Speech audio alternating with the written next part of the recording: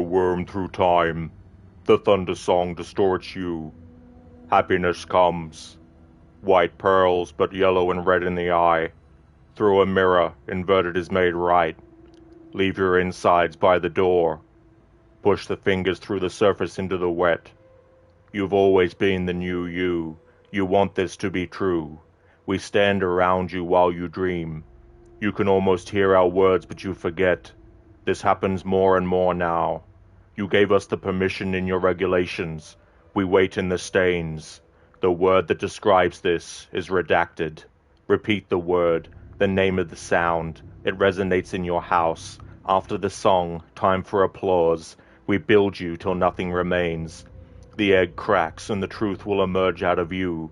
You are home. You remind us of home. You've taken your boss with you.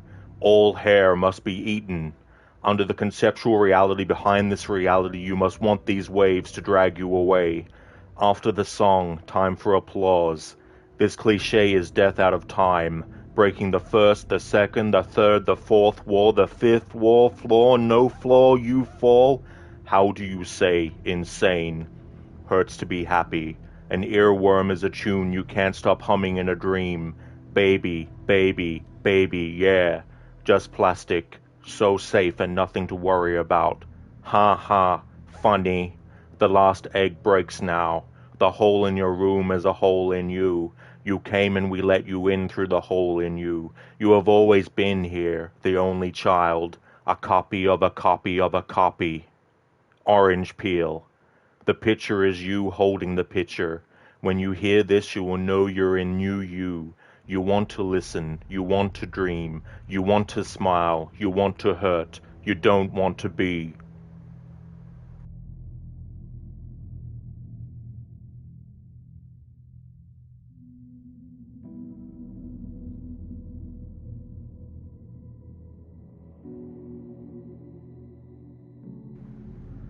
Hello, and welcome to the stream of Alan Wake 2, the Lake House DLC.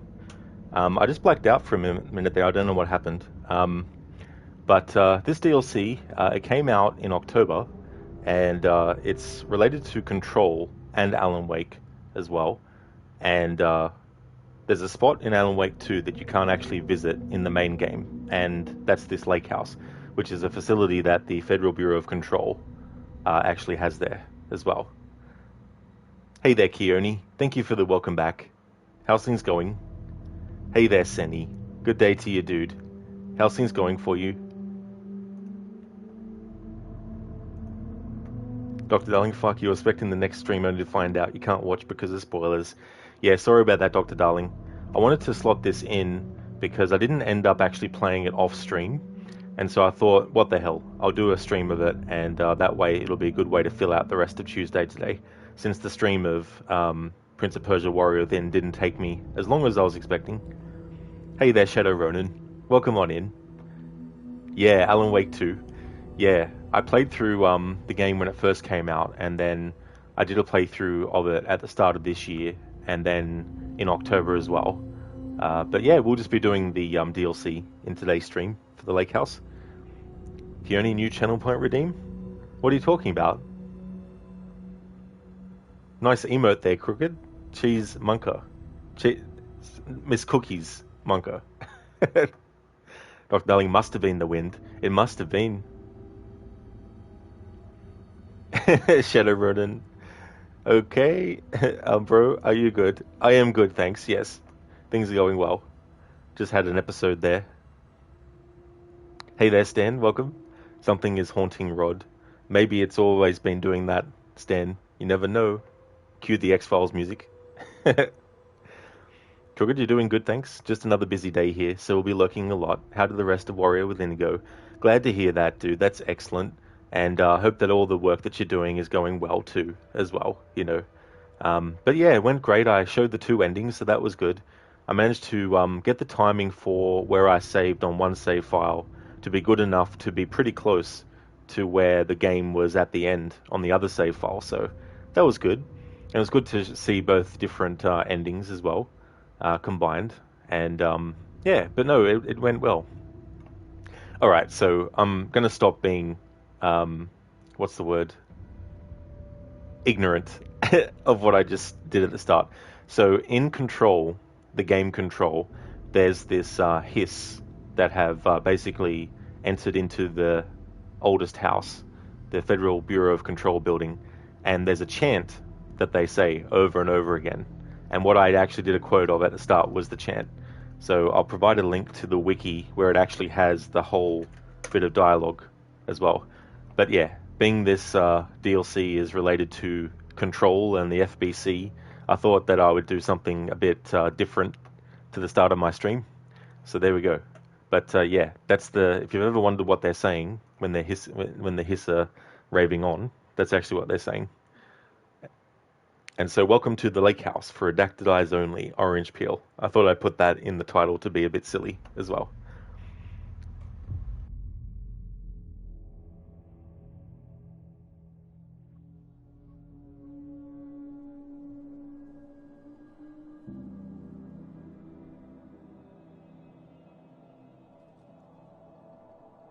This isn't the Bureau's first time in Bright Falls.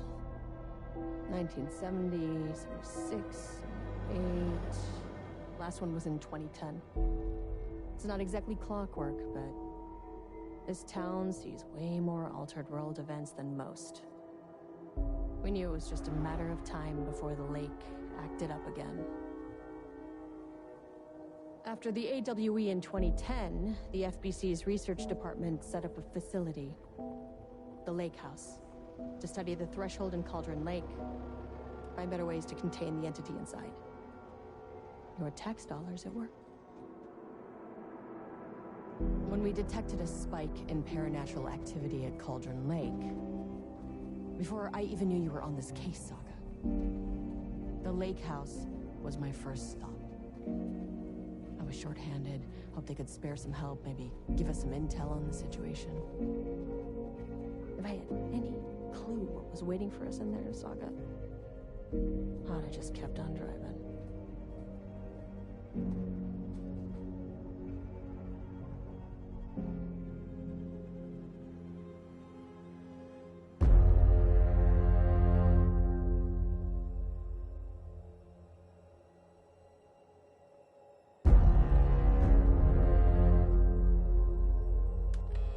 This is Agent Kieran Estevez responding to an AWE alert in the vicinity. I need to speak with the Marmons.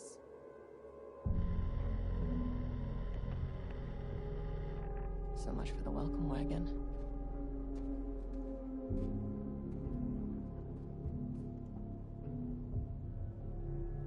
You all set up the perimeter. We're on the Threshold's doorstep, so keep your eyes peeled. Yes, ma'am.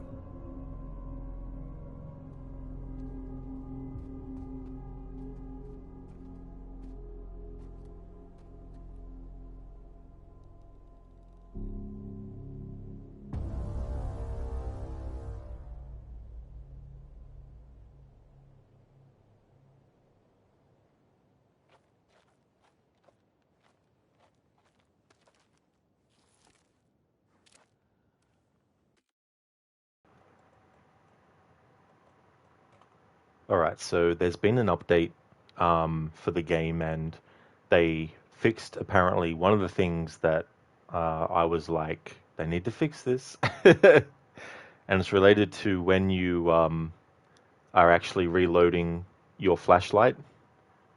The game usually wouldn't let you start to aim and shoot at the enemy that was about to kill you until the animation for finishing the reload of the battery had actually finished, which was annoying the complete fuck out of me. So I think that's one of the things that they ended up actually fixing.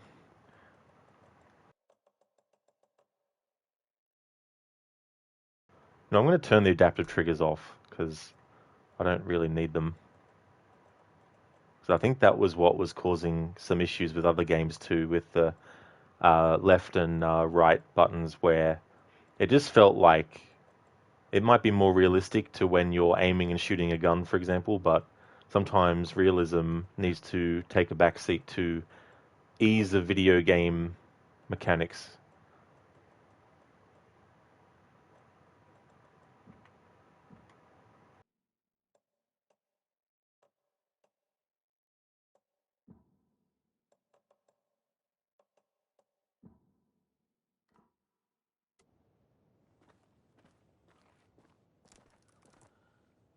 Agent Kieran Estevez, requesting entry. I don't have time for this.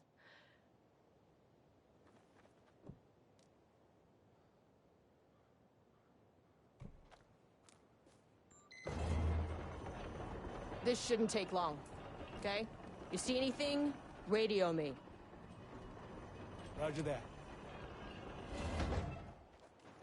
Alright, so this character, Kieran Estevez, in the main game, she's a character that appears at a certain point. There's still some people who haven't played Alan Wake 2, so I won't go too much into spoilers about Alan Wake 2. But Kieran is a character that's in the main game as well that you meet.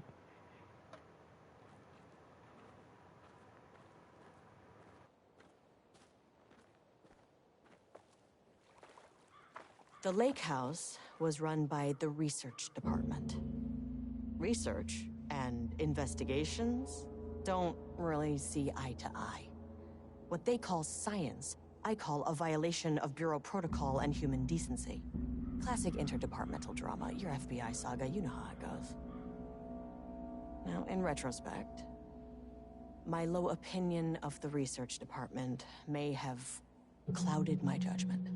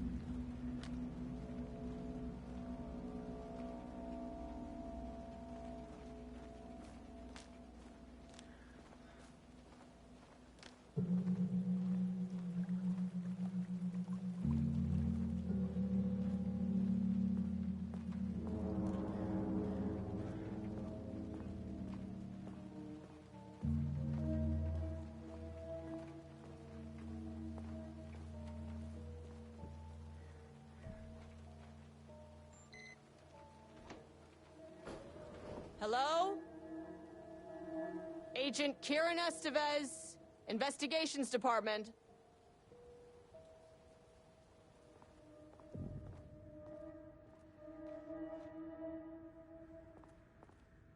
No one wants to check the individual carrying a firearm into a restricted government facility? No? Okay, well, it was definitely going in the report.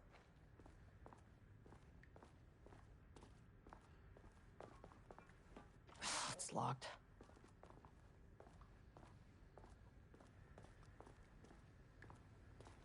Where's Artie when you need him? Do not contaminate the lake house with unrelated art. Figurines, ornaments, decorations, and other trinkets are forbidden on employee desks. Look, listen, think. A safe workplace is everyone's responsibility.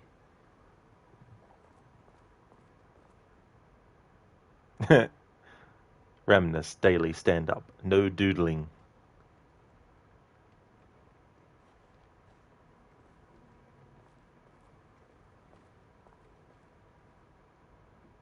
The dangers of doodling. The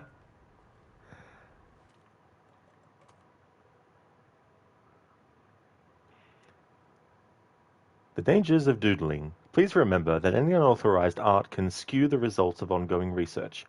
The following types of recreational creativity are forbidden: doodling, rhythmic drumming with pencil, fingers, or other makeshift percussion instrument, stacking office supplies into sculpture-like arrangements, dancing, humming. Kayak for sale. Single person, slightly used, yellow. Great for checking out the local bays. Interested? Chat with Brandy Davis on sub-level 3 for details. Good one, Crooked. Remember, don't doodle and drive. Exactly. You don't want to be doing that. Like, you're just asking for it.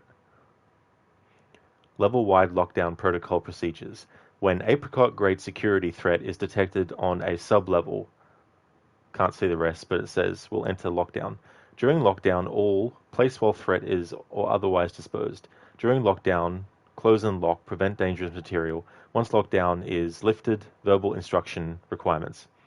Please refrain from tampering, propping them open. Self-defense courses. Learn taekwondo, judo, and more. Power cores transport and handling techniques. The Federal Bureau of Control is aware of the size and weight of power cores. Despite this issue, power cores will continue to be used in FBC facilities due to their efficacy as a para-resistant energy source. This decision has been made FBC personnel. Guidelines when handling. Hands to lift and carry cores. Your back, hips, and knees when beginning to lift. Twisting your back while power core close to your carrying. Ying. Ground. Good one, Keone. Doodle responsibly. So those are big power cores in control that Jessie can actually use her telekinesis to pick up and throw. That's what they're talking about here.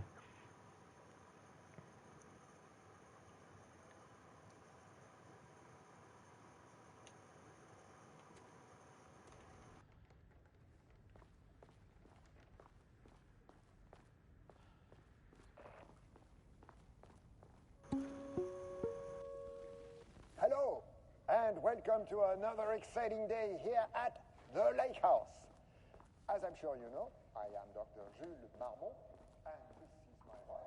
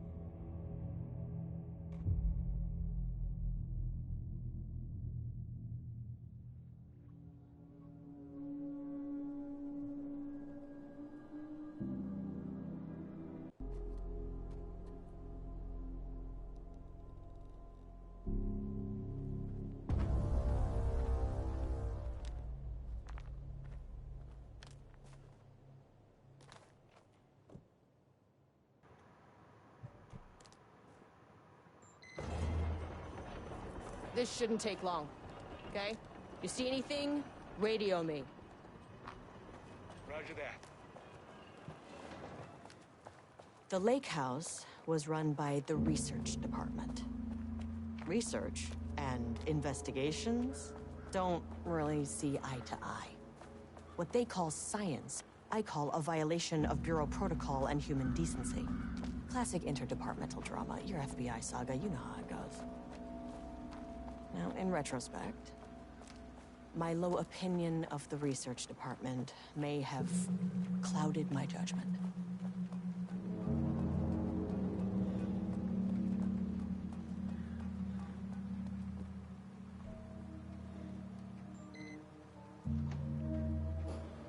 Hello? Agent Kieran Estevez, Investigations Department. No one wants to check the individual carrying a firearm into a restricted government facility? No? Okay, well, it was definitely going in the report.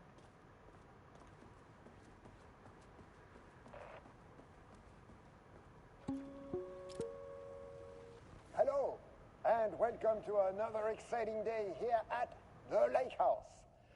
As I'm sure you know, I am Dr. Jules Marmont, and this is my wife. Dr. Diana Marmont. And together we are the heads of research at this facility.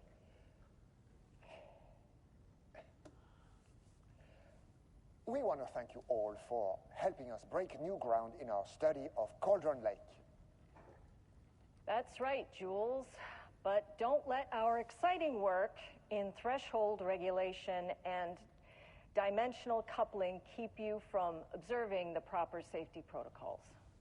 You said it, Diana. We run a tight ship here at the lake house.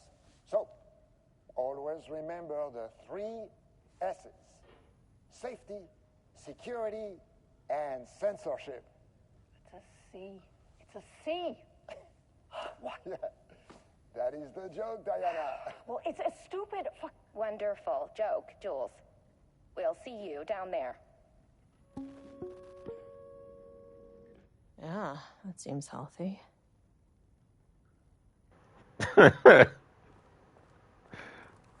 It's so funny at the end there to cover what she was really saying.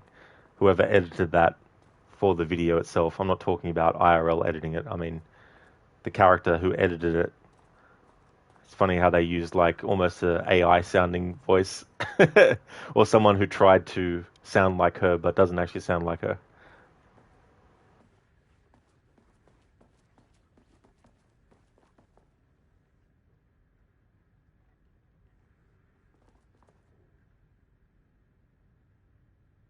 Urgent reminder lake safety protocols.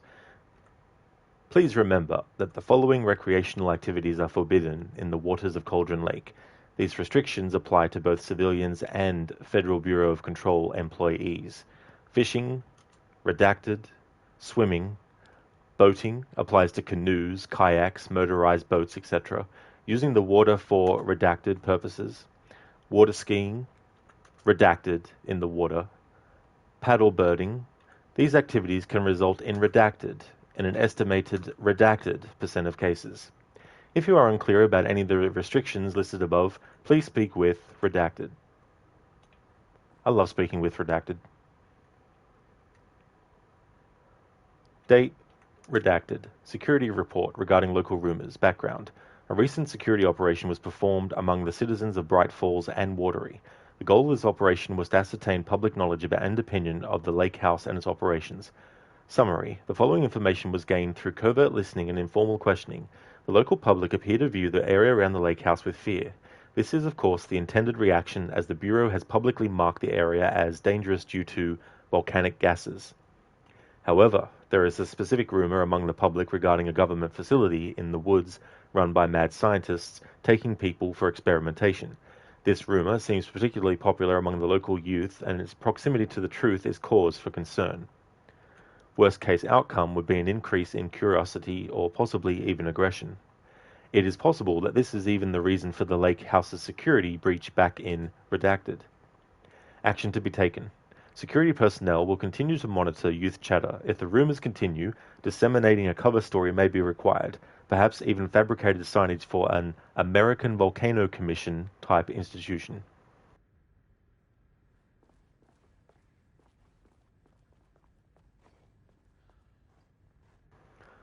Dr. Marmont, here to remind you to put in 100% effort today. Look, listen, think. A safe workplace is everyone's responsibility. Sona must have been the ghosts. Might have been Sona. It could have been. Games for fun. Thank you so much for the follow.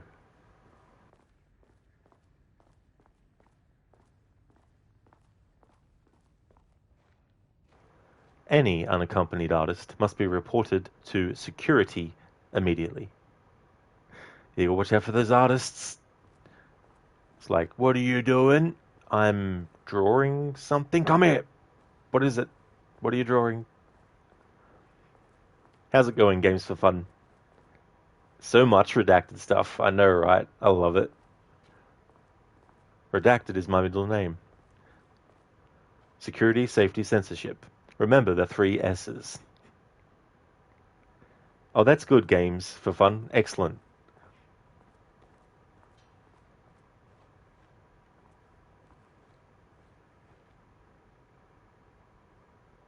Someone's rolled up those pieces of paper and then put them into that circle formation.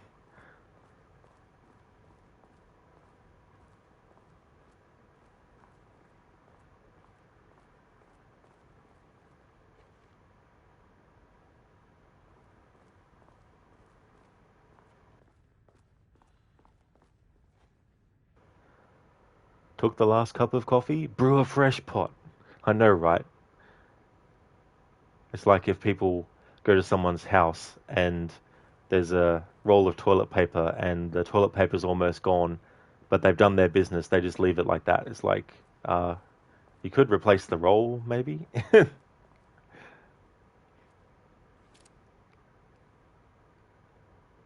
The Marmont family.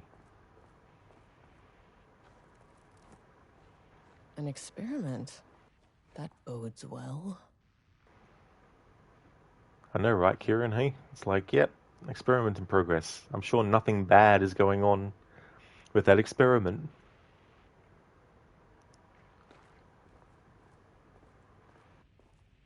That's handy.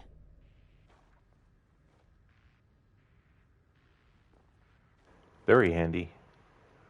The lake house map.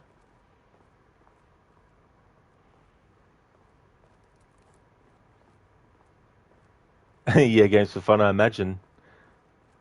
Like with anything. Office of Co-Head of Research, Dr. Jules Marmont.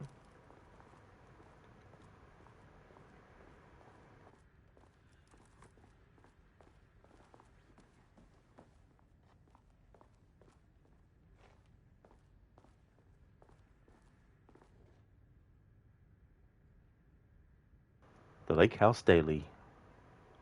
Good news. Headquarters still dark. Pie was good. More pie for the rest of us. We have coffee. Deer Fest this week. Hey there, Anemone. How's it going? Bad news. Headquarters still dark. Nut allergy bad. No armor beer. It's good. Tried it. The artist is illegible. Someone stole the black whiteboard marker. All vacation time cancelled. You going okay, Anemone? Oh, that's good. Headquarters still dark. Alright. So that means that the events that are happening in Control are basically happening parallel to what's going on in Alan Wake 2.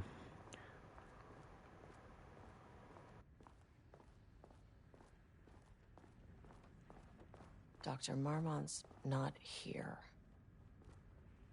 Nobody is? I'll have to check downstairs.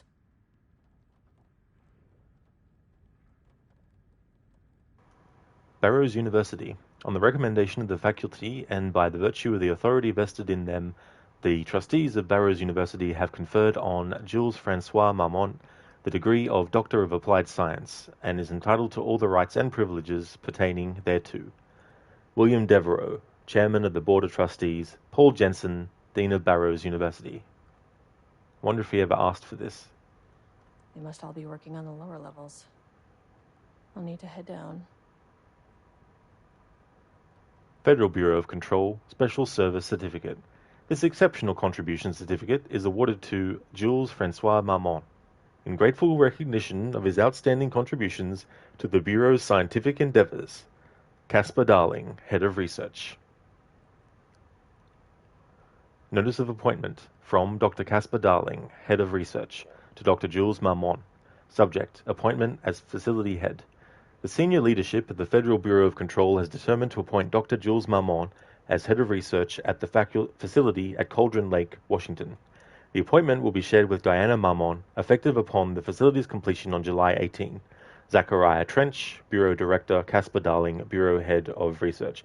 Obviously, this was done before Zachariah Trench was killed.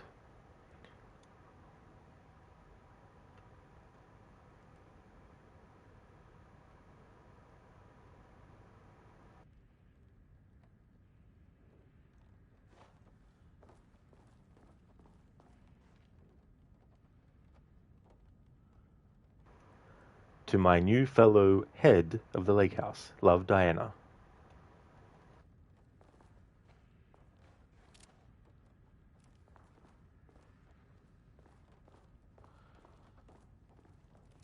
Doesn't the lake look lovely?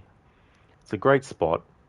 I mean, it does have like, an altered world event that has happened there a few times, but, it's fine. As long as you go there when that's not happening.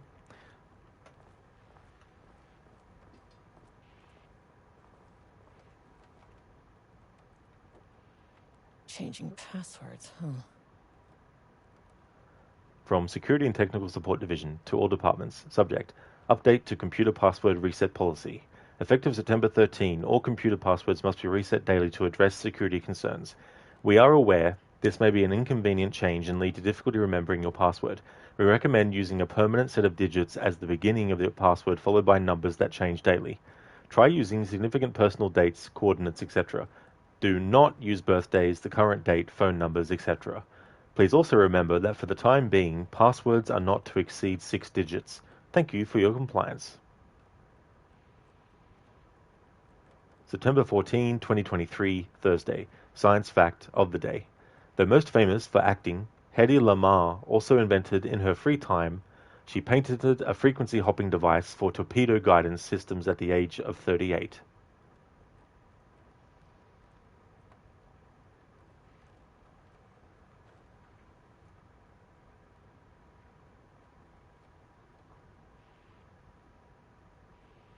Replacement keycard request form. Please fill out the fields below before delivering the form to security. A new keycard will be issued to you once your request is processed.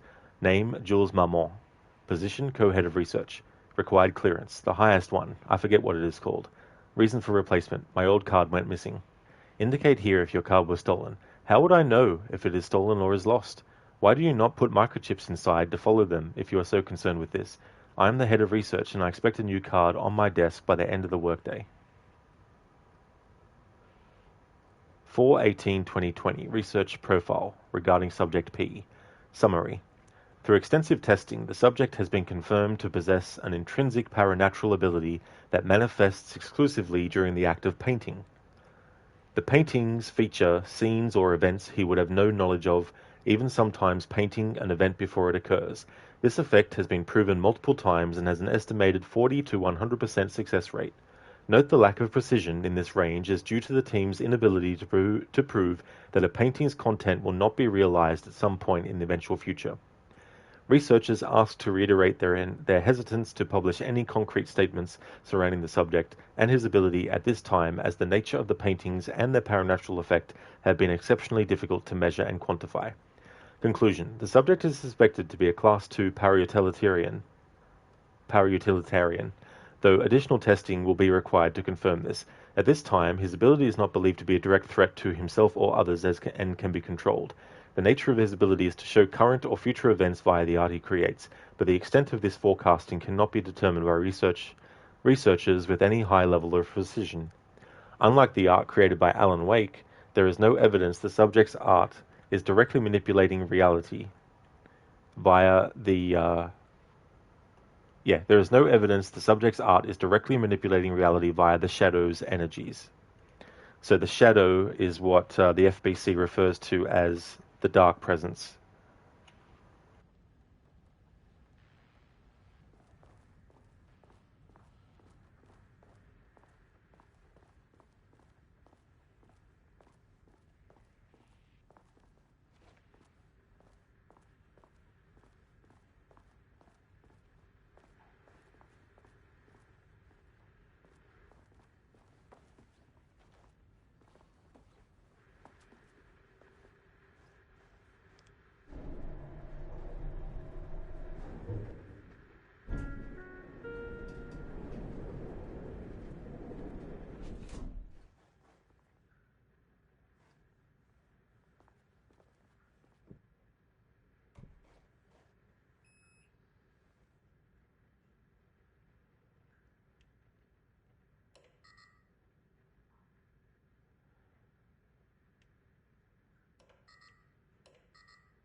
Access denied. Access denied.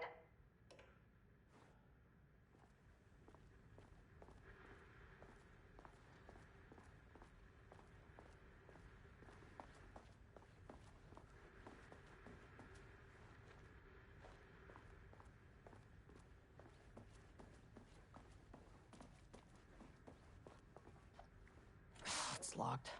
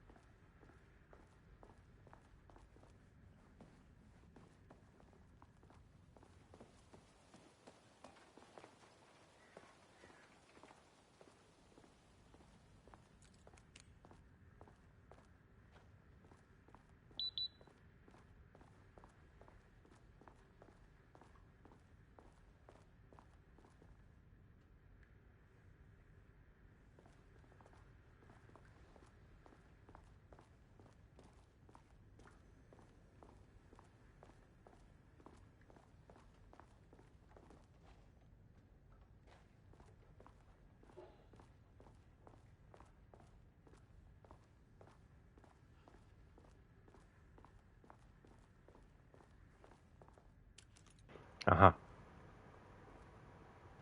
Oh no, I already read that. Okay.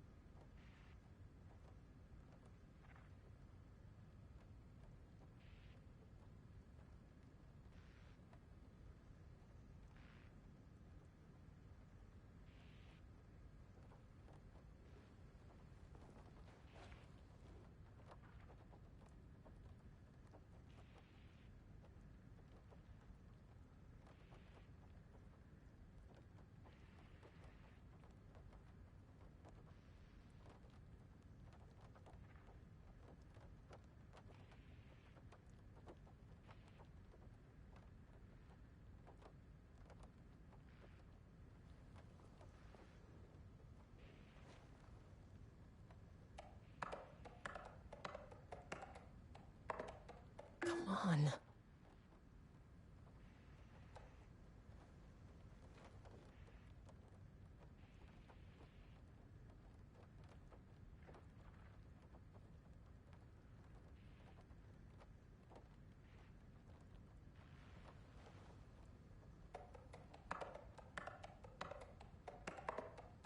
That's not right.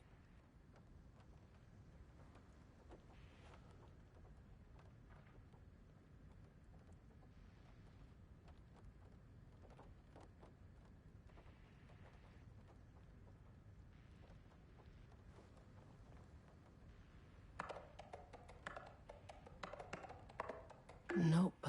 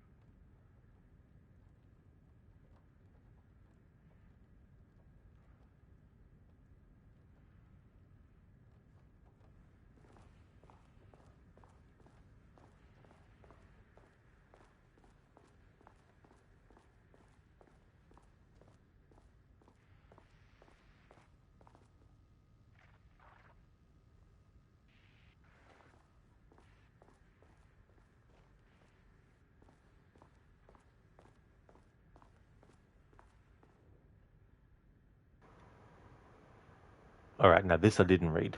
7/14/2023 from Ava Ramani to FBC personnel. Subject: status update regarding Oldest House. To all staff, on-site observation teams report that the Oldest House is still under active lockdown. Status of Director Trench, management team, and all other personnel inside the Oldest House at the time of the lockdown's initialization remains unknown. Observation teams have detected fluctuations in the redacted field originating from the Oldest House as of redacted, increasing in strength as it loops through a specific pattern every redacted hours. These readings are currently being analyzed by research staff in the Boston office. Any personnel with information pertaining to this signal should contact them immediately. Sincerely, Ava Ramani, Supervisory Agent.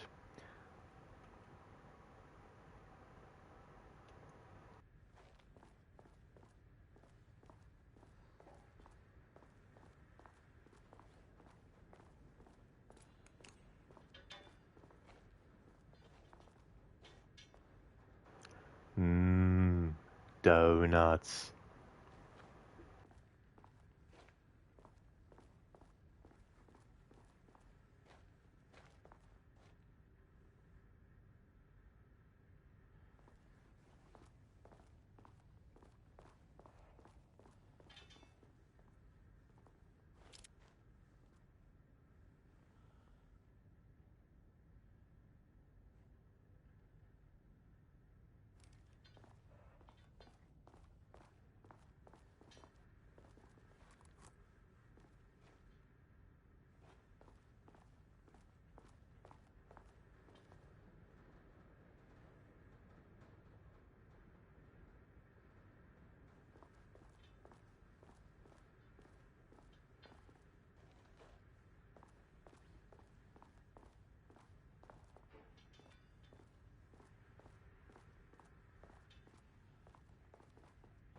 Yeah, Shadow. Guess they don't want Redacted to be revealed.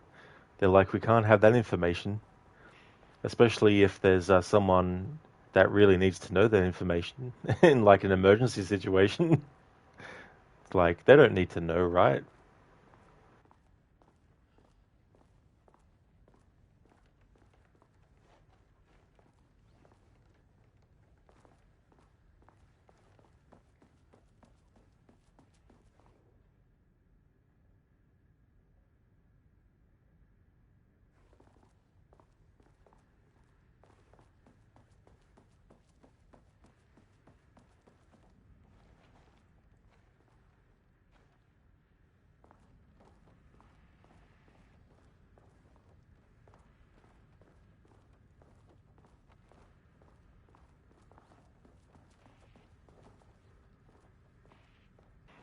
Oh yeah, Shadow.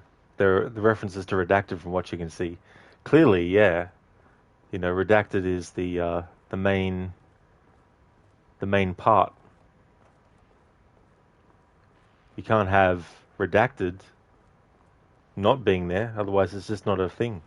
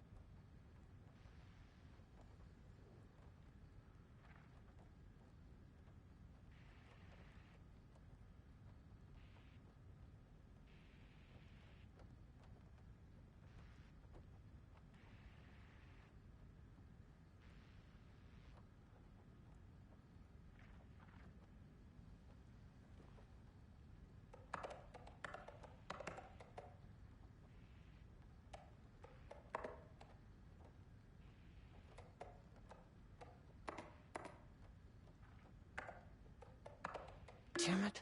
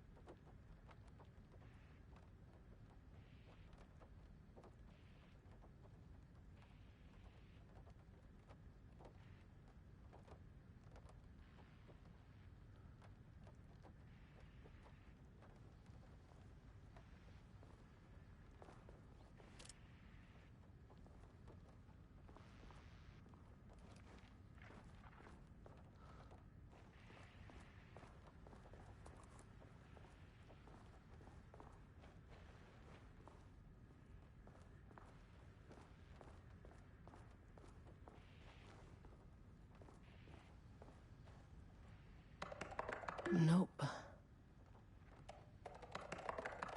on. That's not right.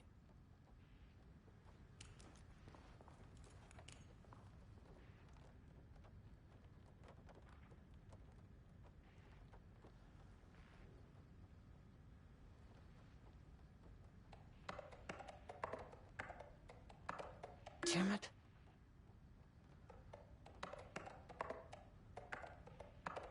Come on.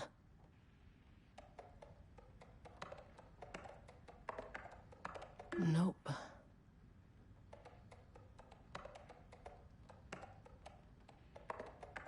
That's not right.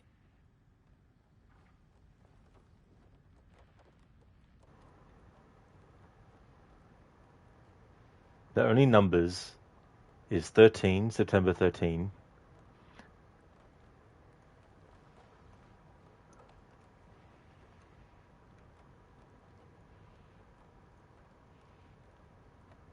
(14) 2023, age of 38, and I've tried various combinations of those, and it hasn't been the number.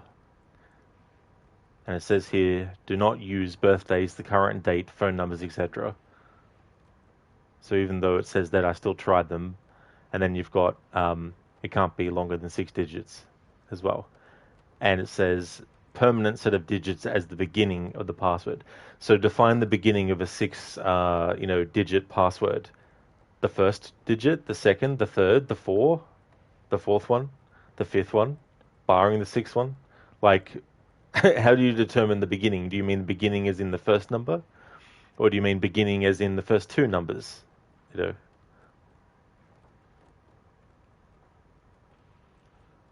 So, and you can't use the current date, can't use birthdays, can't use phone numbers.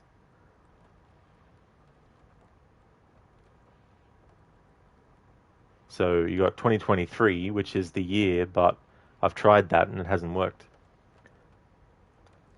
So I'm going to go to Google, because Google knows.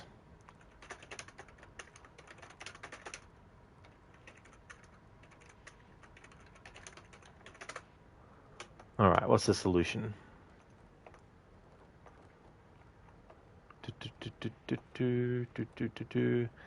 All right, blah, blah, blah, blah, blah.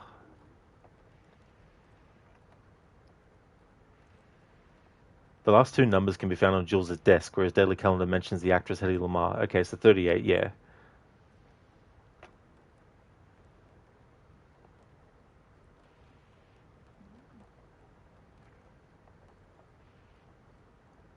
Okay, so it's 1838. So where's the 07 from?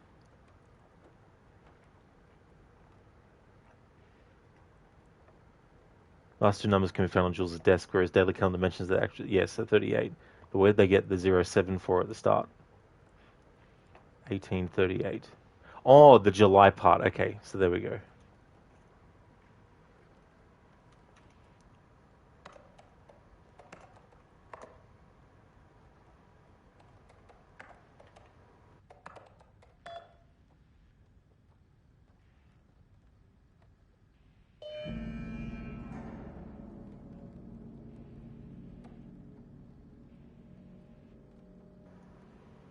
Security reminder from B. Lopez to staff. Hello, please remember to lock your computer before leaving your station for any amount of time. Changing your password daily does not improve our facility's security if you leave your computer open. Thank you, Brian Lopez, IT Specialist. Pages request from P. Levine to J. Marmon. Dr. Marmon, Project Arbitus has officially requested we return the pages. We aren't using them for any work on Project Ramnus, and they are shared research materials, so can I release them back to Arbutus? Sincerely, Dr. Perry Levine, Senior Researcher.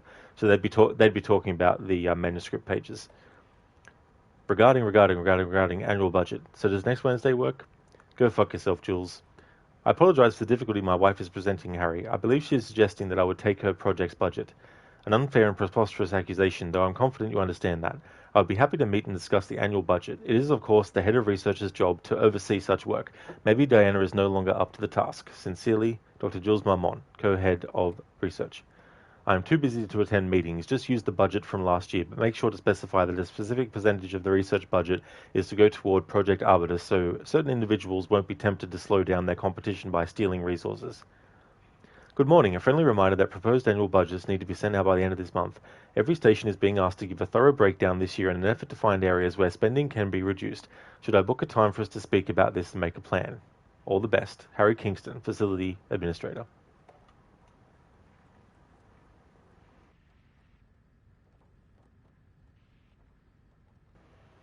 Shadow, does Redacted appear as a cameo?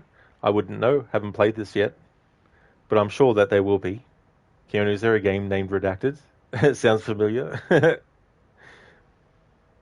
Hey there, Lucinda. Thank you so very much for the 40 months in a row. Good morning to you. Thank you so much for that. Wow, where does the time go? Thank you very much. How's things going for you today? Lucinda probably means year first. Yeah. Yeah, they had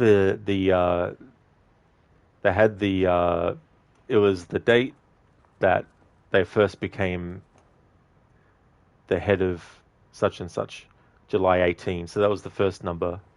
Well, July 07 was the first two numbers, and then 18, and then 38 was the age of the actress.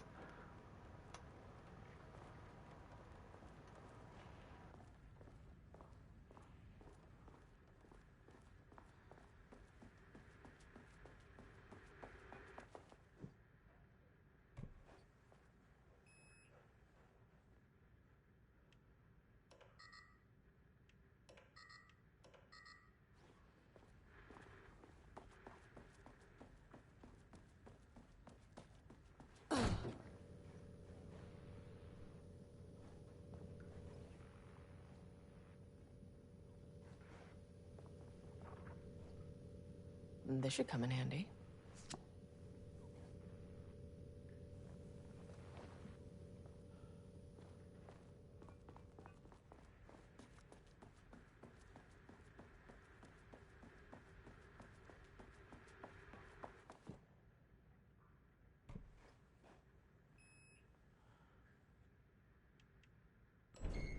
As soon as I got in that elevator, my bad news detector started going nuts. Estivesta team, something's going on in the lake house. I want all nearby agents to... Oh, shit! What's going on?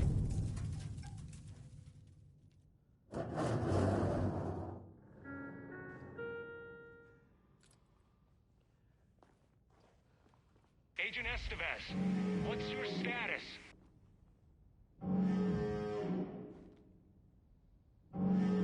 Breach detected on sublevel 5.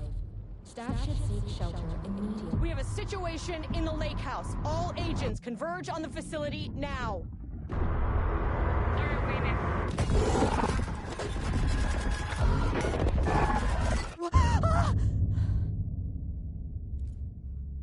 Belay that order. Shit. A threshold event had hit the lake house. Now, it was the Marmont's problem. Our mission was outside. Where's the fucking elevator? Okay. Priority 1, get the lights on. Standing around in the dark near Cauldron Lake is not smart. Turn the light on.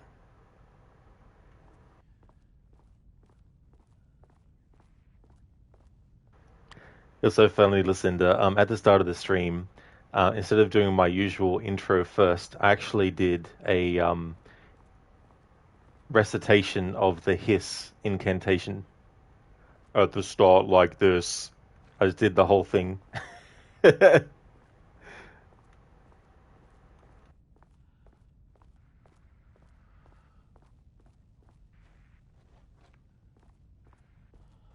Wasn't it nice? Did anyone pick on it?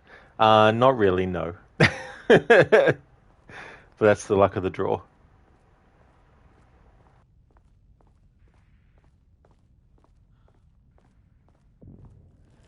What the fuck was that?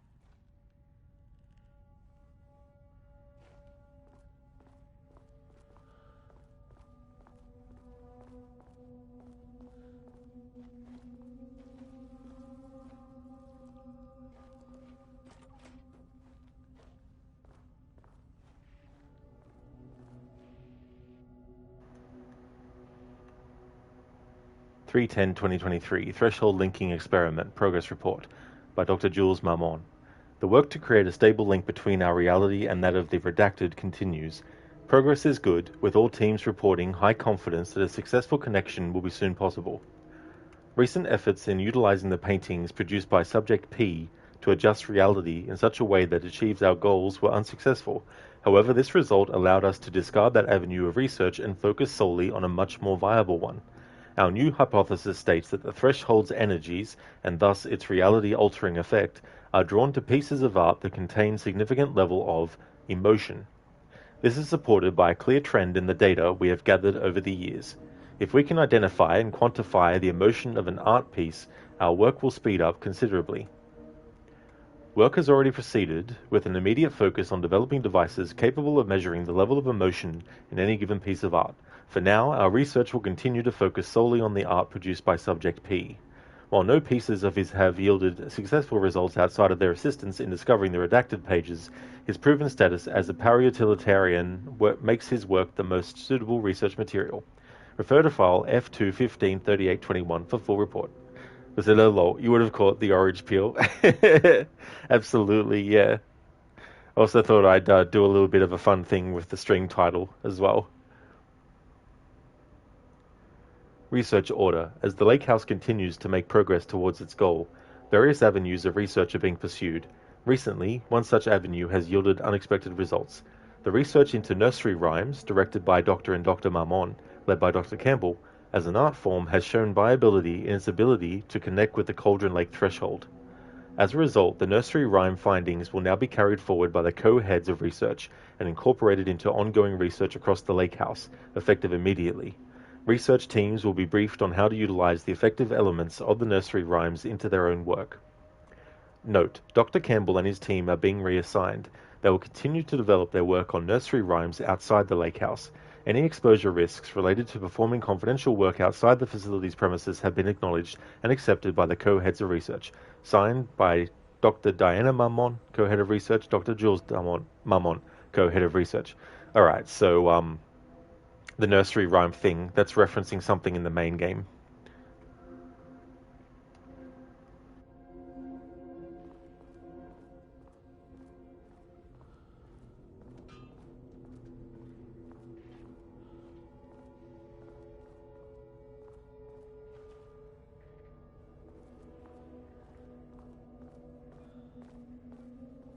Hehehe, coffee thermos.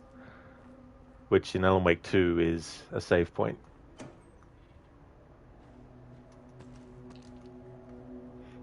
That's all good, Lucinda. Yeah, I thought, what can I do with the title for the DLC? I know, I'll incorporate some control-isms into it.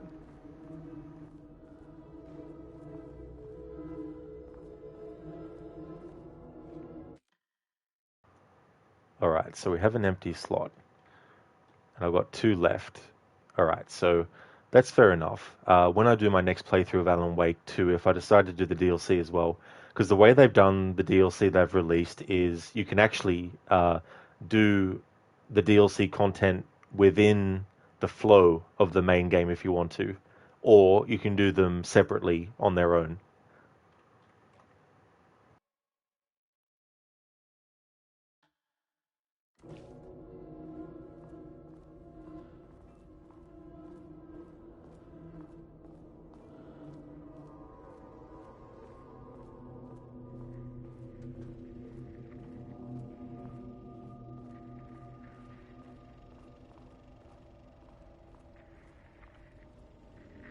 Dr. Darling.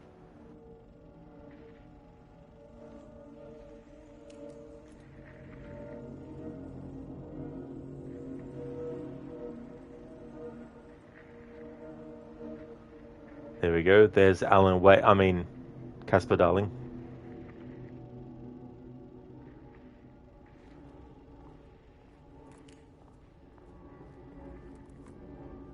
Okay, doesn't do a damn thing without power. That's true, Shadow, yeah. Yeah, so it takes place during the events of the main campaign. And Kieran not only is, talking while experiencing this, but she's also recapping as well. There's some also like narration portions that have happened of this so far. Oh, no power.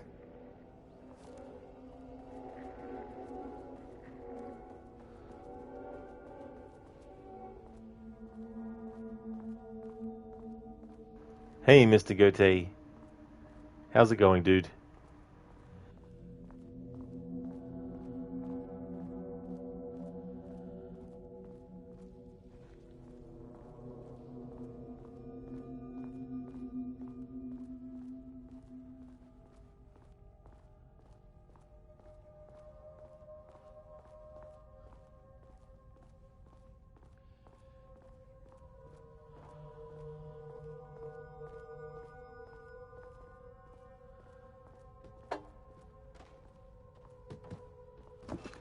Wouldn't be a Remedy game if you couldn't move shit and shove shit off the thing like a cat does. Like, get that shit off the fucking thing. Get that. What's that doing there? Get off. Get that fuck off there. Mr. Goethe, tired and sore. He managed to 105 kilograms today with a deadlift, and that's 231 pounds for other units. Holy shit, dude! I don't blame you for being tired and sore. Like, that's for sure. Definitely sounds like quite the workout.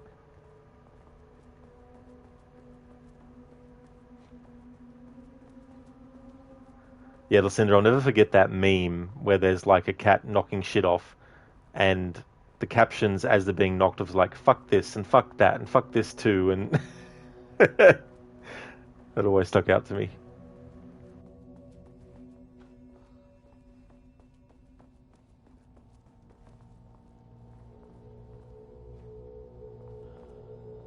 Okay. Power core receiver. Plugging a core in should get the lights on. There we go. So these power core receivers, they're in control. They're the things that Jesse can pick up and throw around.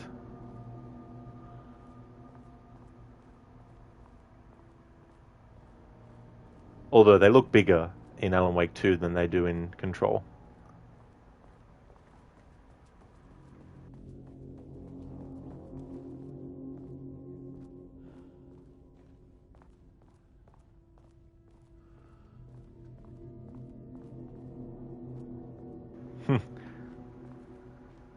Reminds me of the Control restore points.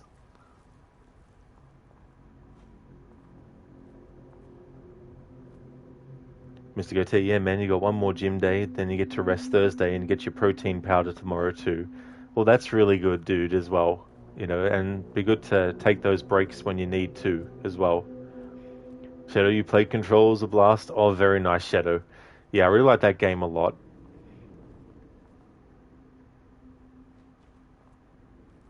Lucinda, yeah, they look like a picture-taking set, or whatever you call those.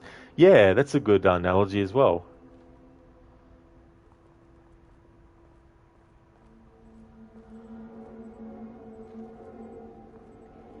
That is not a regulation FBC weapon.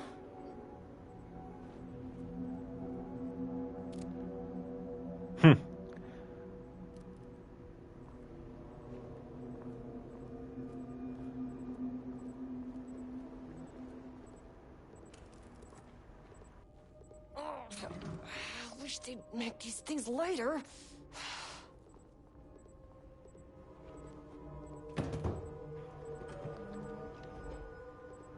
The way I saw it, there was only one way out. Identify the source of the event and contain or eliminate it. Now, good news, I just had to keep going down. Bad news, the elevator liked to disappear. There's quite a conundrum, that. I hate when elevators just disappear. Mr. Goethe, yeah, you're going to play some fun games on the weekend to take a rest and have a break with. Definitely a great way to do it as well, you know. So what games? Shadow, easy, just use telekinesis. I know, right? Come on, Kieran. Can't you just use your telekinesis? Like, doesn't every FBC agent have telekinesis? Hey there, Calm. Welcome on in. And I definitely agree about what you said about Redacted. Bingo. That keycard's gonna get me to sub-level 5. Progress update number 6. Unfortunately, Jules's keycard went missing last night. Huge shame. On a totally unrelated note, I now have a level 3 clearance card in my office, plus a lot of Black Rock. Been grinding the black rock down to a powder and stashing around in case any gets confiscated. Next steps. Weapon tests using black rock powder. If successful, maybe send schematics to off-site teams. Could lead to transfer out of this shithole. Need to think up more applications for black rock now that I have some. There was a researcher at the OH who had tons of ideas like this. Wish I could remember their name. The Oldest House. Yep. Who had tons of ideas like this. Wish I could remember their name. So do I, actually. I've drawn a blank. Okay, before I lift that, I just want to check something. Can't open it from the side. Must be barred from the other side. Games for fun. FBC Firebreak game would have agents. That's true, yeah. Yeah, I saw a trailer for that as well. If you're into multiplayer shooters, it looks like it might be fun. Mr. Gote Darksiders 3, another Silent Hill 2 run. Through there may be something chill. Oh, cool. That's excellent, Mr. Gote. Yeah, Silent Hill 2 remake. I need to play that when it's on sale. Listen, it must be barred from the other side. I know, right? It's like everything's barred from the other side. Even when things aren't. Shadow, the oldest house is where Jesse is. Exactly, Shadow, yep. The oldest house.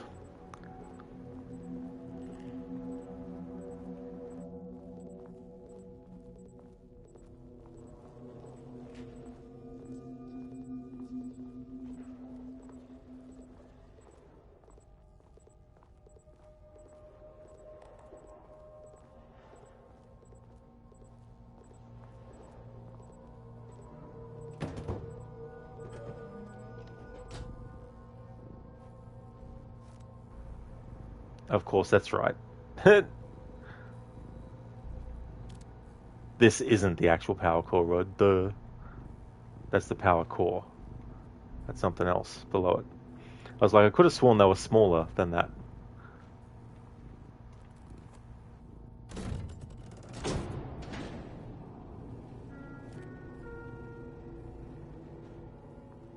At least the elevator's back.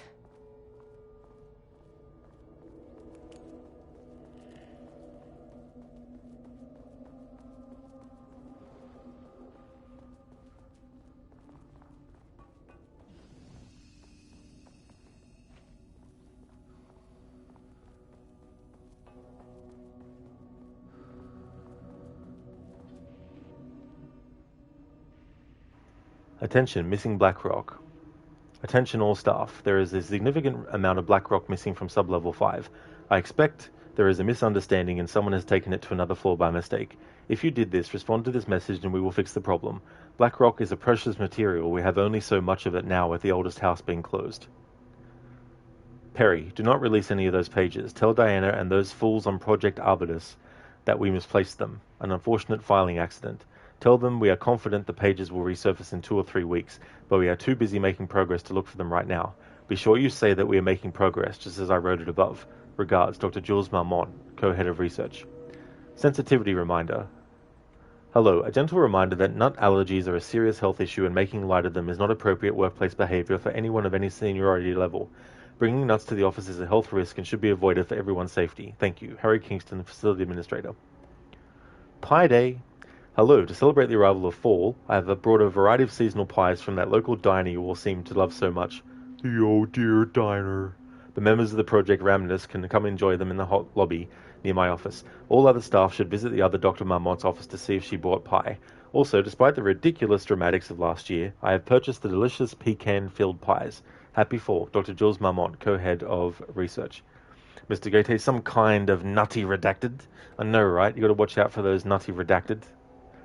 Security reminder. Hello, please remember to lock your computer before leaving your station for any amount of time. Changing your password daily does not improve our security if you leave your computer open.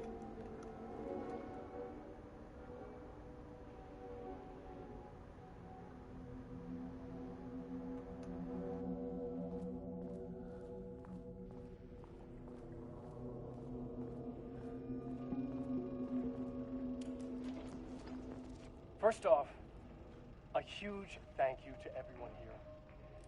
The Lake House has made amazing strides in researching the AWE here at Cauldron Lake. Great work, team. I wanted to come in person so I could check in on the latest work. I won't get in the way. It's not our view, so no reason to be scared. Did you hear that, Dr. Marmont? While I'm here, I want to focus on the relationship between the shadow and the AWE site below the lake. The theory that the shadow even originates from the dimension this threshold is tapping into is compelling. Eventually, I want to understand how this dimension manages to convert subjective elements like art into objective reality. What are the constraints of this phenomenon? Can it, say, create altered items or even objects of power simply by manifesting them via a piece of art?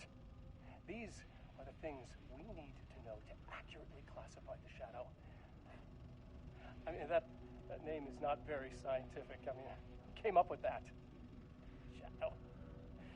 So, any and all proposals are welcome. Anything testing art's effect on reality by using the shadow's energy is preferred. To find answers, we'll first need a lot of data. No wrong answers. And when I return to the oldest house, I'll take back anything we end up with to run against a classified project called Hedron to build a comparative data set. I wish I could tell you more. It's very, very exciting. Non-physical forces impacting. Oh. No, sorry. I really can't. It is. You know what? Maybe some of you can come visit. We'll have to get you clearance, of course, but if that would, maybe that can. You know what? I don't want to take the entire day talking. So, the shadow represents a whole new area of research, and I couldn't be more excited to start digging in. It is a great new world, people.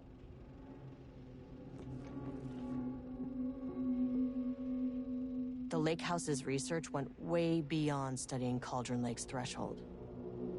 Playing with paranatural forces, it never goes well, Saga. This is exactly why we lock up people like Wake. Poor Alan always gets, negatively talked about. I mean, sure, there's some things that he does which are questionable, but it's not like he created the damn presence.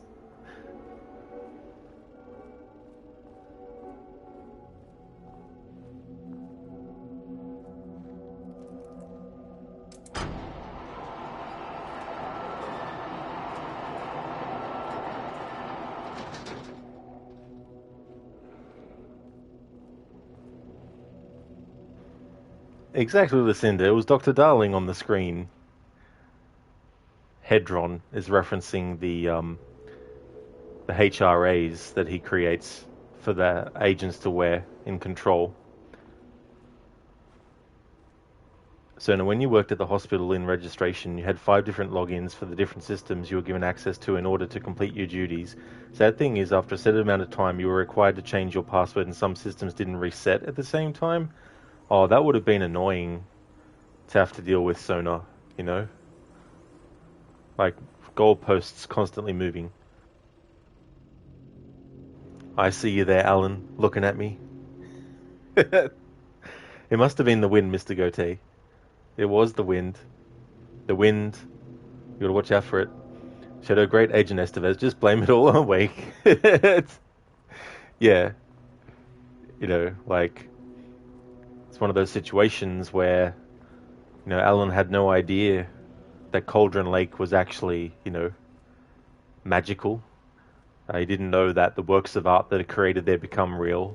He wasn't even writing there until the Dark Presence influenced him to make him start writing the things that started to happen. Lucinda, yes, like that where you work, except you're in IT, so you have to have a login for all your systems, plus every other system that you manage accounts for. It's not too bad until you get to the systems that limit what kind of characters you can have in the password. Oh no. Yeah, that would be so annoying too. Shadow more like haunted. That's it.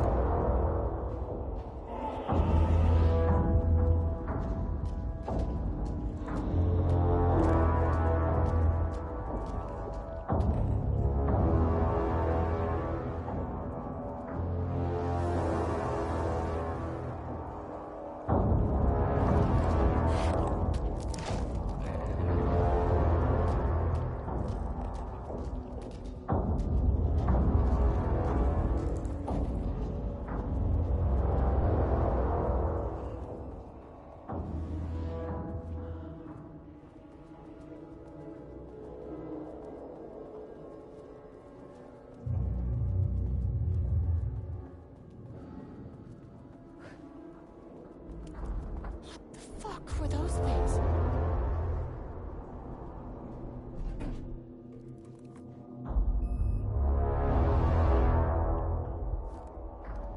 I don't know what they're calling those things, but they paint a pretty haunting picture. Shadow, so how would the FBC put a whole lake inside an AWE facility since it's an anomaly of great proportions? It's literally a lake. Would they just close Bright Falls down too? Oh no, so Bright Falls is still open and active, and they built the lake house facility at the lake itself, so they haven't taken the lake from where it was and put it inside something that they've created. They've just created this facility near the actual lake as well. Okay, deep breaths. 1, 2, 3, 4, 5, 6. You never really get used to the shit you see in this job, but you can learn techniques to adjust, to function. Take 6 deep breaths. Then get to work. Find the source, collapse the threshold. Mirror, please hold. Please hold. Now where am I? Hold. Please hold. What is that?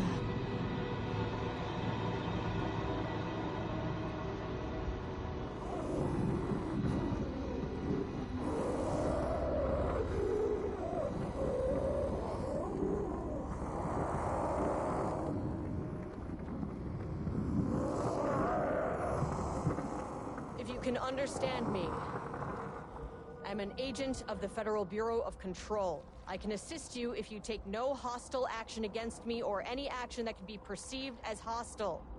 Do you understand?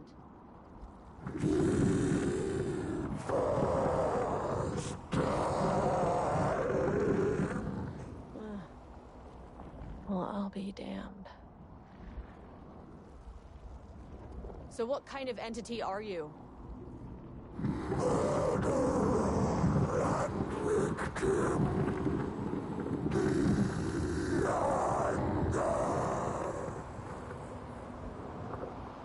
You can speak. That means you probably imprinted on a person or retained some of your former self's information. Previously human, maybe? Okay, I can work with that. I just had an unpleasant encounter with some other painted individuals. Any relation? 1,000 painting shoes corrode. What does that mean?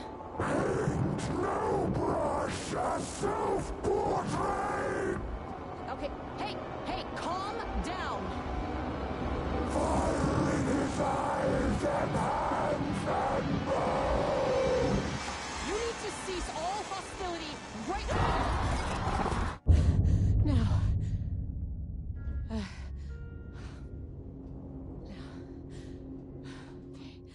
Bad news. That thing is really pissed off. Good news. It didn't try to kill me. Okay, baby steps.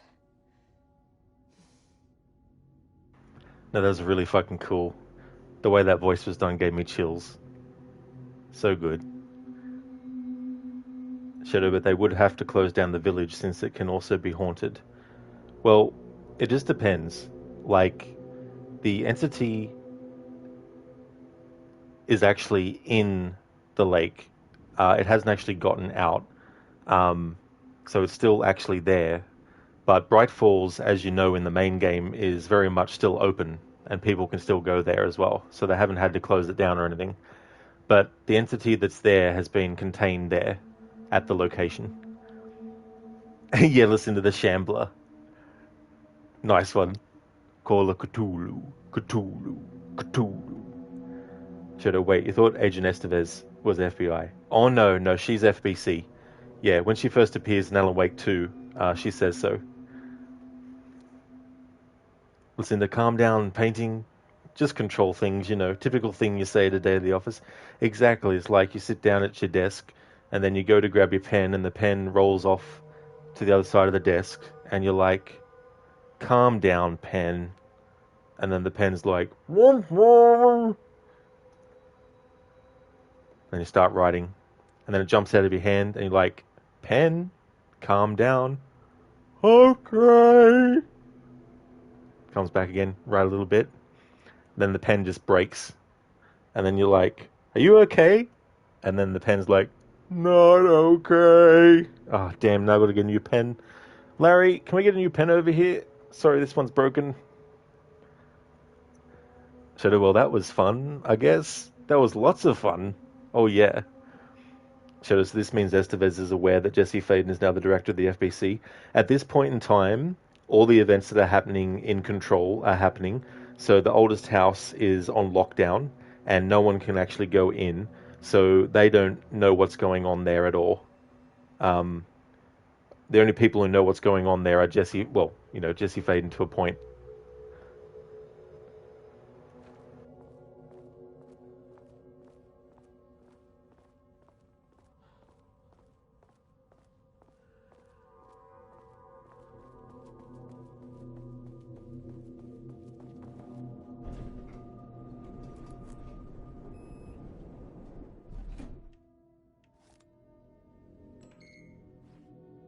Angry living paintings are not typically on the Cauldron Lake bingo card. Something different was happening at the lake house, and I couldn't let it escape. Bright Falls didn't need this particular cherry on its already shitty sundae.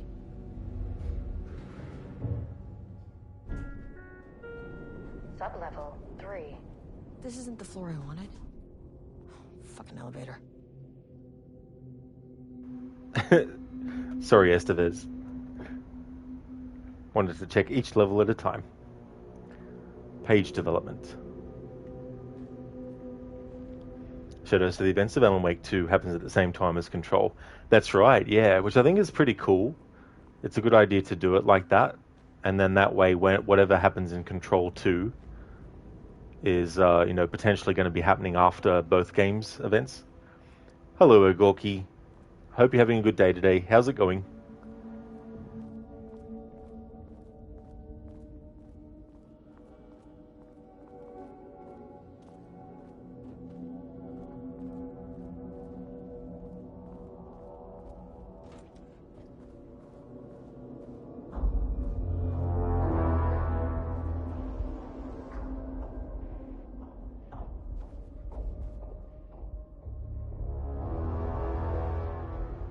That's great, Ogorki. Glad to hear that you're going good.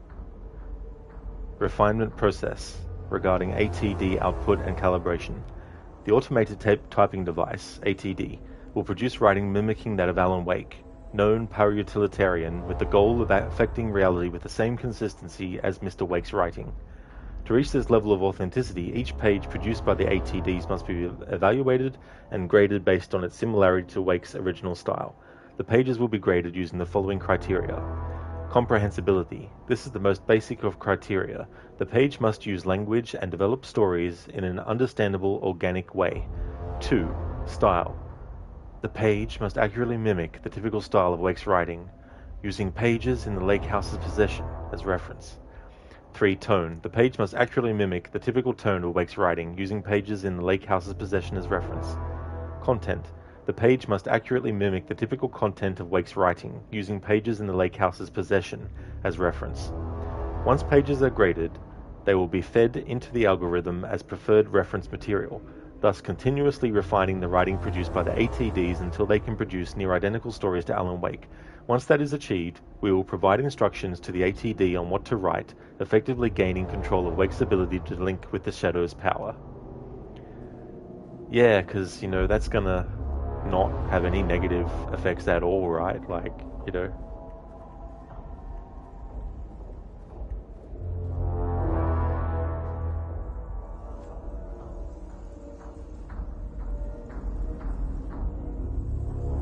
Do not copy Wake manuscript pages.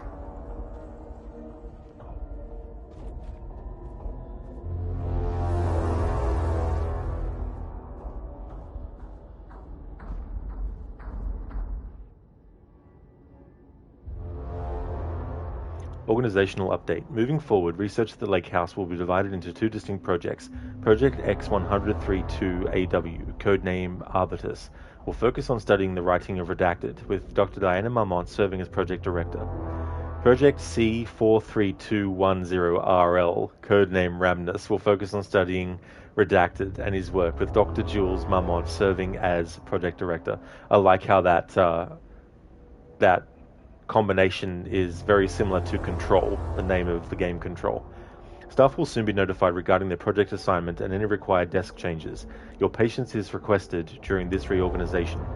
This is a confidential facility matter and is not to be discussed with external agents or teams. If you have any questions, please contact me directly. Signed, Harry Kingston, Facility Administrator. Redacted, redacted, redacted, redacted. I know exactly what you mean, Lucinda. You know, it's just one of those things that Redacted has to do, you know? It's like...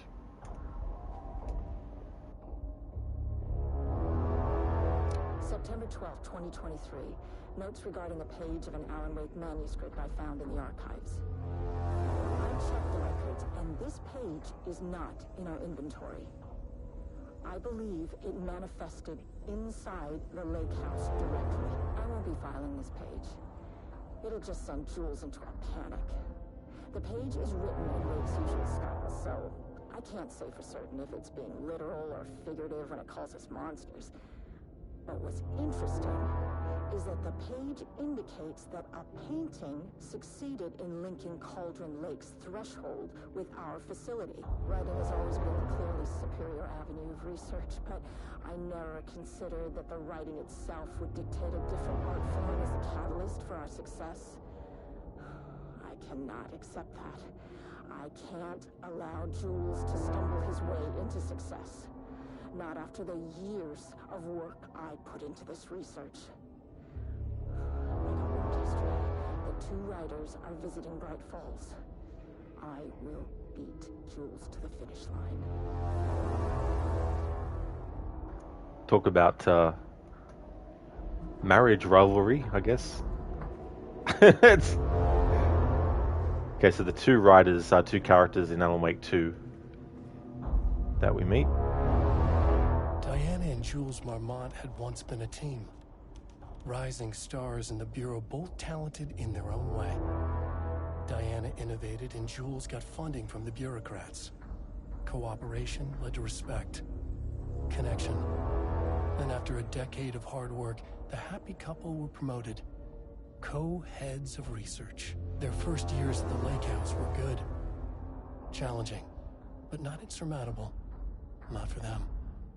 Gradually, thoughts fell into their heads like drops of dark water. Why does she get all the credit? Why does he get any credit? With that, a crack formed in the Lake House. The Marmonts and their work became arrogant, erratic. The crack widened and the water seeped in.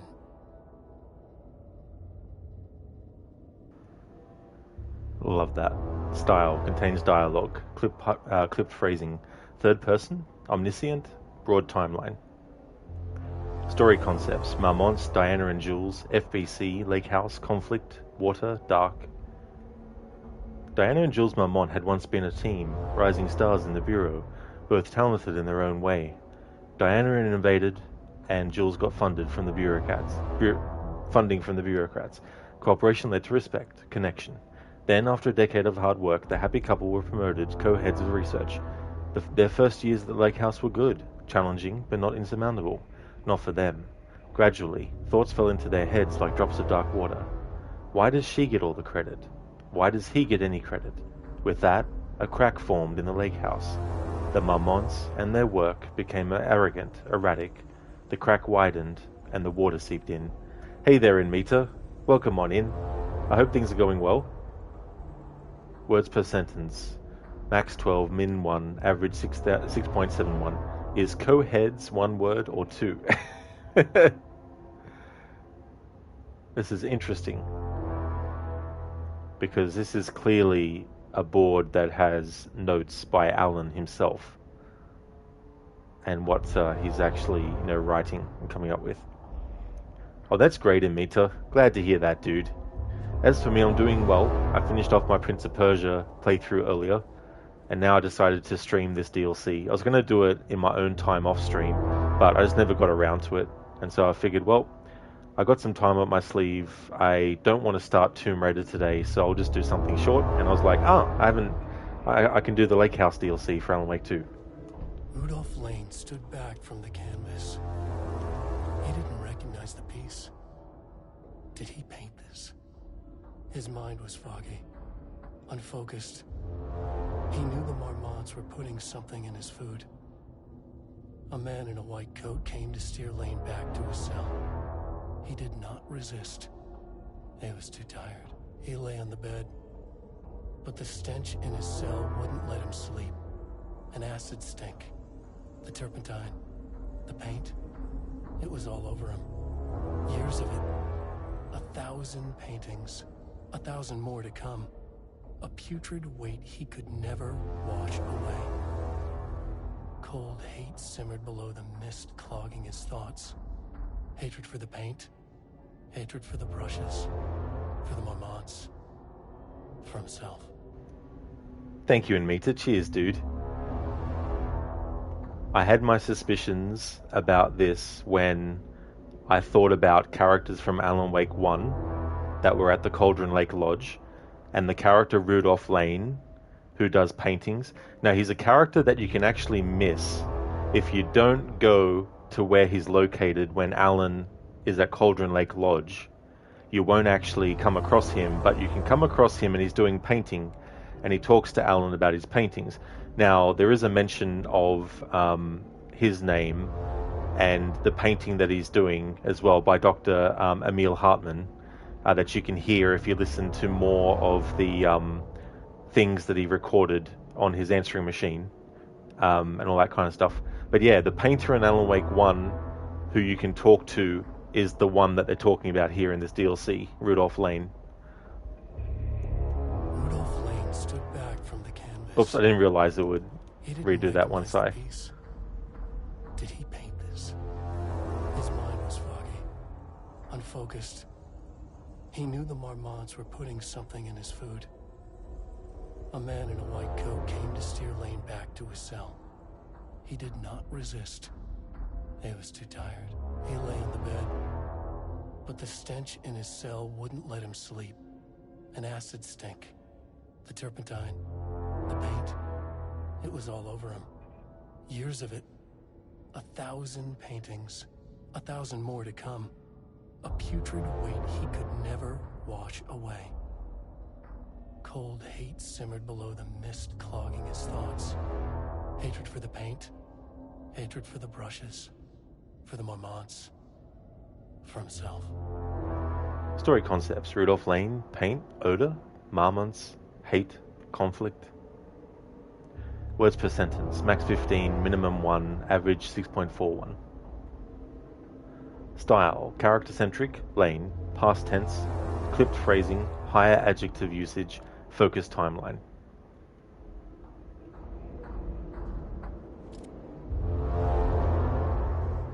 I had a feeling I could see the ID tag AW as AW007. I was like, of course.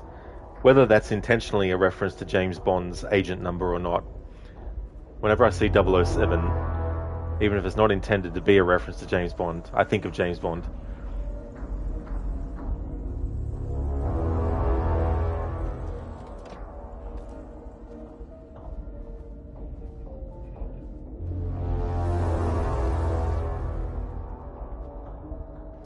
Lucinda, okay, Rod, it's about time for you to head to work. Hope you have a great rest of your stream.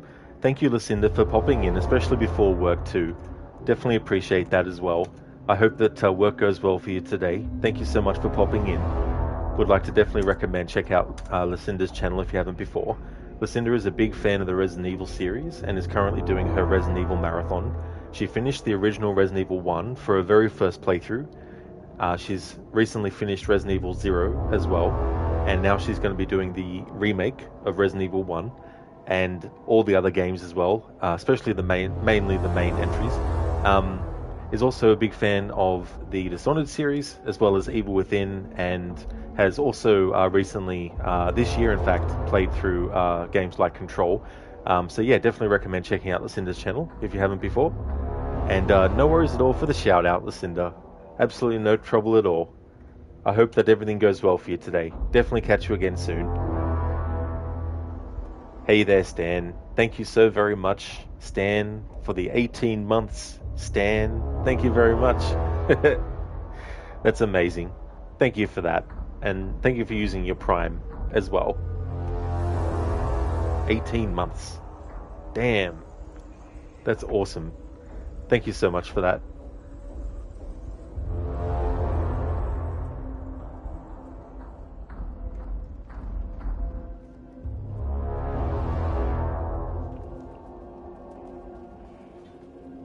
There was a crack in the lake house.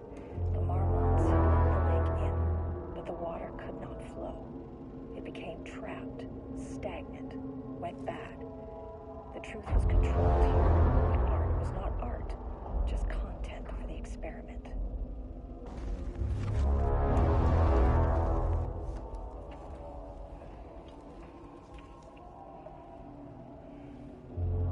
There was a crack in the lake house.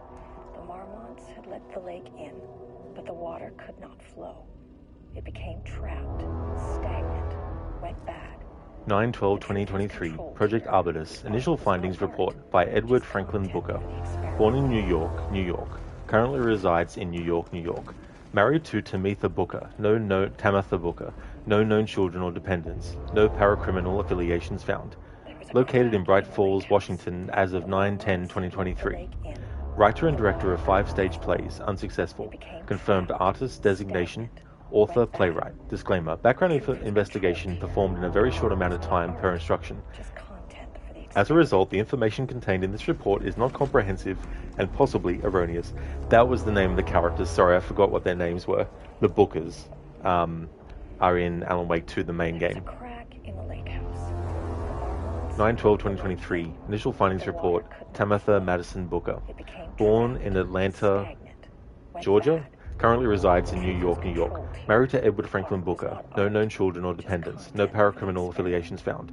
Located in Bright Falls, Washington as of 9/10/2023. Author of 3 commercially successful true crime books. First publication was a poetry collection, unsuccessful.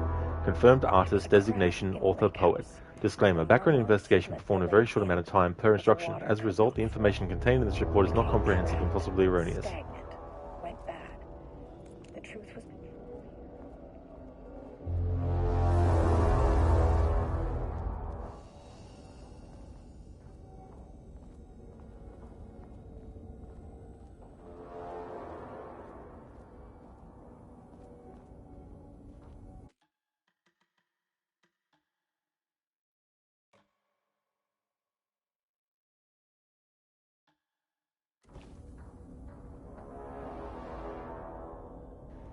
Cheers, Stan. It's going good, thank you, dude. Finished off Prince of Persia Warrior Within earlier. Managed to get it done in the one stream. I wasn't sure, because having to redo the last part of the game with different save files and different things done in order to make sure I get, one ending on one save file and the other ending on the other. So that all worked out well. So got that done. Hey there, Biko. Welcome on in. Fucking hell, Rod's playing a recently launched game, lol, not an old classic, lol. I know, right, Biko? It's very rare that I play a game that isn't from longer than a year ago. Just kidding. I play plenty of games that are fairly recent, but not all new games do I play. Because I'm not one of those players that has to play every game. I only really go after the games I want and that look interesting as well. Or if I'm a fan of the franchise and there's a sequel and stuff. But welcome on in, Biko. I hope things are going well.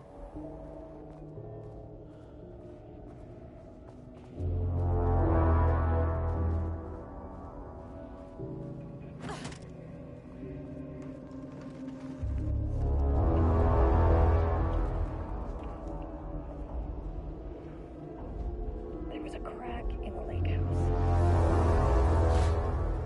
Typewriters. Please don't let this be what I think it is. As you know by now, typewriters and Cauldron Lake do not mix. And a room full of them all clacking away. 100% bad news.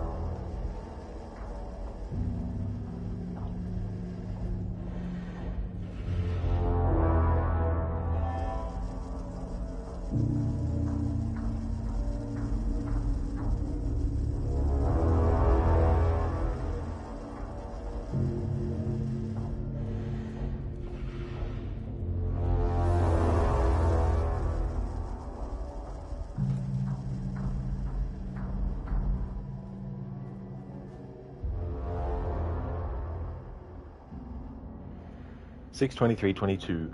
Progress report. Typewriter brand investigation. Investigation into the precise brand and model of typewriter used by Alan Wake with the intent to use this particular brand for redacted, and the ATDs continues to be unsuccessful. Sources contacted with discretion. Wake's publishing house, result no useful information. Wake's agent refused to discuss client matters. Good on you, Barry. Wake's spouse, result, refused to discuss. Alice.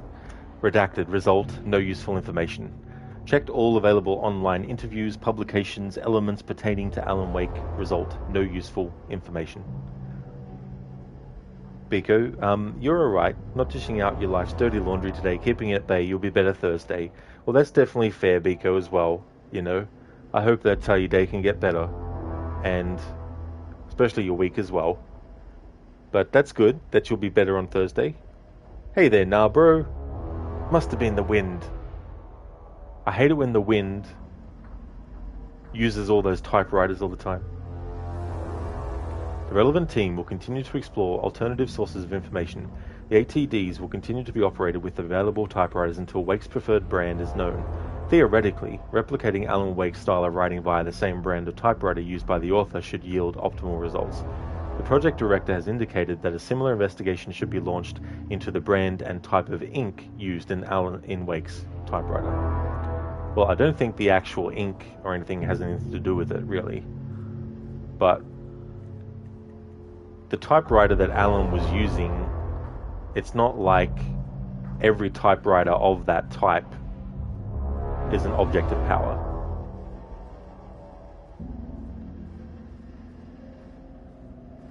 Yeah, I know, nah, bro. Damn wind. Can never just leave things alone, can it? Biko, is it your first time playing Alan Wake 2? No. I've actually played it 3 times now already. But I've never played this DLC before, because it came out last month. Well, October, sorry. Damn, I can't believe that. It came out 2 months ago already. But yeah, this isn't my first playthrough of Alan Wake 2, though. So the first playthrough that I finished was November 2023. Then I played at the start of this year. And then I played in October this year. So yeah, 3 playthroughs so far.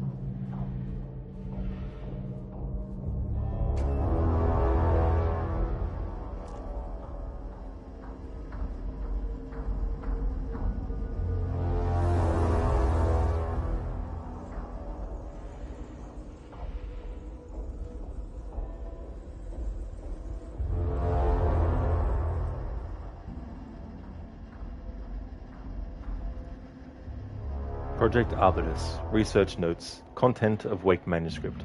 We have begun to find pages from a manuscript very likely written by Alan Wake, para-utilitarian and suspect in past cases involving the Cauldron Lake Altered World event. Though I do not like to bring myself or my biases into work, I must do so here to address the matter being examined. As reference for any future readers, I am Dr. Diana Marmon, co-head of research at the Lake House facility. The page we recently found summarizes my life with Jules Marmon, husband and co-researcher. It has turned us into characters for its story, making generalizations and assumptions that I must attempt to evaluate without emotion or prejudice.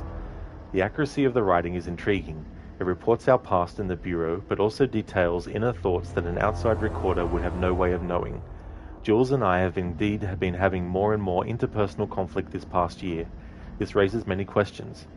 How does Wake, wherever he is writing this from, get his information? Or was the page itself determining these emotions and events?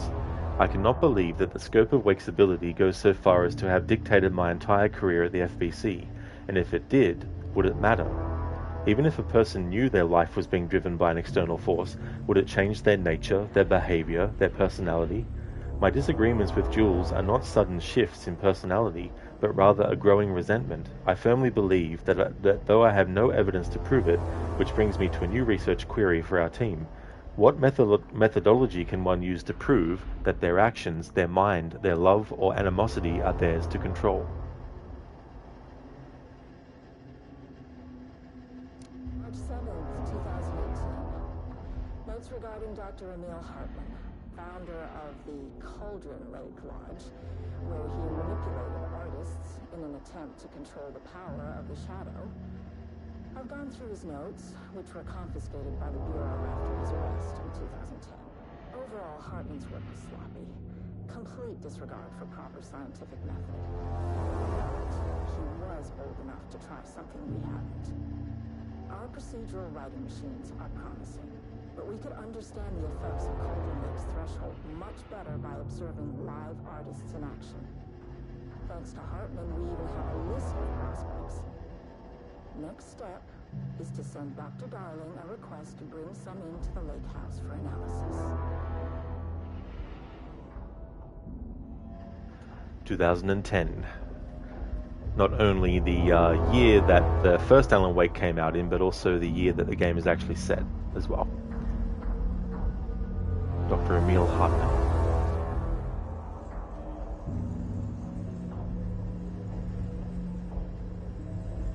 Wonder what Emerson is doing right now. In Alan Wake 1, he's someone that was also at the Cauldron Lake Lodge, but he was a video game designer. Wonder if he actually, went on to to work on a video game in the Alan Wake universe, and maybe, just maybe, that video game might one day be an actual game that we play in real life.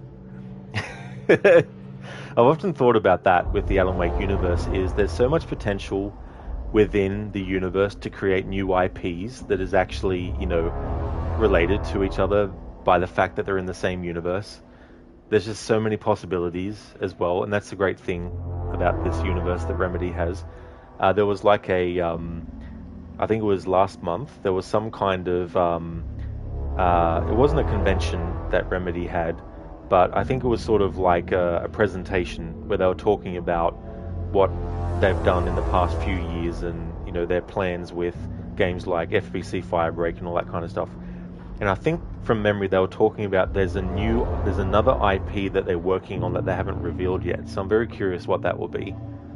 But I think that's a great way to do different genres in your universe, is go right. Let's not, like for example, instead of taking Control and turning it into a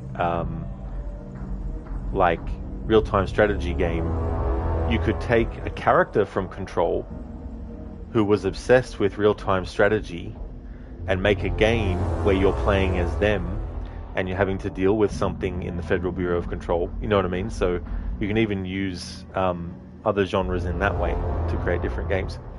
Biko, what does Eyes Only mean, playthrough? Oh, okay, Biko. So first of all, the whole title is a play on the whole redacted thing from Control, where you have certain words that are blanked out. So that's one element of it.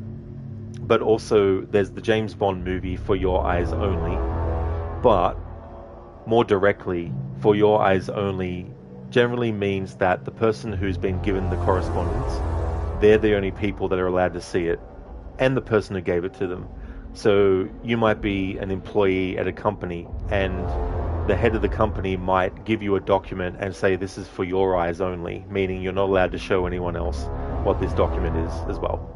So yeah, that's what it means. But in the context of this stream, I just wanted to have a title that was not so formal, because my stream titles are always formal most of the time. So I just wanted to let loose a bit with the title. Nice one, Keone, using those eyes. They go, oh, it's part of the title. You thought it was your own twist playing it like you do no sound and music playthroughs. Oh no, Biko, no. But that's understandable to think it might have been, though. That's for sure.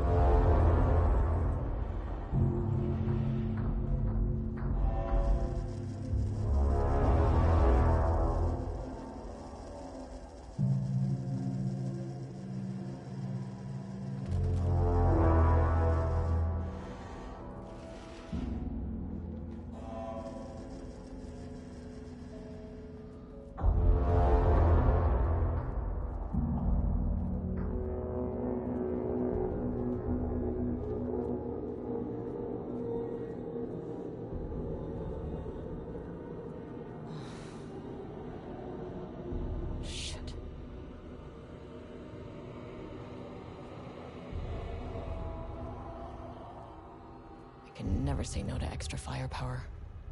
Yes. Shoddy. Gimme, gimme.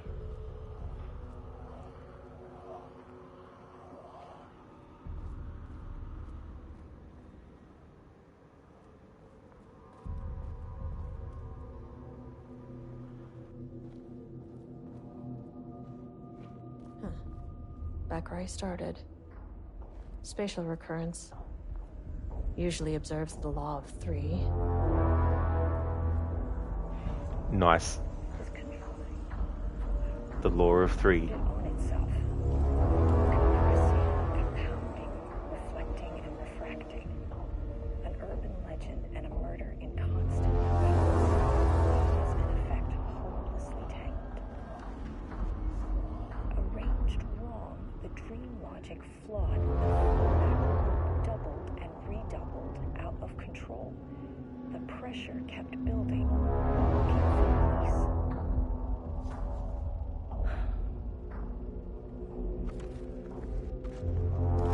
This contrived overlap rebounded on itself, compressing, compounding, reflecting, and refracting. An urban legend and a murder in constant imbalance, cause and effect hopelessly arranged. Very, very clever. I like that. Because we went through a loop there and then came back to the start, and Estevez talking about the rule of 3, which was also referencing in the main game of Control, where you basically pull the light switch 3 times to change reality. And this message from Marmont here is different. You know I'm going to go through this a few more times.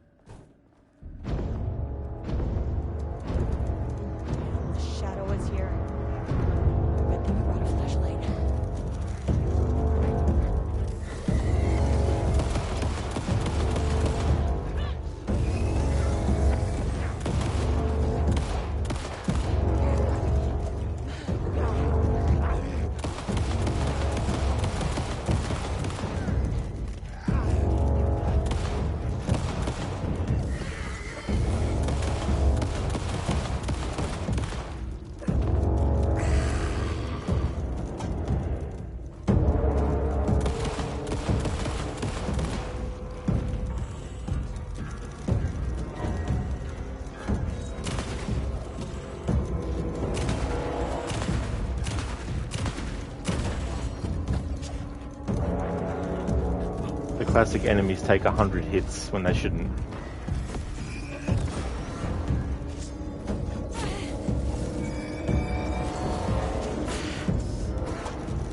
Here. Have this. Stick this flashbang up here.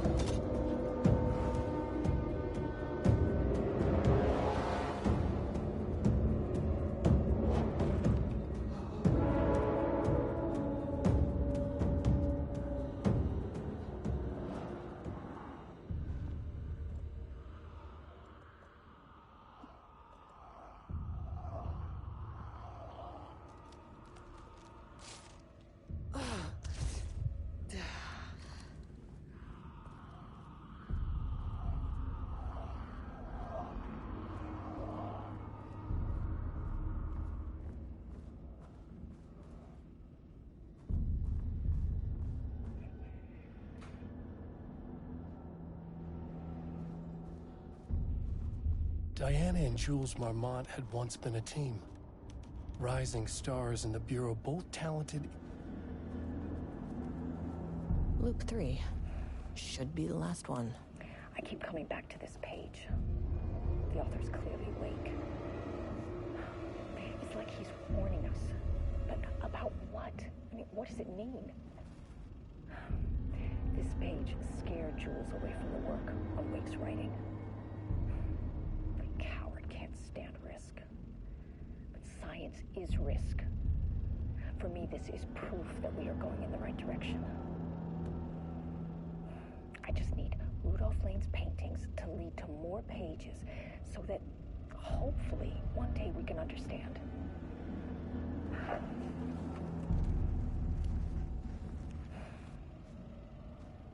I keep coming back to this page. The author's clearly awake.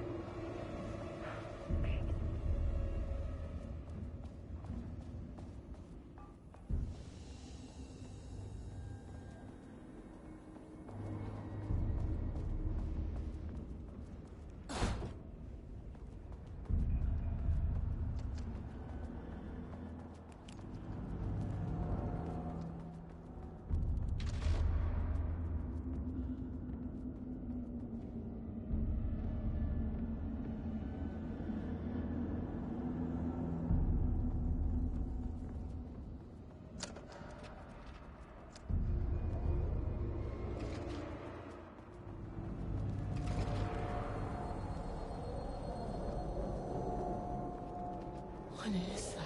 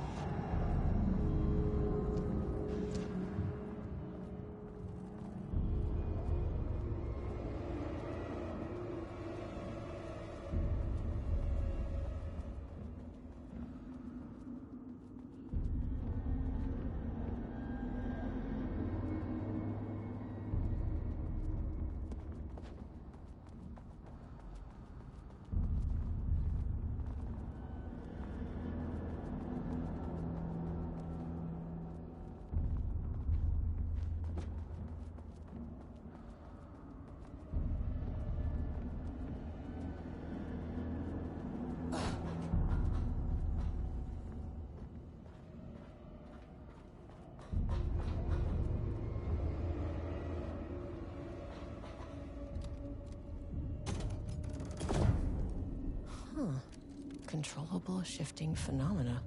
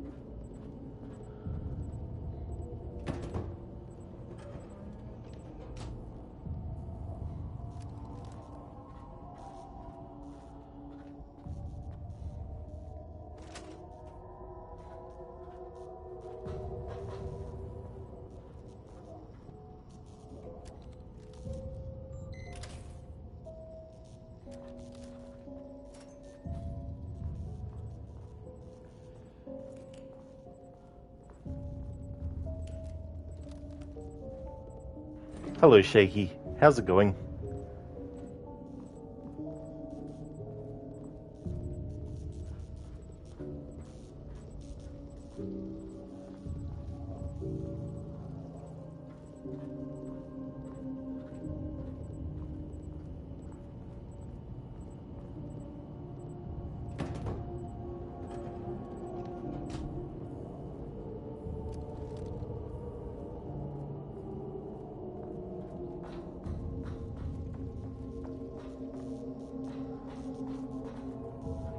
I'm doing well, thanks, Ogorki. Had a good day today.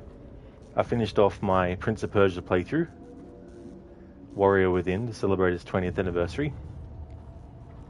And I thought I'd do this because I didn't want to start Tomb Raider: The Last Revelation today, which will be the next game to replace Prince of Persia. So I thought I'll do this DLC because I was going to do it in my own time off stream when it came out, but I never got around to it. So I thought, well, I'll use the time today to stream it.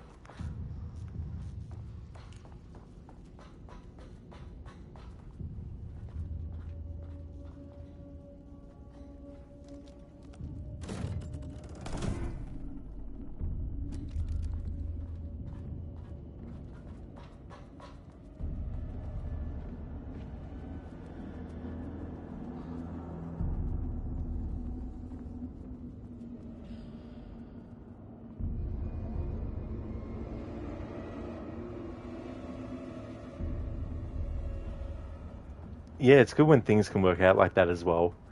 It's good to have games or DLC where it's like, I need something that I can do in one stream that's not going to take, days to do. And it's good to have things that I can slot into the schedule if there needs to be a change.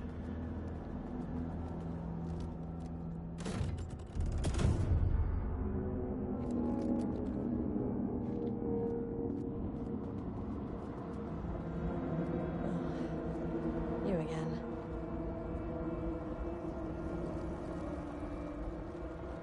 What happened to you? Did the people here do this to you? Marmonts clogging his head.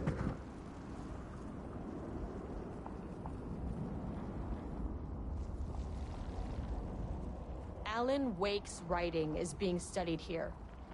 Do you know anything about him? Names don't matter. 1,000 more to come.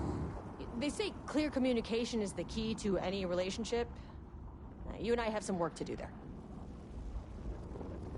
You said Marmonts before. Do they do this? Where are they now?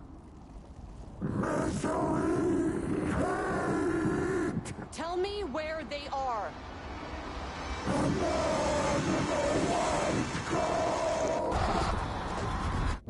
Christ. It's fixated on the Marmonts. What did they do? Hello, Rosie. Welcome on in. Any interest in the Indiana Jones game? I was sort of like wondering about it, and I saw some reviews on it, and I thought, well, I might actually play it myself, but it's currently an Xbox exclusive, so I can't stream it because of the audio issue that happens when I stream Xbox games from the console. So I decided to still get it on Game Pass though, because to buy it, it's $110 Australian. To get 1 month of Game Pass just to play it is $22.95. So that's a big jump and difference. So I'm going to actually play it off stream. So I've already gotten it and installed it. Just need to play it and then see what I think. But if it ends up being a game that I enjoy, then when the game comes out on PS5 and is on sale, then I'll buy it. But yeah. For now, though, just like I did with Hellblade 2, it's playing it through on Game Pass as well. Yeah, Ogorki, the price of games here, full price, is just ridiculous. Usually around, $100 to $110. Yeah, Rosie, I know, right? It's like, no thanks. Shadow, we don't talk Xbox here. Well, I talk any console here, and that. because I've never been one for only this console is allowed and all that kind of stuff. I was around when the Nintendo Sega Wars happened. Rosie, it's on PC too, though. That's true. But my potato would not run it. My potato can't even run Alan Wake 1. Which is a 2010 game.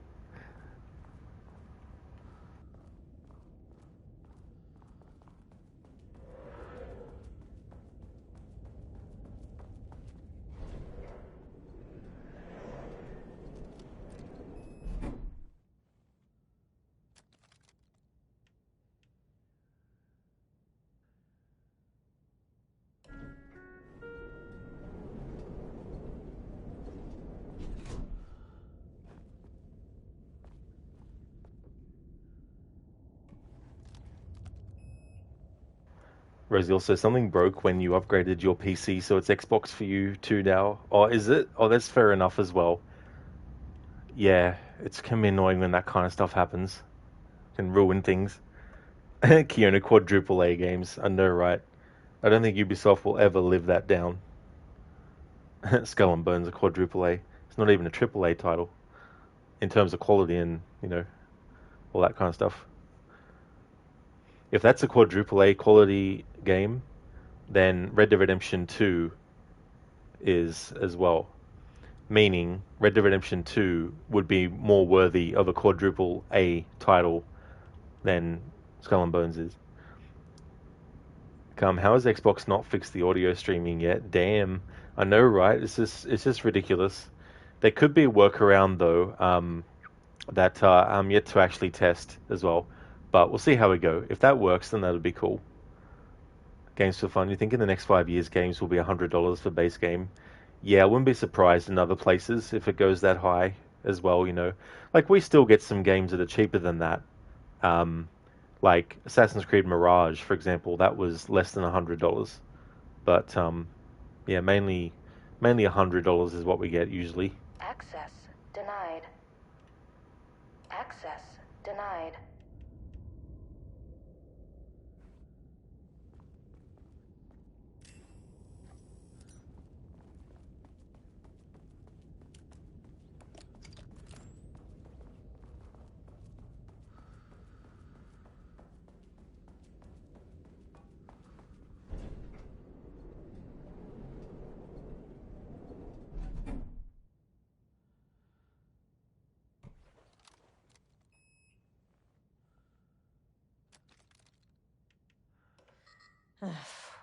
No access back to the lobby.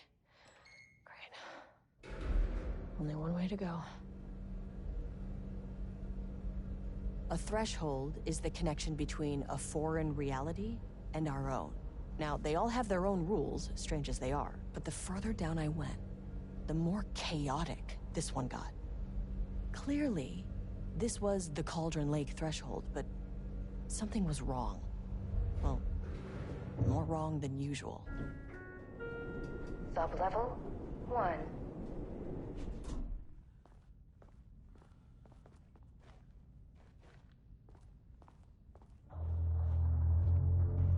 Game, thank you so very much for the raid. Thank you. How was your stream of Borderlands 2? Dr. Darling, you opened your eyes for a bit and all you saw was redacted and redacted and redacted. Yeah, there's definitely some referencing back to Alan Wake 1 as well that, you know, this DLC has done. Come, possibly not own the game, but get access to their live service platform for a period of time. That's true as well. You know, this push to have, like, each company have their own subscription service instead of having one that's a general one that has multiple of them, you know. Game, that was great. You actually got 2 viewers this time. Oh, that is good, Game Fanatic. That's really good. I'm glad to hear that.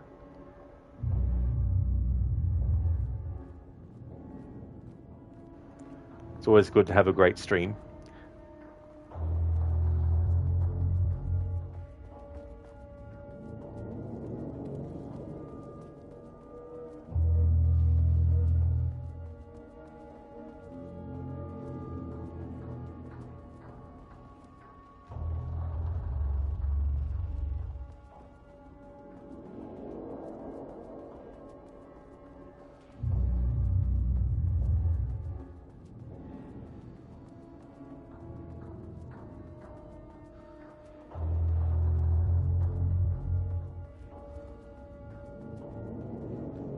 Can't open it from the side.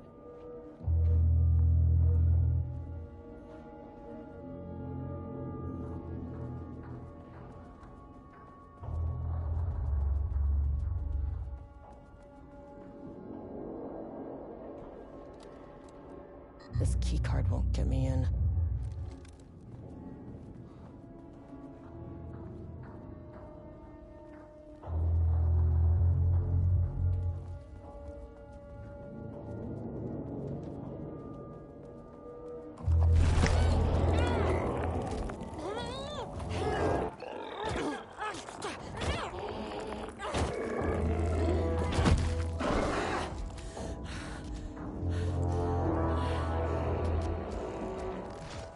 So good at the game to wait a few seconds before telling me which button actually helps me get out of the grasp of the fucking creature. Good job.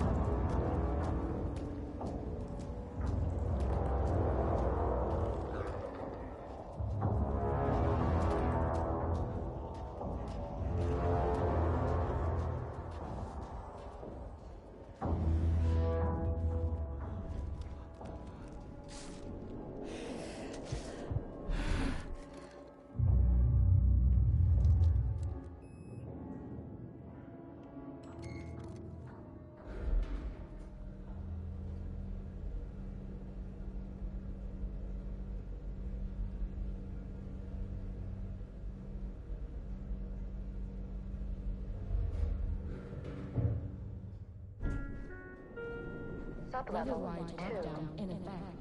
Please remain calm. Level-wide lockdown in effect. Please remain calm.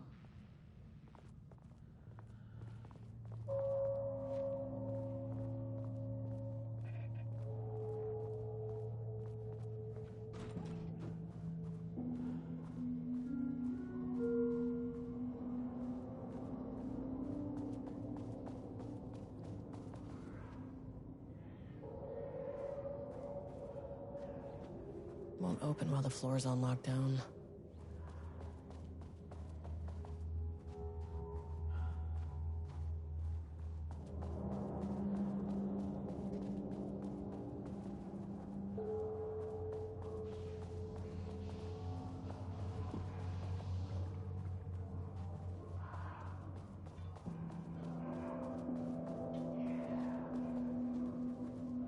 More shaded. Hope that glass is thick.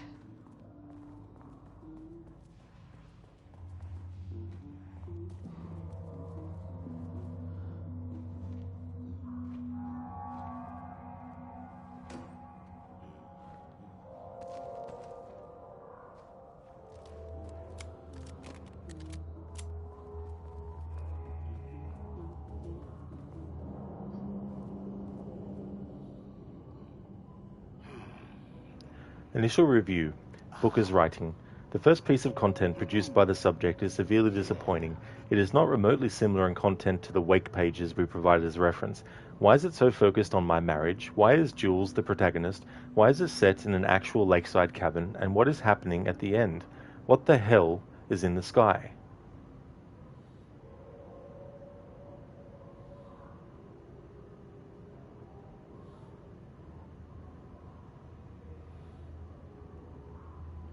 Did anyone brief Booker about the concepts he has to write about?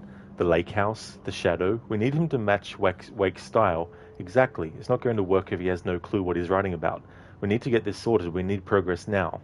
And why isn't he taking this seriously? When I spoke to him, he thought I was an actor. I want him to understand how serious we are, whatever it takes. Rosie, you've played for hours without firing the gun, which is a cool game design, you think? Oh, sorry, is that in response to a question from Biko? It's excellent, really. Luckily it had Xbox Cloud Save, so you could continue on your Xbox even though you balked your computer. Well, that is good. It's always good to have a backup of something. Page ID ARB EB001. Assignment. Continue the story from page ID AW002. Match the tone, style, and content of AW002 as soon as possible. The crack was an emotional one, a line right through their marriage, their foundation, their lake house. These thoughts and more flooded Jules's mind as he stared out through the lakeside college's windows. The sun was setting on a stormy day. Rain-heavy clouds hung low, weighed down with the burden of purpose. Diana sat in her favorite deck chair, staring out across the lake's rippling surface. He watched the breeze catch her acorn hair, as if sensing his gaze, he turned her head. Jules looked away, flustered, then annoyed with himself for letting her affect him this way. He grabbed the bottle of red wine, poured himself a generous serving, and he kept pouring, his mind distracted by a thought. How did we get here? They had been at the lab, running an experiment. Then they were here. Why? He remembered thinking that a break from the lab would give them space to reconnect, to mend the crack. But he couldn't remember ever leaving. Wine was flowing over the rim of his cup, though he didn't even notice. He put down the bottle, scanning the lake. A faint shimmer hung in the air on the far side of the lake, like light hitting glass. The sort of thing you only noticed if you were looking for it. He felt like he had seen something like this before. But where?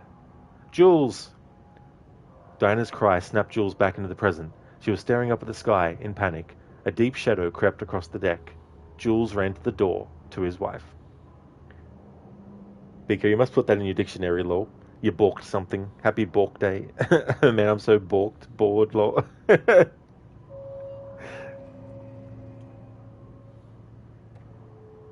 1, 2, 3, 4, 5, 6.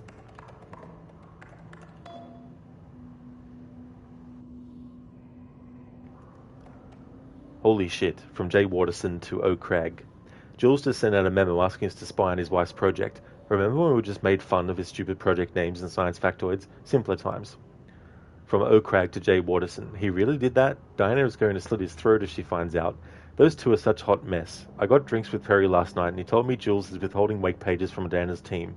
He told her they went missing. Crazy shit. Paula mentioned you two were thinking about asking for a transfer. You'd really leave me here all alone? From Jay Waterson to O. Crag. We can have weekly gossip calls, promise.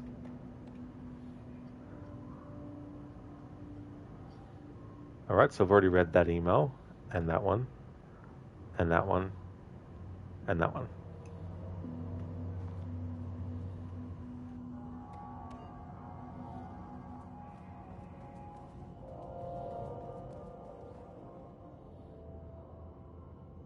Retrieval order. Acquisition team is hereby approved to acquire additional research subjects for ongoing study related to Project Arbutus at the Lake House facility. Prioritize outcomes as ordered below. Both subjects brought to the Lake House for study. Tamitha Booker. Her work is more commercially successful, thus more likely to yield results based on proven cases. Edward Booker. Less successful than Tamitha, but theatre is more widely recognized as art than true crime novels.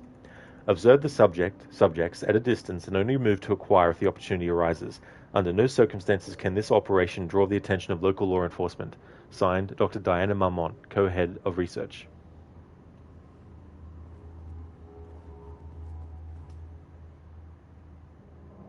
Subjects' writing must feature darkness, water, Marmont's, Jules and Diana, the lake house, conflict. Did anyone explain any of this to him? That's true, Biko. It can be used in so many ways as well. It's like, you know that game where you take the title of something and you replace one word in it? You could do that with it too, Biko, as well. Rosie, you spent all Sunday balking it, and now you don't have one for the holidays. You might have to spend time with friends and family.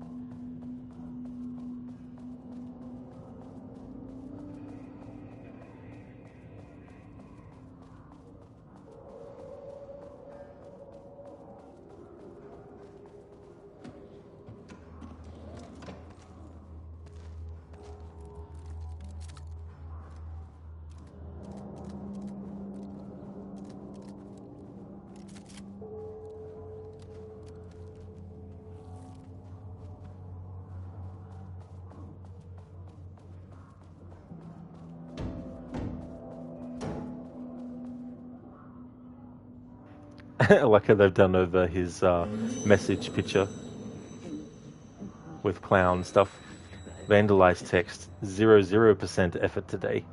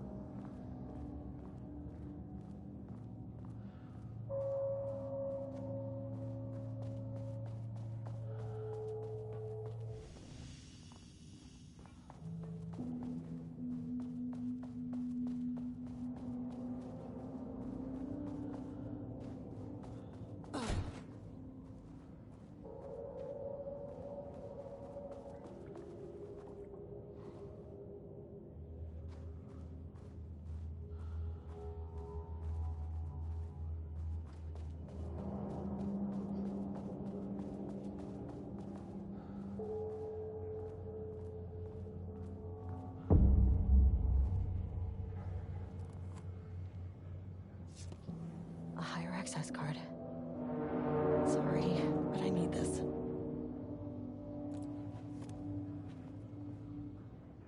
Oh, that's all good, Paintings did Amita. they have this guy make? No worries at all, dude. I hope that you're going to enjoy your lunch. Catalogue of Rudolph Lane production from painting session on Redacted. ID RL342. Designation, black circular shape among yellow lines. Description, an uneven circle painted in dark black in the foreground, with jagged yellow/brown, mustard, lines behind it. Lines sometimes overlap with each other and or bleed into the black circle. ID RL1169. Designation, lone tree at night.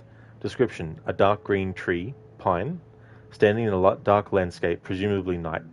ID RL1170. Designation, empty road in forest. Description, a dark grey streak across a dark green landscape, presumably a forest at night. The grey streak is likely to be a road due to its location, colour, and the way its width reduces in line with the perspective. Note, a small white shape in the road could be a page of writing by Alan Wake. Relevant teams have been informed and are searching for this site now to attempt page retrieval. ID RL524. Designation, yellow crescent shape on black canvas. Description, a curved yellow shape in a roughly crescent shape painted onto an otherwise empty canvas, possibly a crescent moon or banana, unfinished piece. Amita, you were lurking yesterday, but you didn't get the chance to say hi. When you came back, you were gone. Oh, that's fair enough, Amita. Thank you for the lurking as well. Really do appreciate that a lot. ID RL224.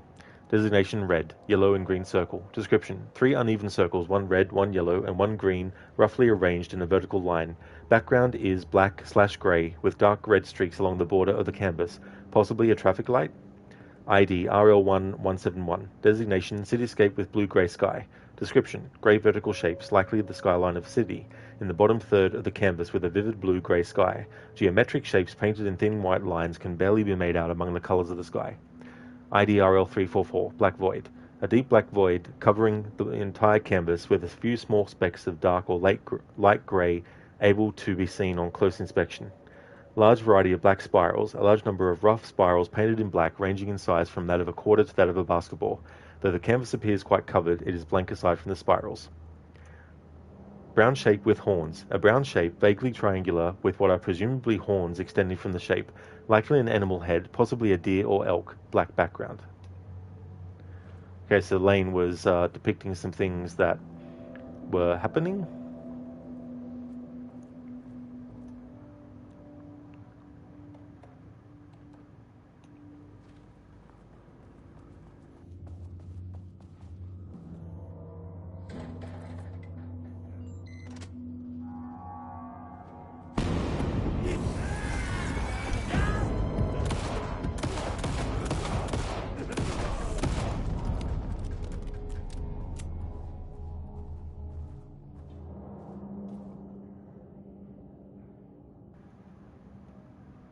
From Security and Technical Support Division to all departments. Subject, update to computer password reset policy.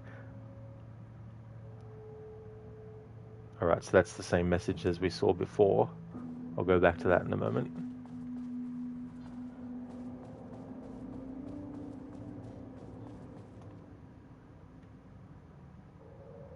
I made that reservation for our anniversary, which I certainly never forgot was a week from this Friday. Let's take separate cars from the office. Can't have the bosses see us leaving together now that those hypocrites have banned inter-office relationships. Have a good day. Hey, Oliver. That was sick. Alan Roderick 3. Hey there, Oliver. How's it going today? Oh, it ended well. Yeah, I showed the two endings. I ended with the canon ending that matches the start of the next game in the series. So yeah, I got all that done. So it went well.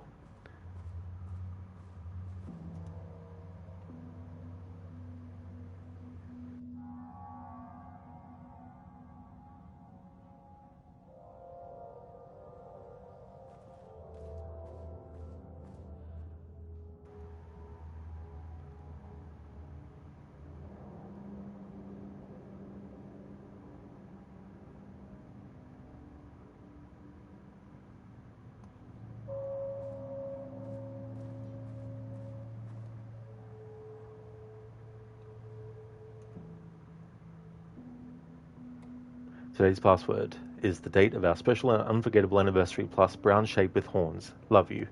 Today's password. I maintain that seeing a movie together does not begin a relationship. That's between Waterson and Greenberg.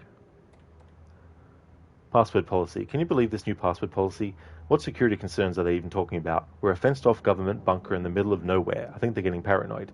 Anyway, I set the security terminal's new password like the memo suggested. Our anniversary is the base numbers, then Black Void. Yeah, the moms are losing it. Big surprise. I bet Diana set Jules' background to a big old turd or something. Once again making their shitty marriage everyone else's problem. The password you sent didn't work. Black Void is 44, right? From the list of Lane's paintings. I need to get in, or this is going to be a total waste of a Wednesday. 44 is right, yeah. So I guess you're telling me you don't know when our anniversary is. Well, good luck with that. Trisha update. I just found out what happened to Trisha. Jules fucking fired her. I knew it. She was way too vocal in last week's all-hands meeting. She had valid concerns. That man is a tyrant. Speaking up about safety is no reason to fire someone. Oh, they're going to try and play it through yourself soon? That's cool. Yeah. It was interesting to play it again. Got such a great soundtrack. How are you faring so far here? Lots of Code Brown. Code Brown. Yeah, going pretty well, actually. I'm liking it. I really like this DLC.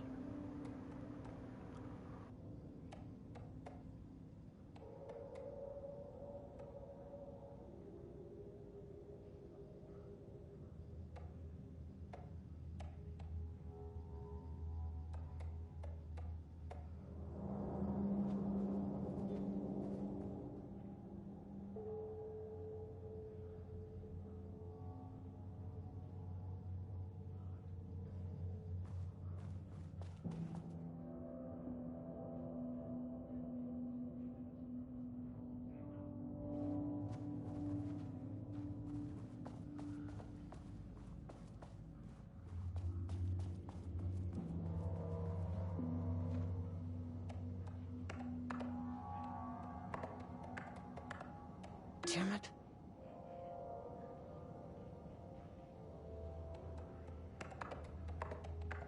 Come on.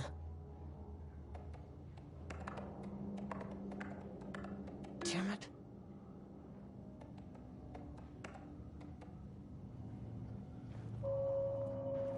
That's all right, Oliver. Absolutely no trouble at all. Thank you so much for leaving the lurk. Really appreciate it. You got to get all your stuff done before chill time. Nice. Very good.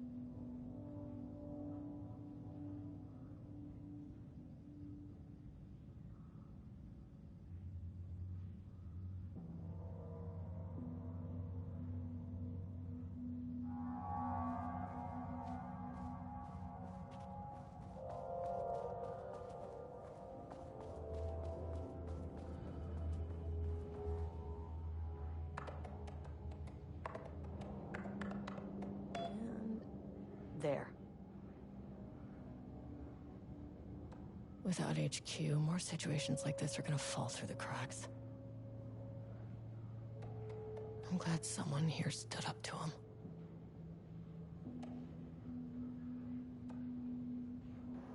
Safety concerns from T. Howard to H. Kingston.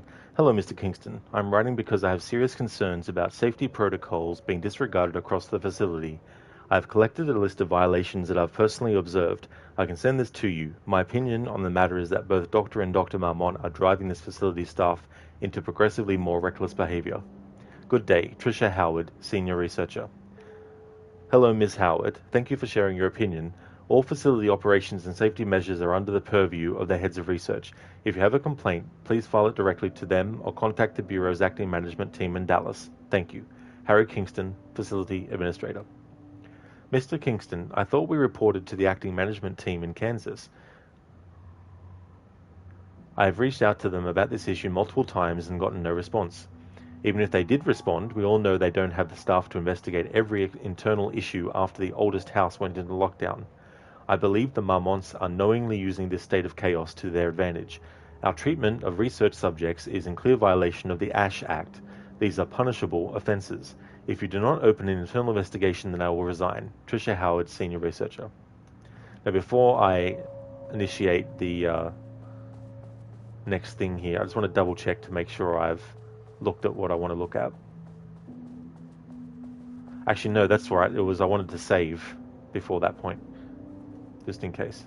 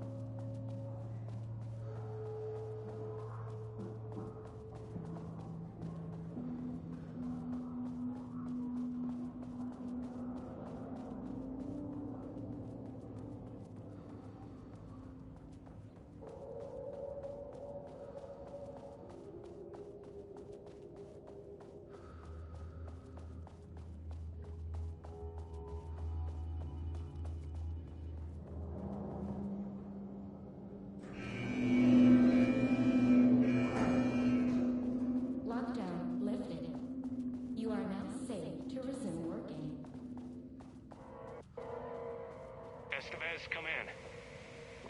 Facility. Sub-level 1. You copy? No. Turn back. Area is extremely hostile. Fucking radios. They're on floor 1. I'll need help. I only just noticed that Estevez has white paint all over the jacket. Not white paint, sorry, just paint all over the jacket.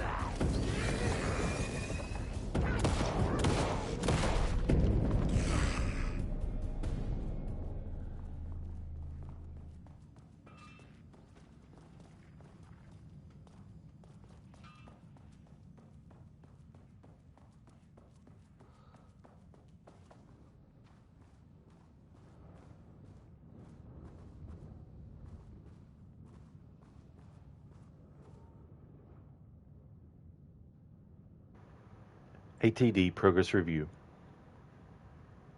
Too much overlap between tone and style. Merge. Word choice good, but incomprehensible. Structural improvement. Repetition issue was solved with sufficient rounds of refinement. Style tone prioritized over comprehensibility. Negative progress. Making progress again. Individual elements are strong, but ATD's lacking awareness and intention is a blocker. Need more Wake reference material. Critical. How to correct. Input non-Wake reference material. Source human subject. Use staff as writers. Risk of data skew. Refinement plus time equals progress. ATD Lot 93, page 4. Dark, dark, dark, dark, dark, dark, dark, dark, dark. Trees, trees, trees, trees, trees. Pond, pond, pond, pond, pond. Shade, shade, shade, shade, shade. Dim, dim, dim, dim, dim. Crow, crow, crow, crow, crow. Dark, dark, dark, dark, dark. Woods, woods, woods, woods, woods, woods. Shade, shade, shade, shade, shade. Drab, drab, drab, drab, drab, drab, drab. Flashlight, flashlight, flashlight, flashlight. Scream, scream, scream, scream, scream. Breathing, breathing, breathing, breathing. Lake, lake, lake, lake, lake. Blood, blood, blood, blood, blood. Grade, comprehensibility F. Style F. Tone D. Content D. I'll say. ATD Lot 271, page 59. Dark, screamed the darkness. A dark reminder of the dark's inner darkness. A well of darkness, a vortex, like black paint, darker and darker and darker, so dark the darkness could hardly see.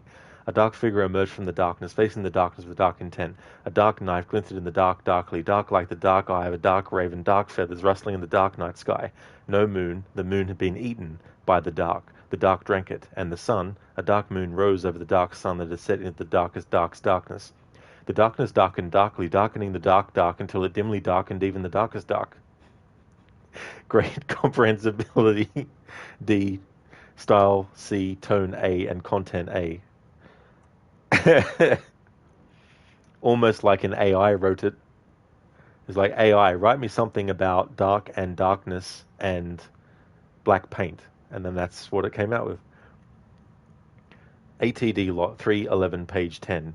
The rot snail beamed. A wooded grain bent from the owl. Egg mail. 4 forms in the glass iron melt. A cracked page booked through from down in bark. I grow in longer with the lower dark sea. No one found. Egg mail heaven. Pour during out, heach in, when all scream in blue and an axe vermilion. A day is around, flat across evening, the water murmurs in light bulb trees, round the cat. The night glares in all streets, the coffee deers run, fear drinks locks by windy cottages and black fires in the same mirrors, amidst heavies in panic mountain. Grade comprehensibility F, style F, tone F, and content F. Hey, at least it was a bit more creative than the previous two.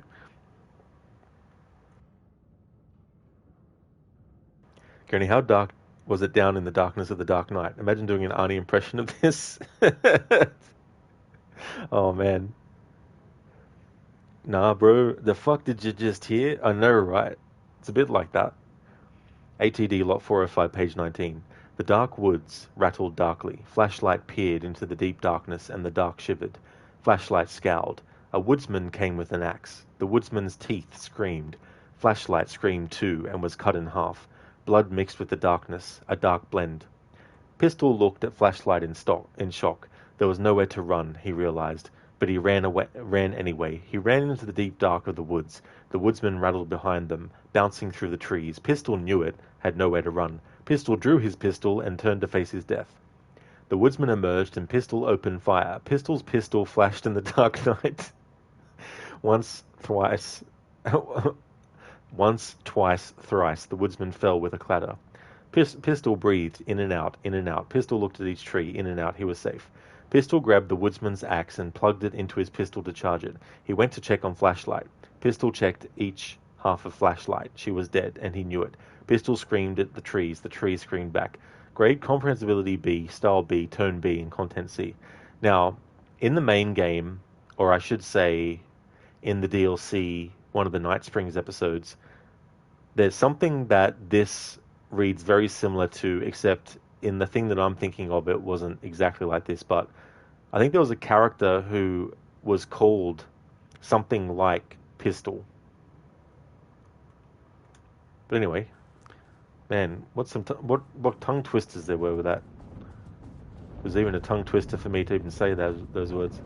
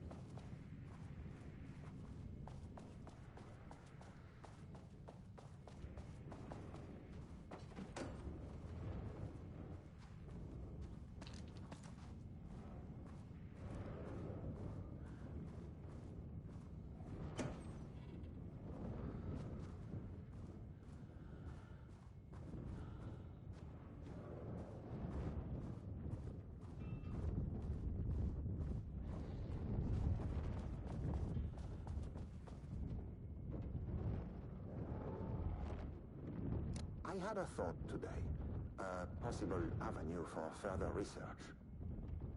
When we think of art successfully affecting reality, we always think of Alan Wake and his writing. This could be due to recency bias or simply the amount of recorded evidence skewing our opinion. But also, I wonder if writing's very nature is an advantage. Text can describe events in such explicit detail. The story gives the shadow a blueprint, a map of what to make real. But not all art is like this. Music, sculpture, dance, cuisine, in our case, a painting. When the source material is open to interpretation, how will the shadow choose to interpret it? I think Diana will find the question very interesting. Most likely, she already has an answer. That's why I love her. It's an interesting thought, though, because if you're writing something and you're trying to convey something and someone reads it and they completely look over what you're trying to convey and didn't even notice, take that and give it to an entity, and it's like, how would the entity interpret it? Would the entity interpret it as written, or would it interpret it in the wrong way?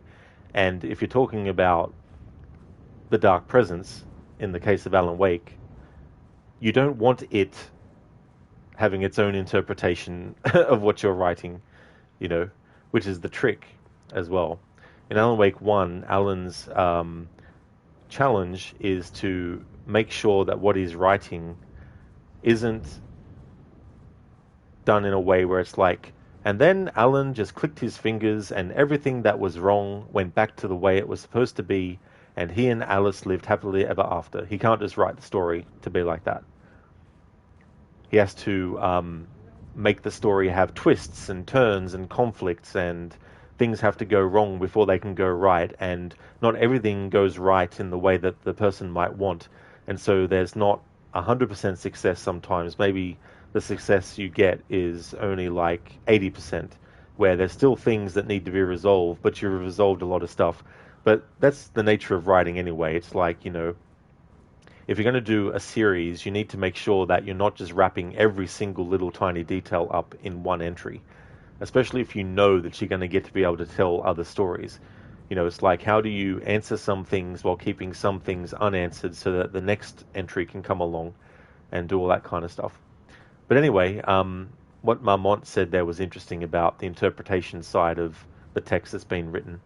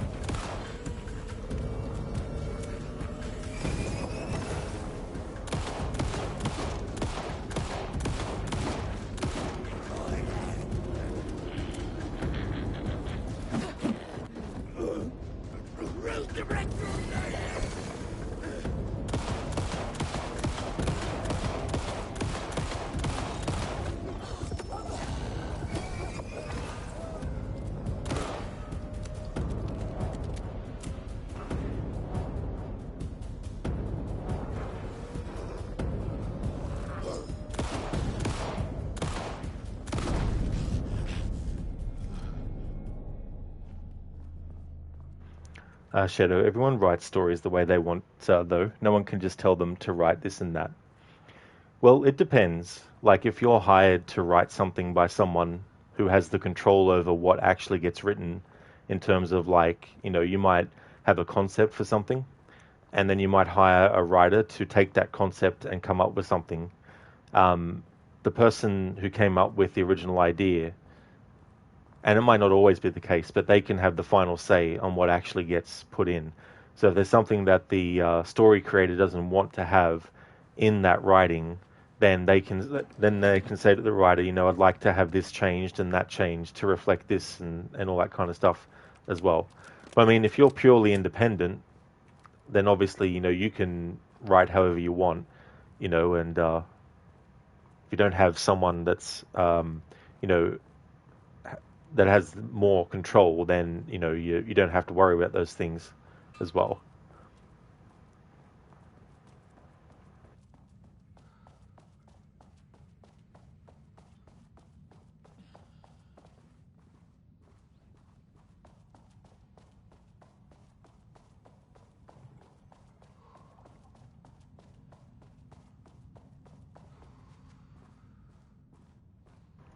So not if you're the one who is writing the story, no need for bosses in that type of environment.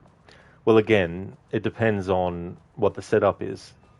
Like, as I said, if you're hired to do a writing job, you don't have final say in what gets written. But if you're writing on your own, like if I wanted to write my own story right now, I could do it. And it would be me that would be the one deciding what I write. And if people who read it liked it, then they do. And if they don't, then they don't. But if I was someone that was hired to write something, and I wrote something that the person who hired me wasn't happy with, then I would have to make sure that I made the changes for it.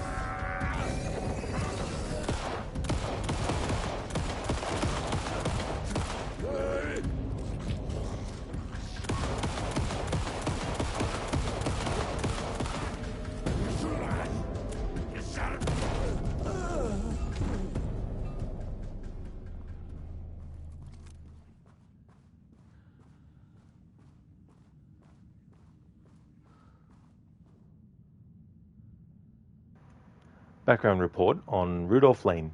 In 2010, Lane was inadvertently involved in AWE 35 while residing at the Cauldron Lake Lodge, where he lived under the care of Dr. Emil Hartman. See case number 74WA004 for information regarding his crimes and arrest. Lane was seriously injured during the AWE. He received medical care in Seattle for 2 months, during which time he was questioned and cleared by FBC staff. After the Cauldron Lake Lodge was seized and closed by the FBC, Lane moved to Watery, Washington, where he currently resides. Recent surveillance confirms he has no known personal relationships or affiliation with paranatural groups. As requested, the observation team has confirmed that Lane continues to paint as of the date of this report. I like how they brought another character in from the first Alan Wake game and incorporated them into newer content in the universe.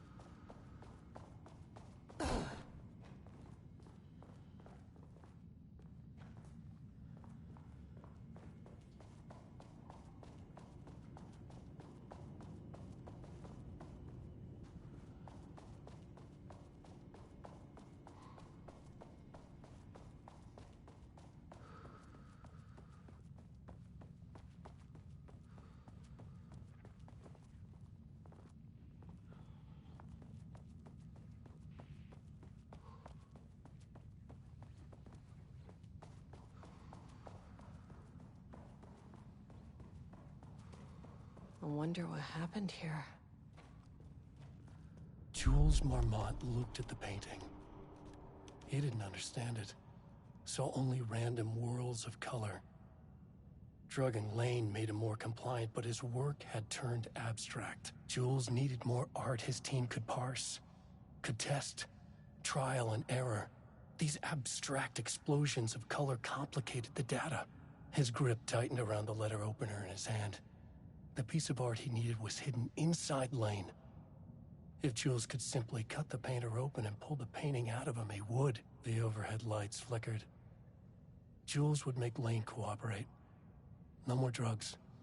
Less carrot, more stick. Jules had to go faster. He wouldn't lose to Diana. Nothing else mattered. It's what Emil Hartman was doing all over again. In terms of like using the skills of someone else and then wanting to, you know, exploit them. Some kind of personal gain, you know. In the case of Dr. Emil Hartman, he wanted to be able to make things come to life the way that he wanted to. So he was trying to find artists that, in conjunction with the magic of Cauldron Lake, could actually acquire that, like could do that for him. And it's similar with the Marmonts, except in the case of what's his name? In the case of Jules, he basically wants to beat his wife in a race to, you know, basically one-up her or something. Current situation. As of yesterday, subject refused to touch his supplies. He claimed he will not paint anymore and wishes to leave. The subject's refusal has effectively halted all research. While the team can continue to run tests on the backlog of paintings, they estimate that there is little new information to gain. The subject must continue to paint if work is to proceed. However, the team is concerned that convincing the subject with force or coercion may only entrench him further in his position. Action to be taken. Dr. Jules Marmont, co-head of research and project lead, has suggested that a high dose of redacted be introduced to the subject's food to cure his redacted. If the subject's attitude does not improve, then low doses of redacted will be introduced in order to improve his compliance. Date redacted. Project Ramnus. Subject condition report redacted. Background information. Rudolph Lane, subject P, has shown a decline in redacted over the past several months. Initially, this redacted presented as an increase in resistance, frequently declining requests to work. However, given time and pressure, subject would always relent. Subject's attitude toward art has also undergone a change recently. He is disinterested in his work, quickly becoming frustrated and sometimes even damaging or destroying the piece before it is completed. In the past few months, his work has become much more abstract, no longer showing true-to-life subjects or landscapes, but rather conceptual art that is much harder to define or categorized. Whether this sudden interest in abstraction was a form of rebellion, a consequence of growing redacted, or source of genuine artistic interest is unknown. I can't paint anymore. I know you want me to paint, but I can't. I'm empty. Rudolph, now, you love to paint. And you are such a talent. This is just a classic artist slump. No, I hate it. It's just taking from me now. When can I leave? You said you'd let me leave. Rudolph, but you volunteered to come, remember? We are helping you, like Dr. Hartman did. Perhaps you need to see our doctor? I can arrange that. No, that's...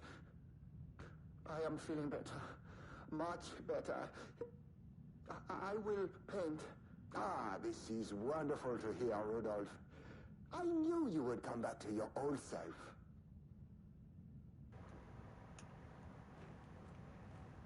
Poor Rudolph. I wonder if they got the same actor who played him in Alan Wake 1 to come back for the role. One of the first lines that he says to Alan in Alan Wake 1 is like, "I've painted you."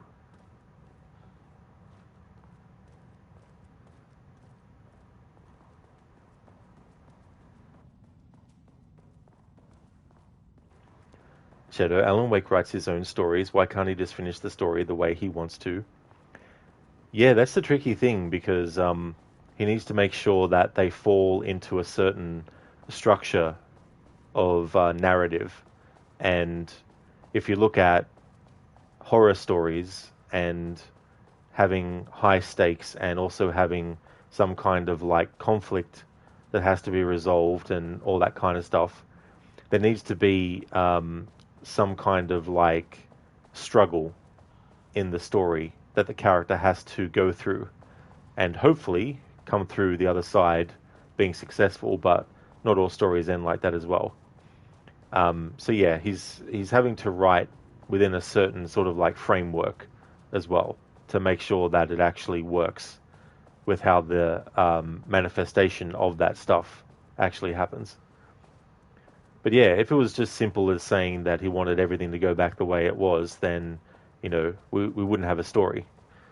Like, once he realized what had gone wrong in Alan Wake 1, if he just sat down and wrote, you know, what he wanted directly, then he most likely would have, but that's not how it worked, unfortunately.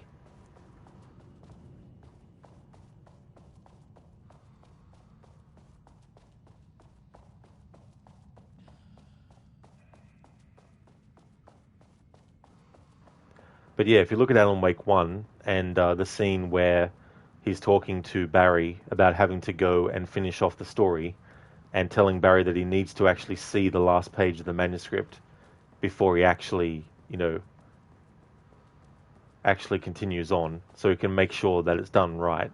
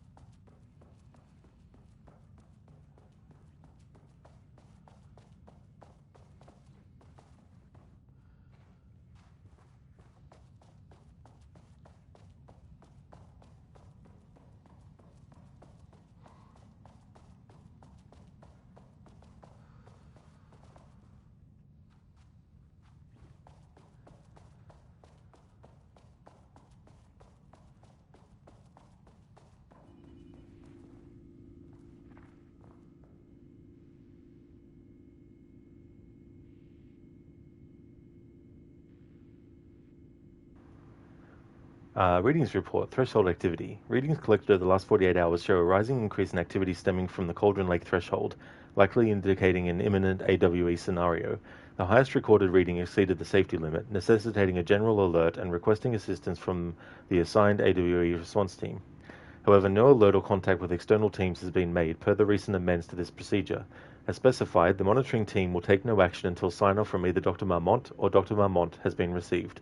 Considering the rate of escalation that recent data indicates, the monitoring team strongly recommends that the AWE response team be contacted immediately. Signed, Harris Kruss, Lead Threshold Analyst.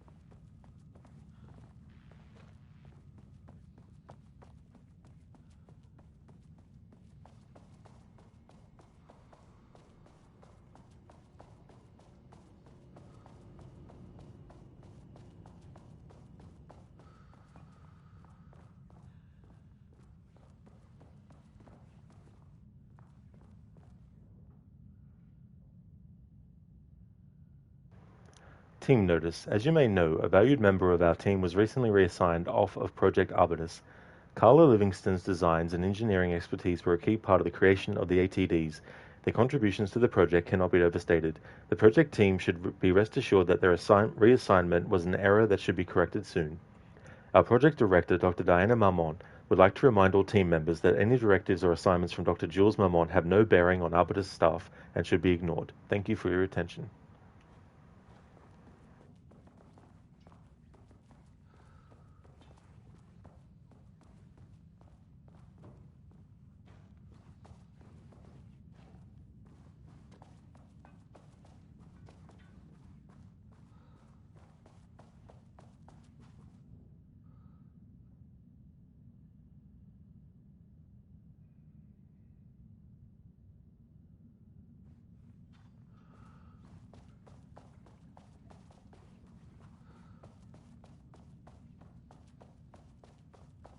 My team was on sublevel 1.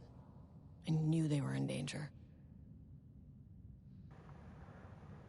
Coffee, you're playing River Raid on the Atari today. It's amazing to see how far video games have evolved. Oh, absolutely, Coffee Shot. You're not wrong there. And the funny thing is, the basics are still used, you know. Like a jumping game, for example. You know, jumping games have been around for decades and decades. The basics of the jumping game, you know, player character needs to get across to this side. Press this button to make player character jump, you know. But so much stuff gets improved and refined, where it's like, you know, animations for running and jumping get better and more realistic, and the graphics quality, you know, increases and stuff. Doesn't mean every single game of a new technological advancement is going to be great, of course. No matter what state technology is at, for example, there's always going to be things that can go wrong. Nothing's going to be ever 100% perfect.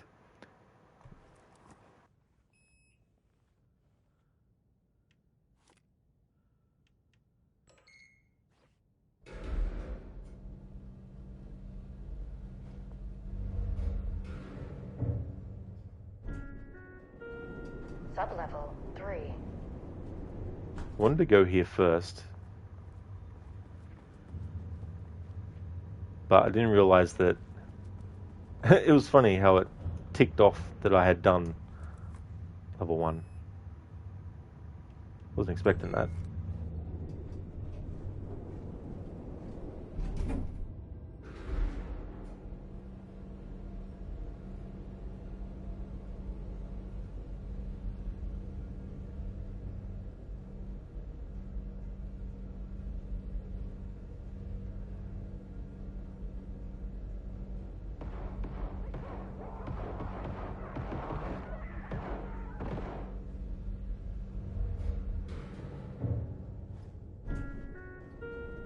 Sublevel 1. Thanks for research.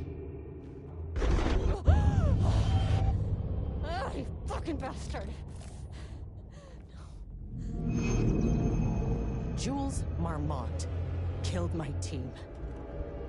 He was taken by the Shadow. I'm sorry.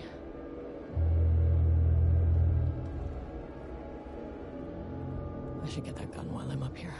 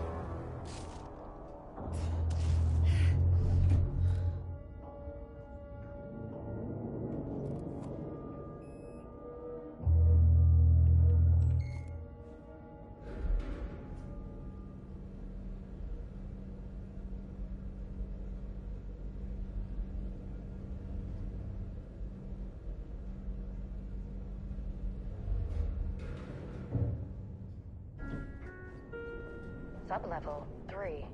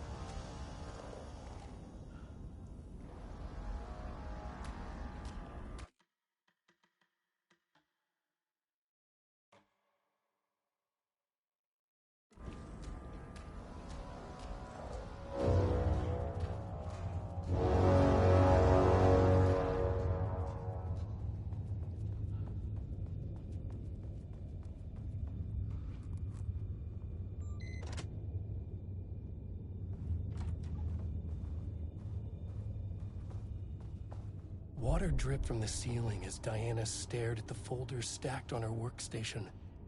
Each one was a branch of research. Drip. Some were thin, some thick. They represented years of her life, her work, dissecting the act of creation and examining the bloody pieces. Bringing in live subjects had been her idea. Drip. Bureau leadership denied their request. But after HQ went into lockdown, she took advantage of the chaos and got her artists. Jules had whined about the optics. Diana ignored him. Now in her office below the waterline of Cauldron Lake, she considered how to proceed. Jules was convinced the page they had found would come true. It promised disaster. A situation out of control. Impossible. Diana was always in control. Drip. Drip. She needed answers. She needed to quantify, to define, to control.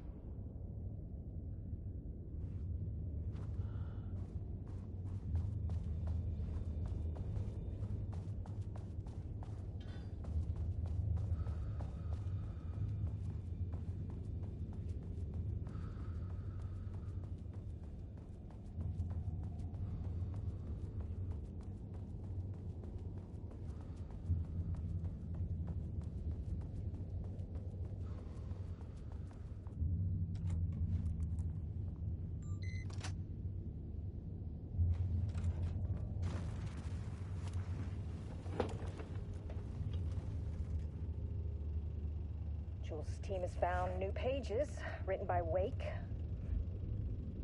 He must have gotten Rudolph Lane painting again. His bullshit pedestrian methodology cannot produce results before mine. I have to go faster, no matter the cost. We're still behind our projections. The more the machines can produce, the closer we can calibrate them to Wake's style. But proper calibration takes a lot of raw material, and production is slow. No. We're changing directions. The hypothesis remains unchanged. Imitating Wake's writing style will allow us to generate art capable of linking with the threshold. Our live subject should match Wake's style much faster. People can be calibrated just like a machine. You simply have to push the right buttons.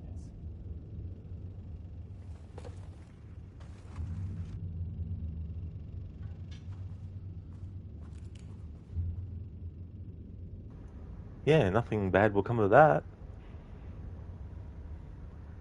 Hey there, Spectrum. It's going good, thank you. Things are going well. How about yourself?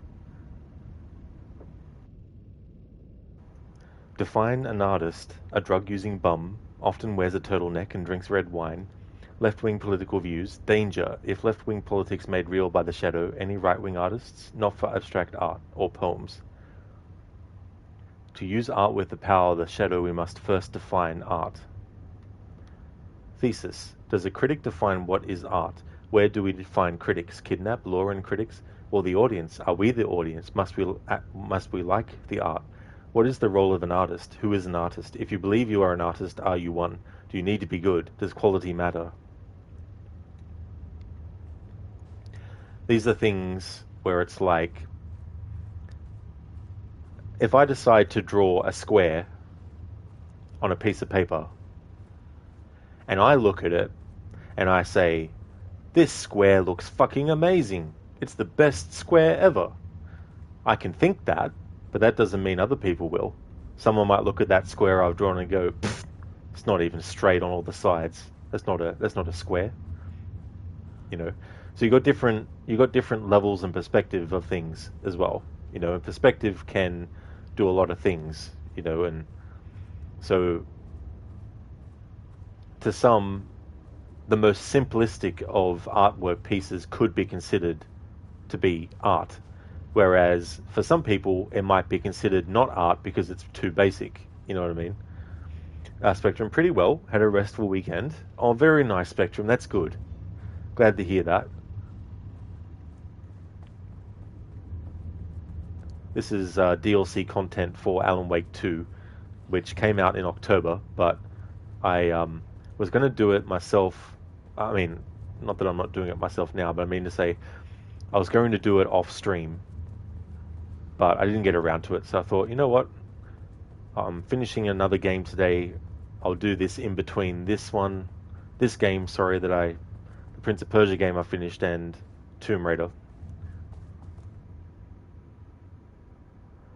Project Arbitus, research notes, content of Wake manuscript.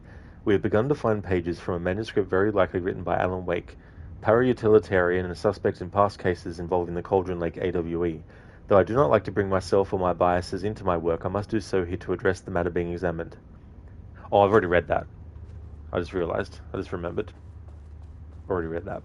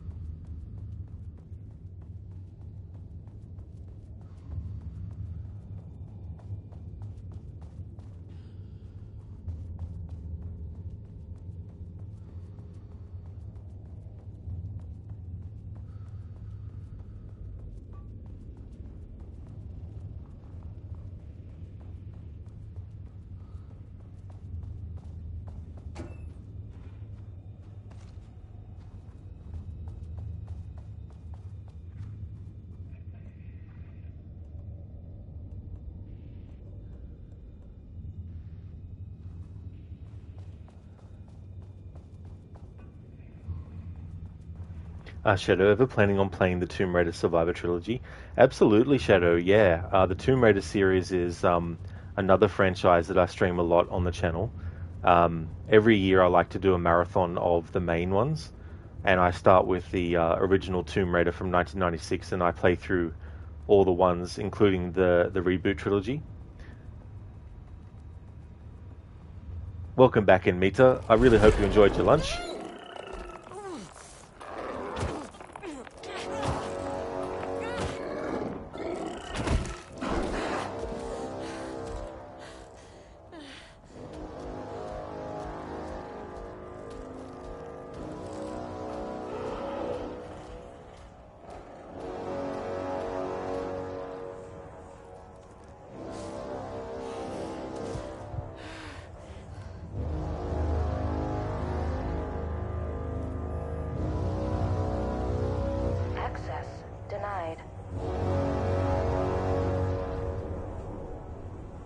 That's awesome, Mita. Glad to hear that.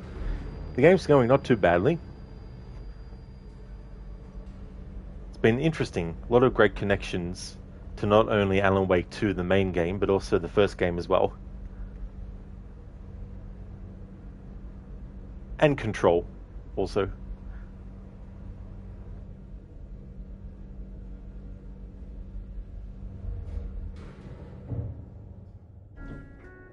It really does, Shadow. You're not wrong there.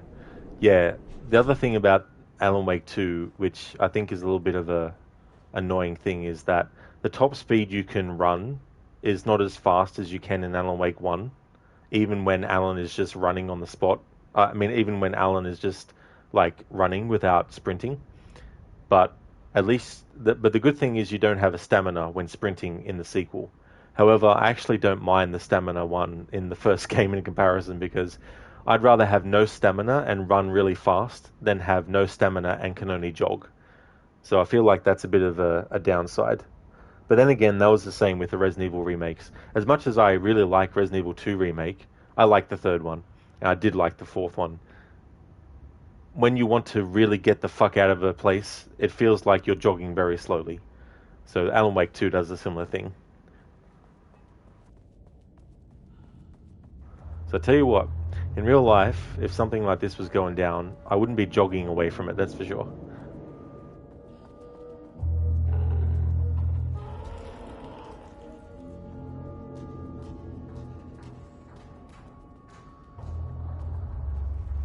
I mean, that name is not very scientific. I mean, who came up with that?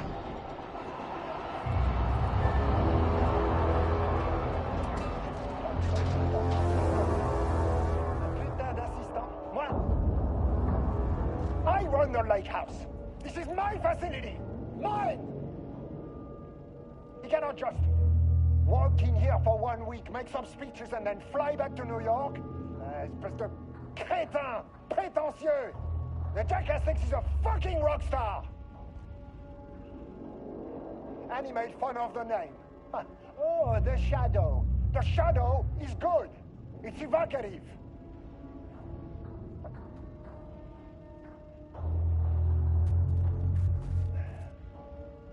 He's just a jealous, spoiled little child.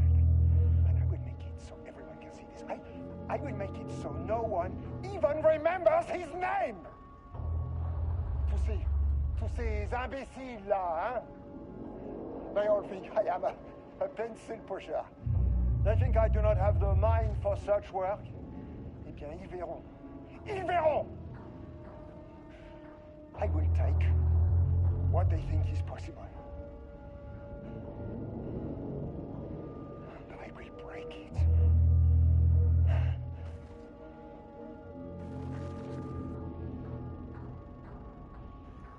That was cool, how that played on this now, when it didn't later before. That's cool. When it didn't before, I mean. It didn't later before. Good one, Rod. That makes sense. I went to the shop later before. Imagine you've been playing Vampire off stream. It's an interesting game, but it can be hard sometimes, especially on boss fights. Yeah, and Mita, I like that game a lot. I actually played it for the first time this year, earlier in the year, and I really liked it. But yeah, I definitely found it a bit annoying in boss fights. It took me a while to get into the rhythm with the combat as well. It's definitely a game I want to do a replay of. Is this guy French or Canadian, you wonder? I got no idea, to be honest, in Mita. Yeah, I don't really have an ear to know the difference, really. But he was definitely pissed off. I like how he commented that Dr. Darling thinks he's a rock star. Which, I mean, in some ways he does, but I couldn't help but think about that video in Control that you can actually find where Jesse sees a little music video by Casper Darling where he like does this dance and everything about Jesse being dynamite. It's such a great song though, but it's just so funny to see him dancing.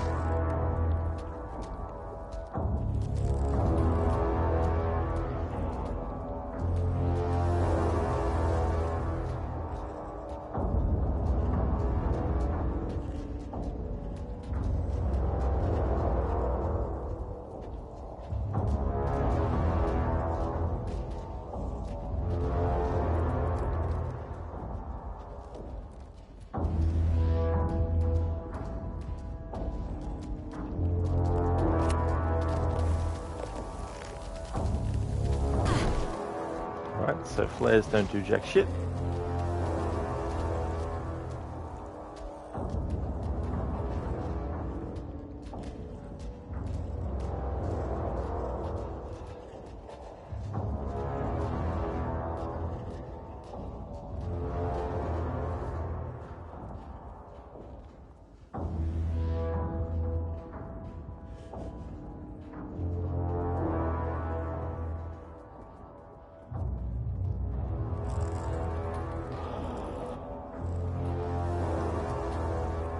Here we go.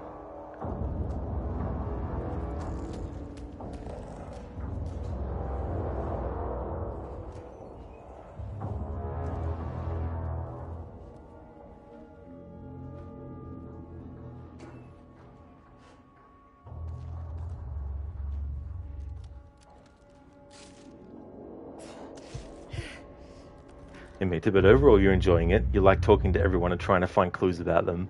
That was a really cool thing about that game too, and it's interesting the idea that you have like the districts, and how good a district is in terms of its health is related to whether or not you've dealt with some people or not, and that kind of stuff. There were some characters where I was like, I can't wait to be able to give them their comeuppance. There was a crack in the lake house. The Marmonts had let the lake in, but the water could not flow. It became trapped, stagnant, went bad. The truth was controlled here. The art was not art, just content for the experiment. The contrived overlap rebounded on itself, compressing, compounding, reflecting and refracting. An urban legend and a murder in constant imbalance, cause and effect hopelessly entangled. Arranged wrong, the dream logic flawed. The feedback loop doubled and redoubled, out of control. The pressure kept building, looking for a release.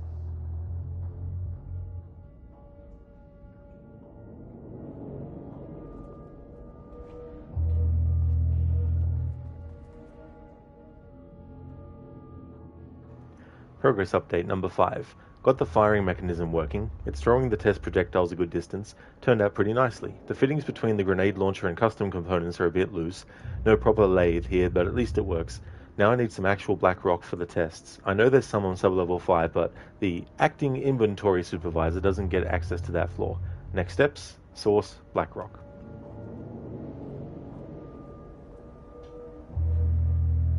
Emitter, yeah, you try to select the ones you want to kill carefully.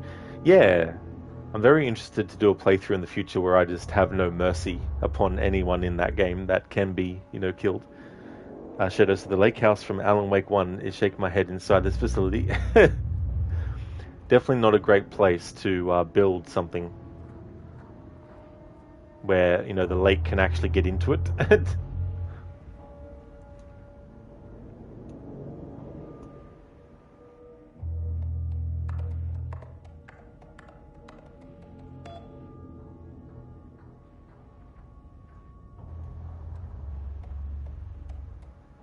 Reassignment from J. Marmont to K. Livingston. Hello, Carla. I've decided to reassign you from Project Ramnus to Inventory Management. Your title will be changed from Senior Researcher to Acting Inventory Supervisor effective immediately. You may find this change sudden, but I have no doubt someone with a nut allergy like yourself will prefer to work alone in the inventory booth than out in the open where any dangerous pies may be waiting to hurt you. Perhaps some hard work will keep you from making any more unfounded HR complaints. Regards, Dr. Jules Marmont, co-head of research. Damn. Mita, since it's your first playthrough, you want to be a good guy, but if you play it again, you can try to show no mercy. Unleash the vampire fully and just be like, you're all my blood sources now.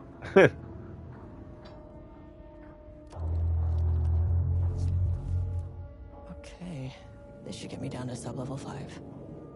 And this should get me past any other problems.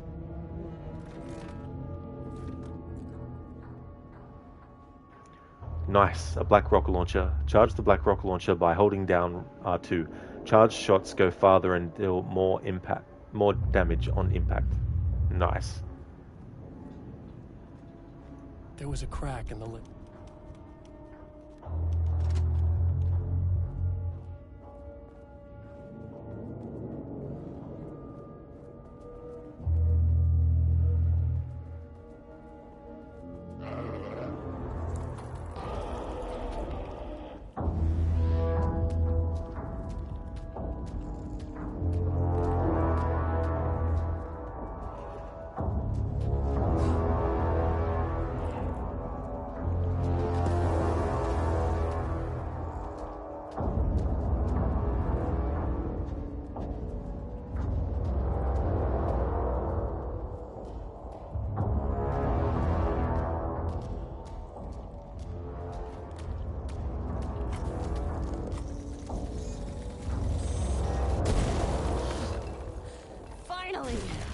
works on these bastards.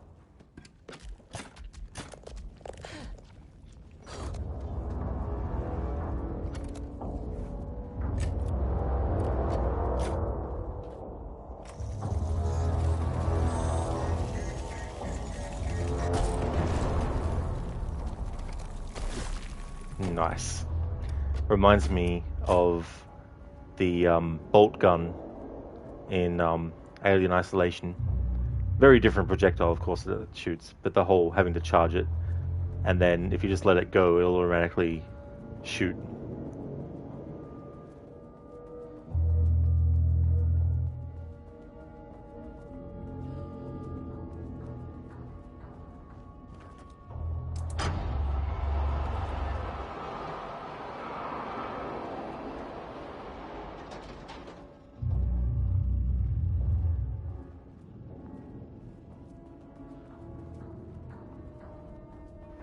Hey, Mita, you like how he is so polite, though. He doesn't really curse.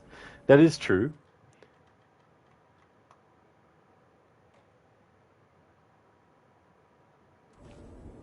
He's a nice vampire. Or you can play him as that as well. Hey, Mr. Epic. How's it going?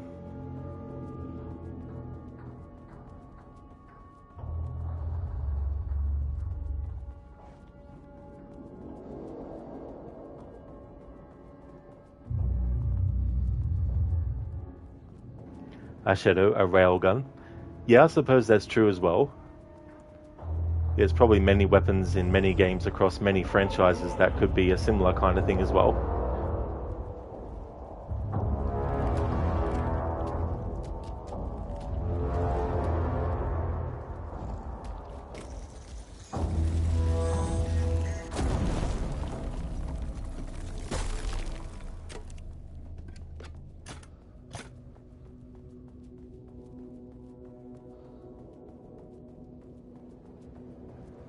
This very reminds you of Arno's blunderbusses of AC Unity. Oh, yeah, the guillotine gun.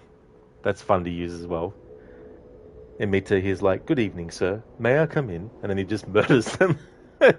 Exactly, and they're just like, "Sure, come in. Yes, it's okay." Oh, that's great, Mr. Epic. Glad to hear that you're going good. I'm going well too. I finished off Prince of Persia Warrior Within earlier, and now doing this DLC for Alan Wake 2. And then tomorrow, I'm going to be starting Tomb Raider, The Last Revelation, to celebrate its 25th anniversary.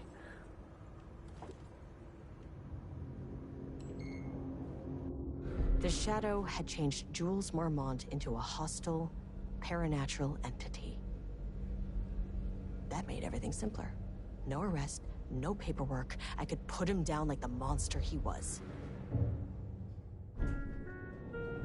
Mirror, please hold. This is not level 4. Hold. Hold.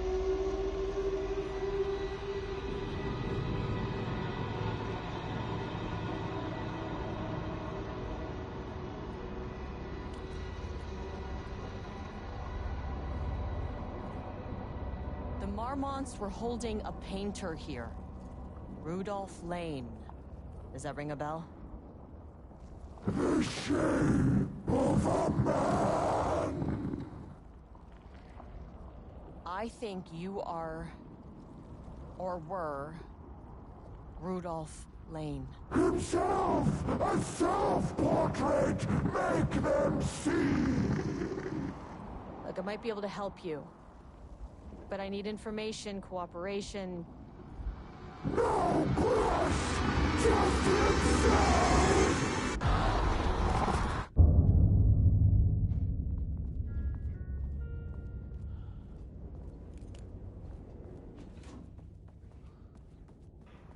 A talking painting that sometimes gets very angry.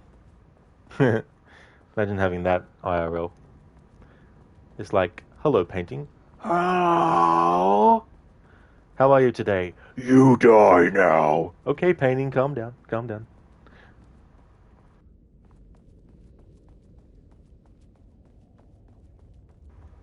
Thanks for the GGs, Calm. Yeah, Mr. Epic, it was cool to replay Prince of Persia Warrior Within and show the two different endings. But yeah, Tomb Raider Last Revelation is my favorite Tomb Raider game, so I've been looking forward to replaying it and celebrating its 25th. Time flies.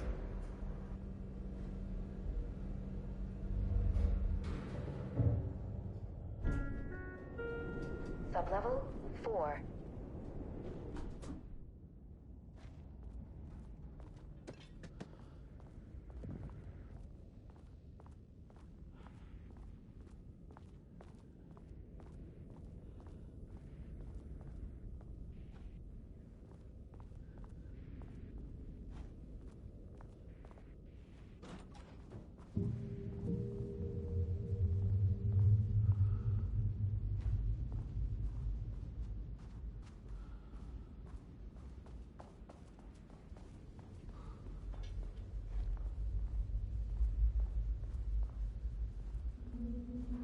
Admit the hardest boss fight for you so far was the one with his sister. You got defeated so many times. Me too, dude. Yeah. Nice office. I can't remember how many times it took for me to get through that.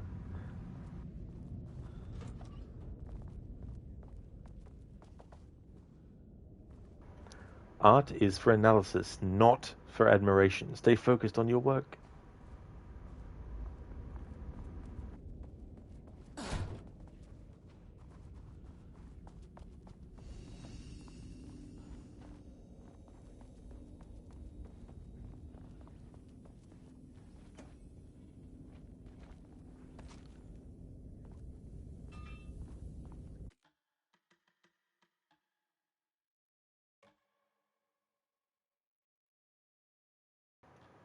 Just want to check my previous playthroughs of the main game.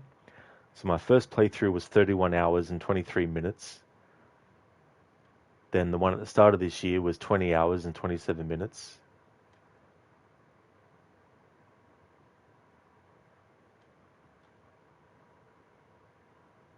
And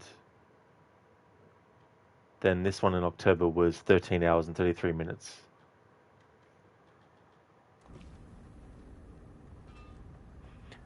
The thing with the main game is if you want to get the full story, you need to play the game from the start from scratch and then replay it all over again with the final draft, which is the New Game Plus mode, because there's differences in the story that then change the ending compared to what the ending is if you just play the game from scratch.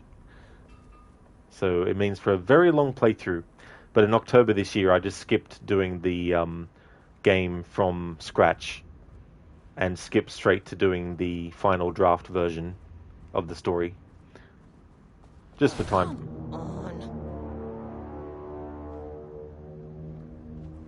Just for time reasons. Mr. Epic, thinking of paintings in AC Unity reminds you of when Arno was hallucinating and you see all the paintings floating around him. Now that was art. Too bad Ubisoft never was the same after that game. You really missed the parkour of Unity. It was the peak of the games. Now it's even worse than the older ones. How is that even possible?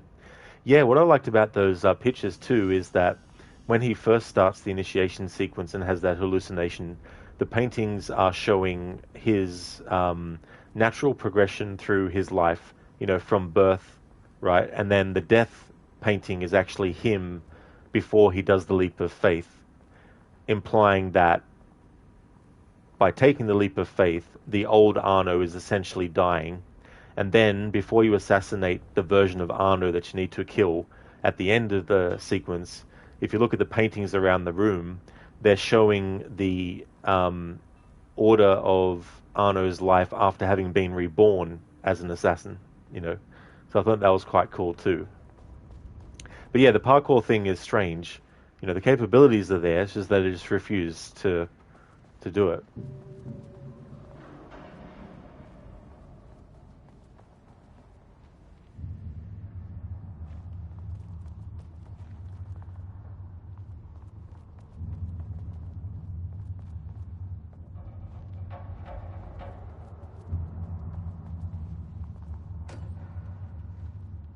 Okay, Blackrock powder. Need to keep an eye out for more of these.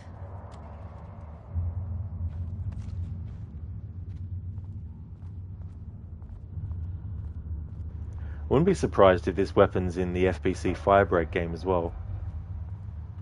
Or will be.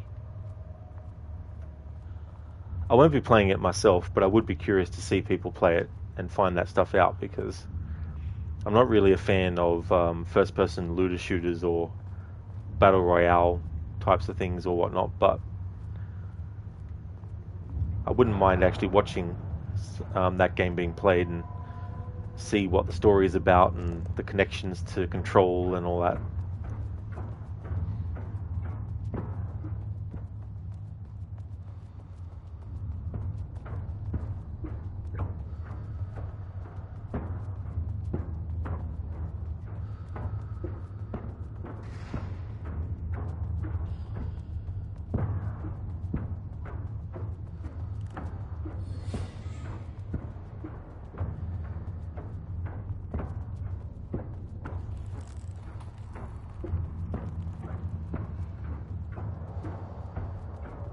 Diana sat in her office.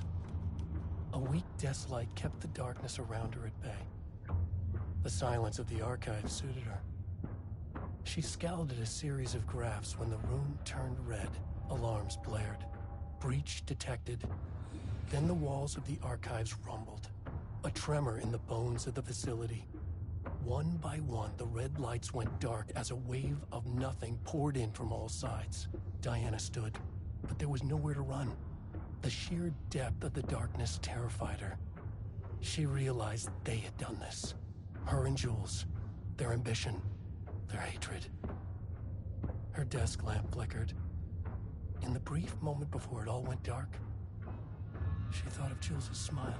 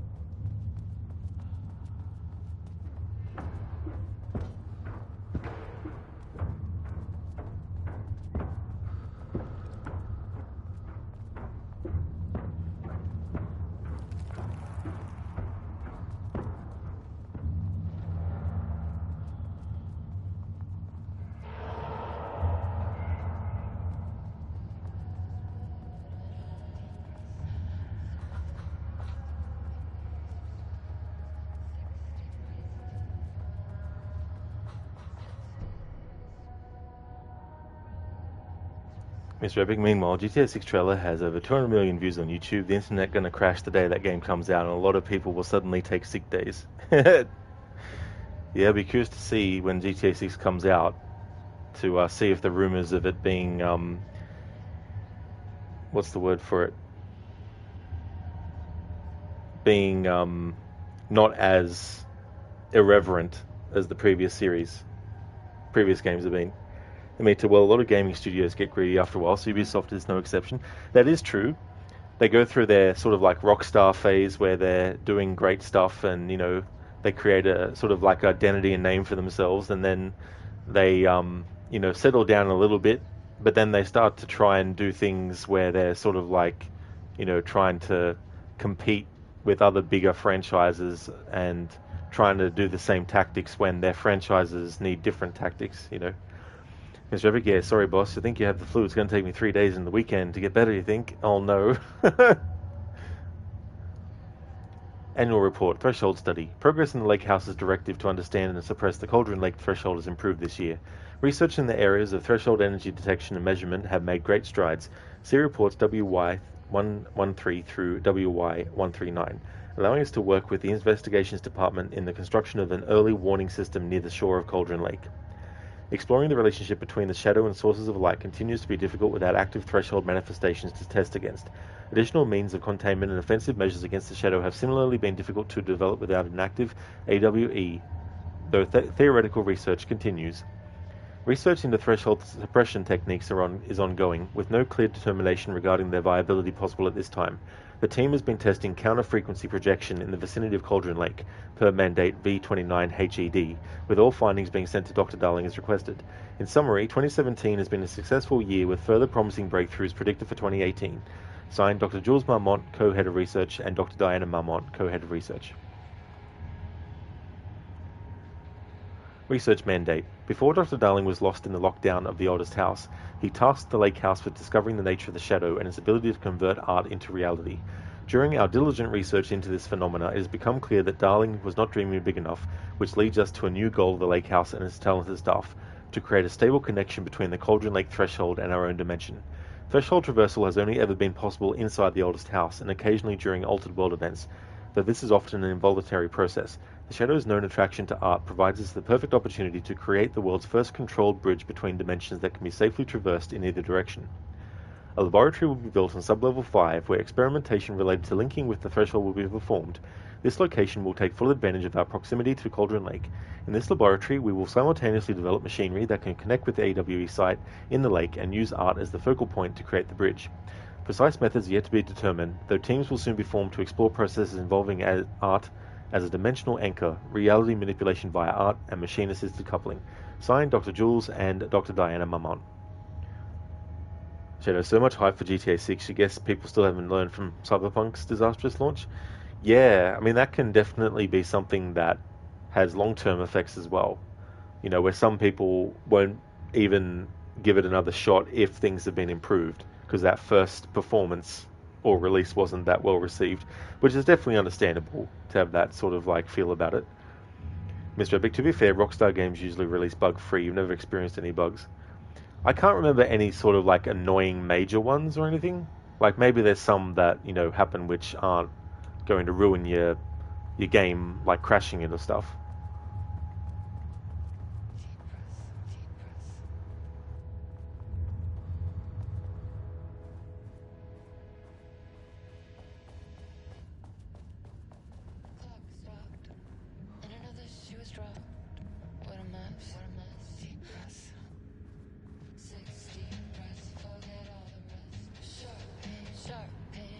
I felt the first Alan Wake game had better song selections, whereas I wasn't too into the music in Alan Wake 2's like chapter ends and stuff.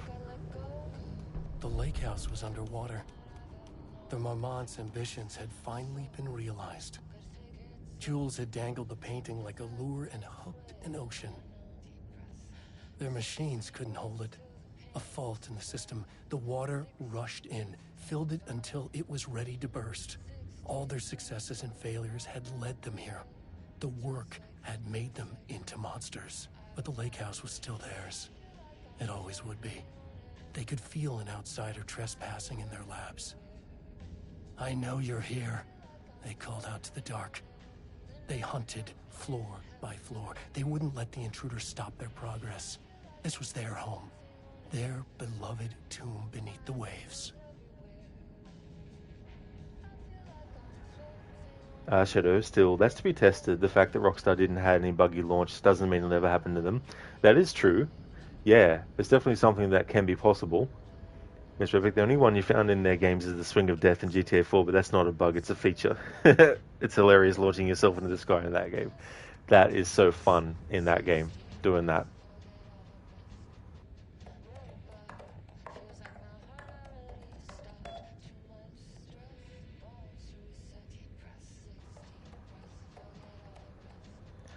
Letter from Darling, archived. Diana, I just received a letter from Darling about a request you made to bring in live subjects. What were you thinking? Do you know how that looks? What did he say? Was it approved? No, he refused. You know protocol does not allow this sort of thing. And he says he will be making a trip to the lake house to check in on us soon, like we are children. This is very bad for our reputation, Diana. Please, if you have an idea like this, come to me first.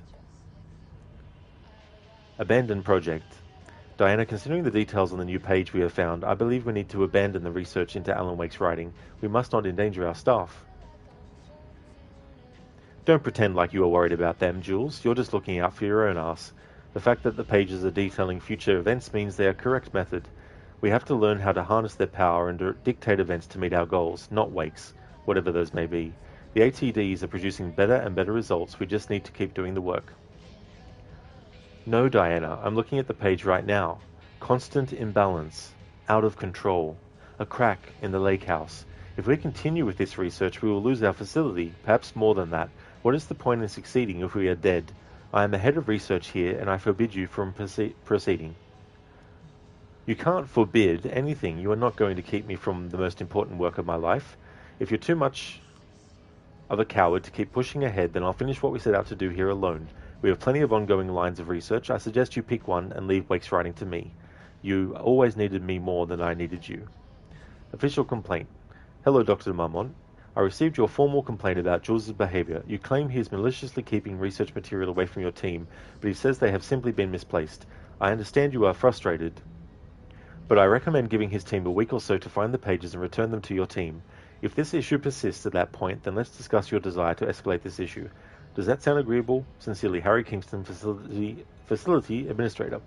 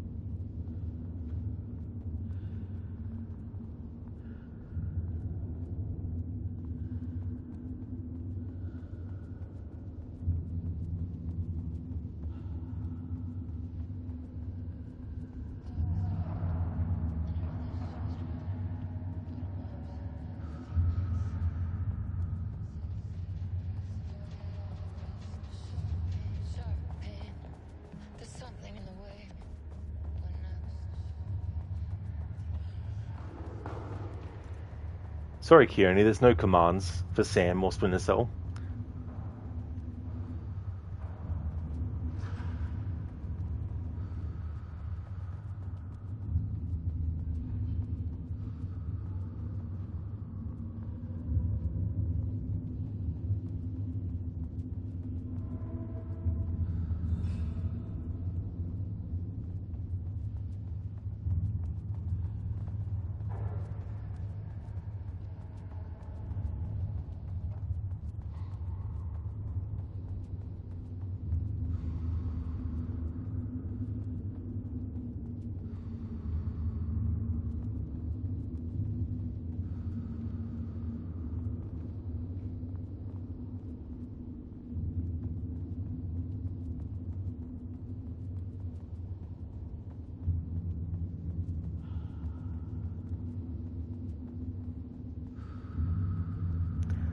Mr. Epic, the one game that was really buggy for you'll never forget was AC Valhalla. The amount of times the game crashed, you got launched into the air, story progress broken, while having to wait for the patch is just baffling, and the game still to this day has problems. At least CDPR not only fixed, but it also improved their game. Yeah, that's very frustrating too, especially if a game is new. But even more so when it's getting older and the bugs are still there.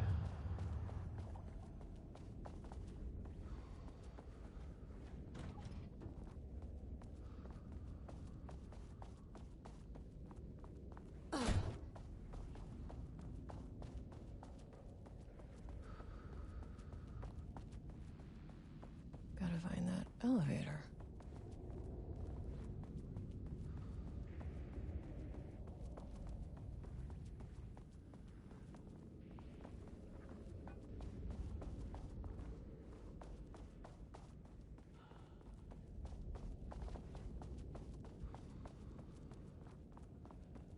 Hey there, dudes. Welcome on in.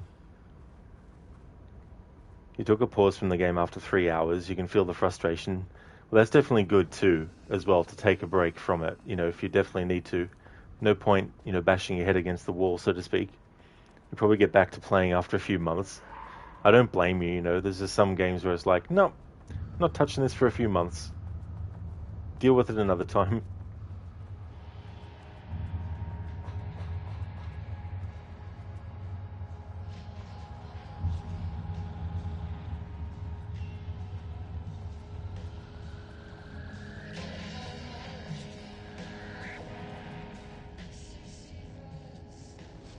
Follow-up report.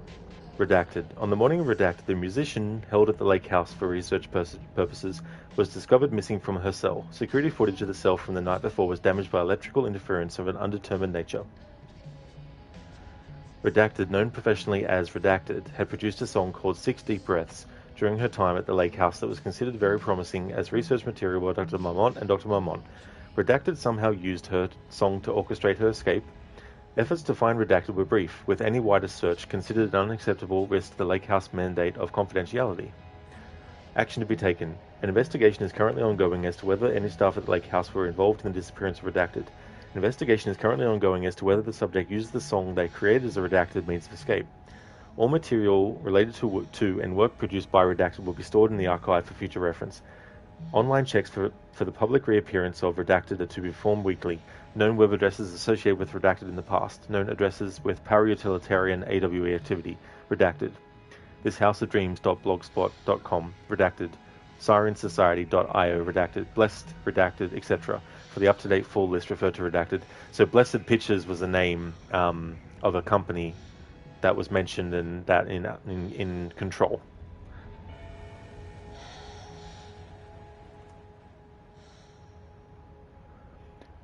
Project Arbitus, the definition of art study by Dr. Diana Marmont. To truly comprehend the threshold within Cauldron Lake, we must first understand its attraction to art. However, even the definition of art is as varied as the range of crafts that fall under the name. To that end, we must open a track of research dedicated to defining and quantifying art, ultimately rendering the concept into a unit of measurement. To begin, let's not try to understand humanity's definition of art, but rather Cauldron Lake's preferences. Past cases of Cauldron Lake's threshold affecting reality have centered on writing. Wake, 2010. Cinematography is also suspected, though not directly confirmed. Zane, 1970. Thomas Zane. What about other mediums? We will need to test the viability of painting, poetry, music, photography, sculpting, dance, and so on. Not to mention the myriad of genres or methods within each medium. What about crafts outside of the most common artistic expressions?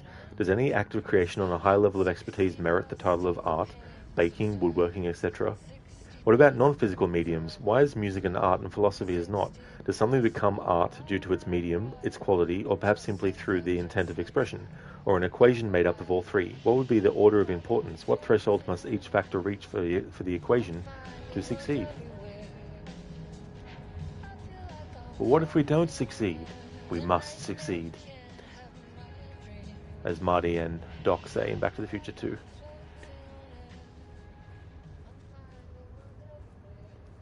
Dude's problem is FPS and comp games get harder the more you grow up and you have less time to play and train your aim. And now you're getting trashed by silver players in every game. Sad old life, bro. That's true, there comes a point too where even if you were, at the top of your game, so to speak, eventually, that will get less and less, and someone else comes along. It's just the nature of things. I guess the thing is just to try, if you can. It's not easy, but try to, enjoy when you are, achieving those things or on that level. But yeah, sometimes it can be frustrating because you might, like, in terms of video games, there's some games where I played it like years and years ago, and I was good at certain parts, and now when I play it, I'm like, what the fuck? So it looks like Redacted is back. Redacted's back on the menu. Mr. Epic, what's funny is Ubisoft hiding your screenshots about bugs you've come across, like the floating door frames in the sky, and they deleted it because your brother did the same, and his ones also got deleted. That is so annoying. Damn. It's like, that's not good.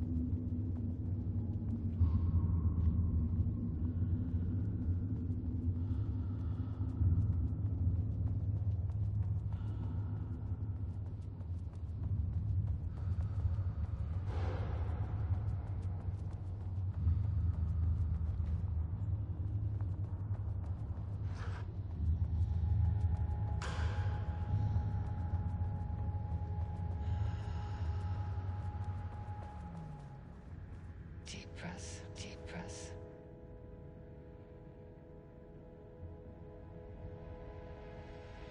September 13th, 2023.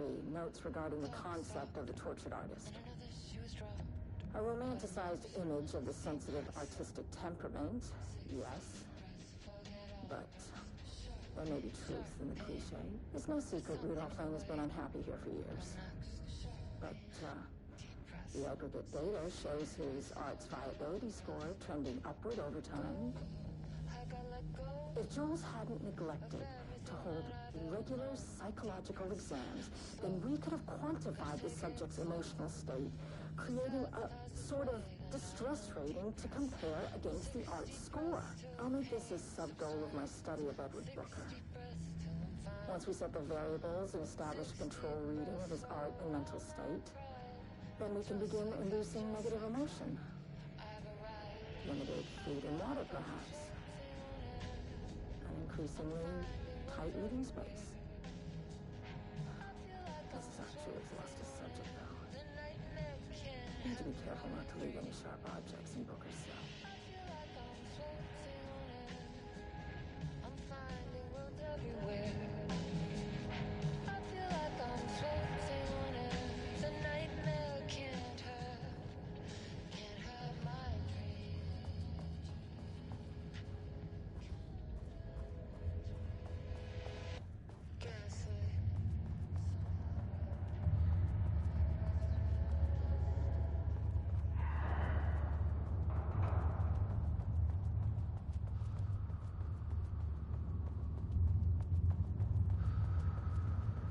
Mr. Epic, you made those for fun, and one for fun, and two so Ubisoft may see it and fix it. But no, instead it gets deleted. Until this day, the floating door frames are still there. Yeah, that's the kind of stuff that you want to know about so you can fix it. Instead of trying to hide the fact that it was discovered as a thing that is wrong. And pretend like it doesn't need fixing. Or that you don't actually know, you know.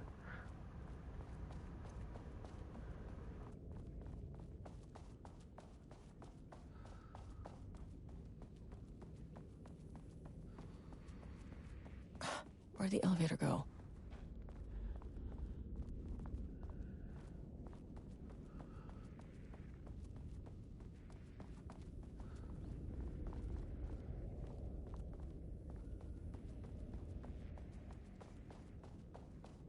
More shifting geometry.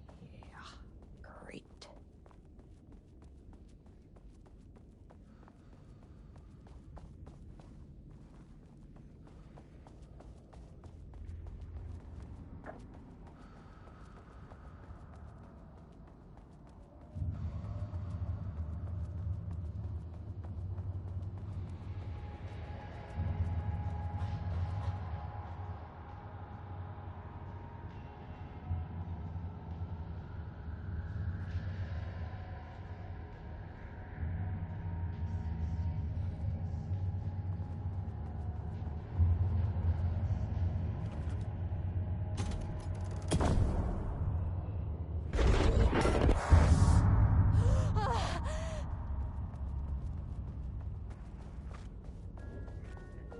He booked the lab. Some big experiment tomorrow. I can't find the details anywhere. That bastard is hiding them. All those years, he steals credit for my ideas and my work, and now he's scared of being plagiarized? Oh, that is really fucking rich, Jules. Oh, and he's reportedly misplaced the manuscript pages I need for my work. Suddenly, the exact pages that I need to reference have just vanished. He is actively impeding critical bureau research. I mean, if he can do that, then what is stopping me from going down to that lab? And I don't know, just inverting the amplifiers or misaligning the receivers or both. It's the same thing in principle.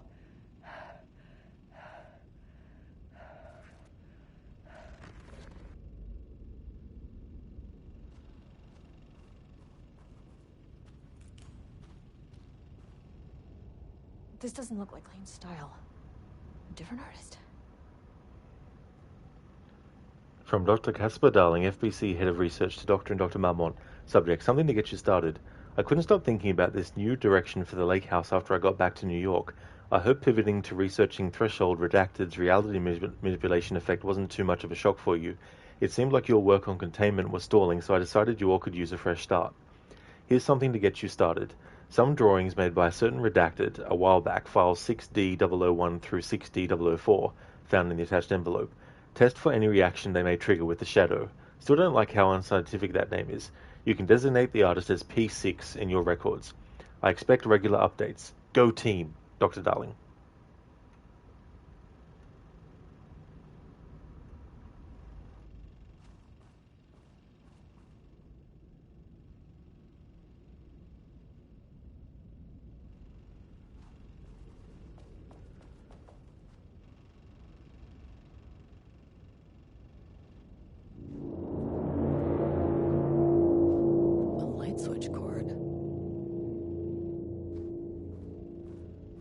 Before I do that, though, I just want to have a look around this area quickly. Exactly, Amita. When I first made that emote, I was wondering, should I actually just leave it as the black bar, or should I actually put redacted text over it so that when it gets used, people actually know what it is? So I've got it like that, and I've had it like that for a while, so I don't know if I'm going to fix, well, not fix it, but I don't know if I'm going to change that later or not.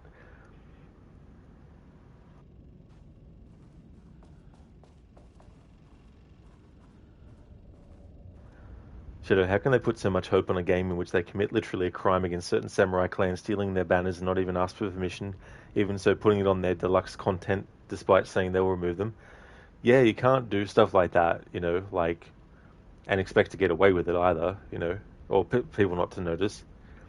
On Okioni, as much as I do like Alan Wake 2, Alan Wake 1 I think is better, and it's definitely more of my favorite. Mr. Epic, it's so sad Ubisoft became like Volition of all people wanted was back to the roots Saints Row game. Instead we got a bunch of teen nagging about student loans and what happened after the whole studio got shut down. Some fire went to the Borderlands dev, and all that could have been avoided if they didn't mock the fans and make a game the fans begged for years. Yeah, you know, like, I don't know. Like, if you own a burger shop and you just make burgers and you have a customer come in and ask for a burger and you say, why should I give you a burger for? Well, this is why I came here, to get the burger. Yeah, but why should I give you a burger for? It's like, well, this is a burger shop. You sell burgers here, don't you? I like burgers. I'd like to buy a burger from you. Like, you know, when a product is being made, it's usually being made for the people. Now, on some level, the person making it is also making it for themselves, of course. You know, and it's still good to make things that you would want to, you know, see made. But you're also making something for someone else as well, you know. So if you, using the burger analogy, if you don't like a certain, like if you don't like onions on your burger yourself, and you own a burger restaurant and you're making a burger, you're not going to tell the people who don't want onions on their burger to go fuck themselves. You know what I mean? Because that's just something that, you know, not everyone's going to like that stuff. Hey there, Crooked. Steps out of the shadows. How's the DLC going so far? It's actually going pretty good, Crooked. Yeah, there's a lot to it, which is nice. A lot of really cool references to not only Control and things in Alan Wake 2, but also Alan Wake 1 as well. But yeah, it's going pretty good. Hey there, Troll. How's things? Quick lesson on light switch cords. If you find one, pull it 3 times.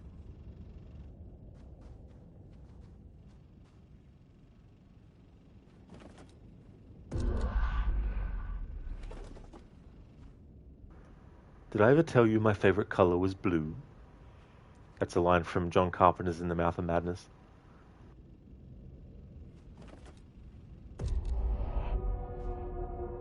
The Ocean View Motel is a dimensional intersection. The doors from the lobby can lead anywhere, but I didn't end up in the lobby this time, which was definitely unusual. Yes, this motel.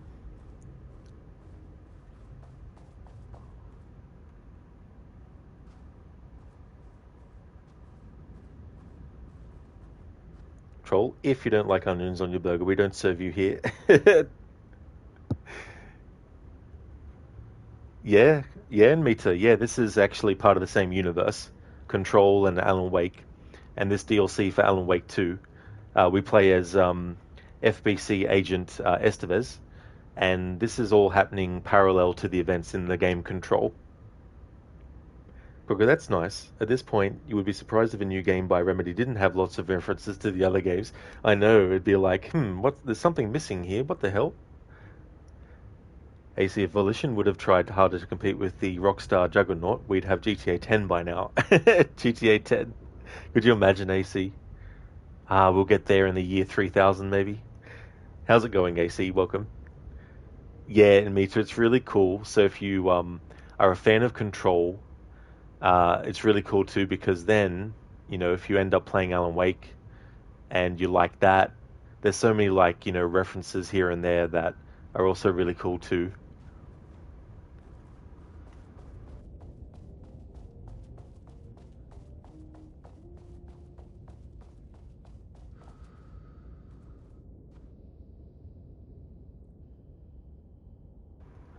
I wonder now if in Control there's that symbol on one of the doors. Control Artie is clearly the GOAT. Artie is fucking amazing. Like a DLC where you play as him would be cool, especially all the different sayings that he could say. Because I love his sayings. They don't all make sense, but I think that's the point. But I think they're great.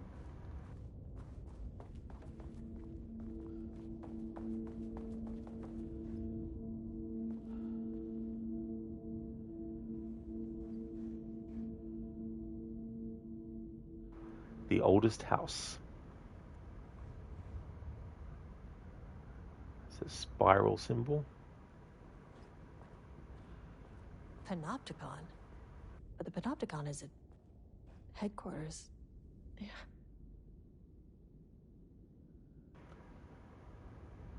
It's Panopticon. Mr. Epic, yeah, they were trolling the old fans with shit posts of haters gonna hate. It's funny because the fans did the same thing back to them when the studio got shut down. Artie is amazing, like his song. Yeah. The actor who plays him is really cool too. I haven't seen him in anything outside of Alan Wake 2 and Control, but yeah, is great.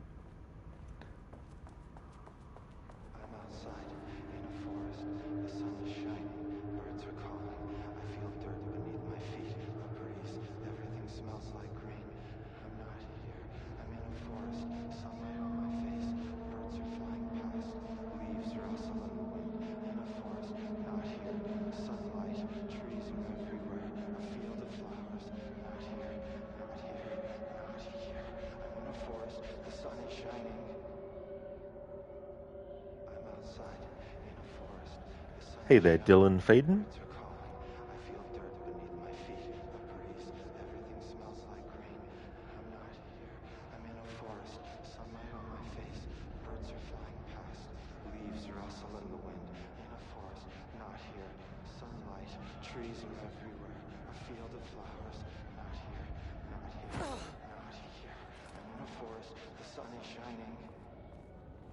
Troll, everything smells like rain. Rain has no smell though. Yeah, I guess maybe it's what the rain is hitting.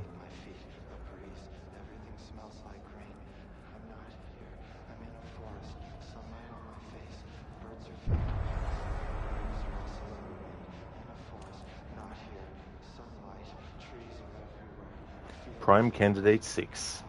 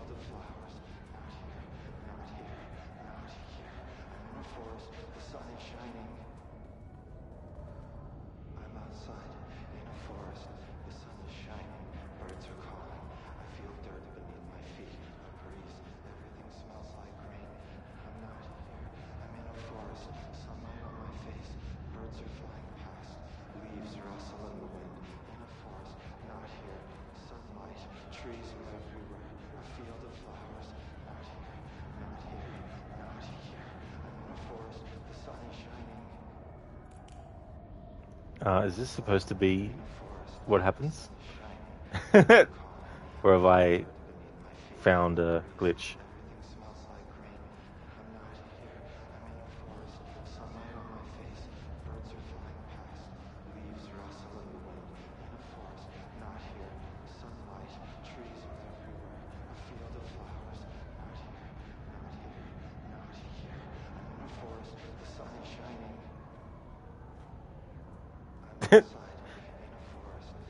Outside, all right. Outside of bounds.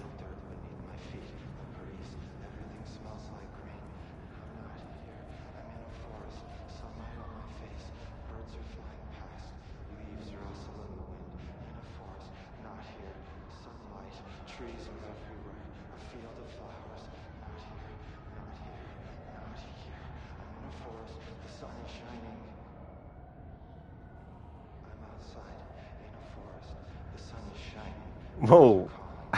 Estevez, are your arms okay?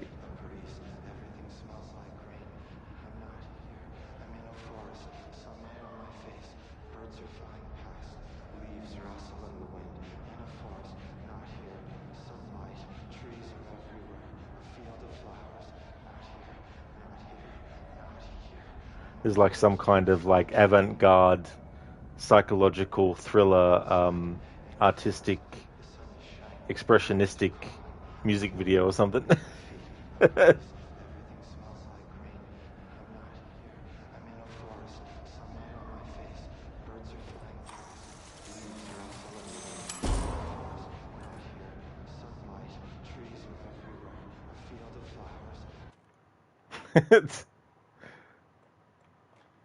Load. Okay, if I go to exit to main menu, that will go to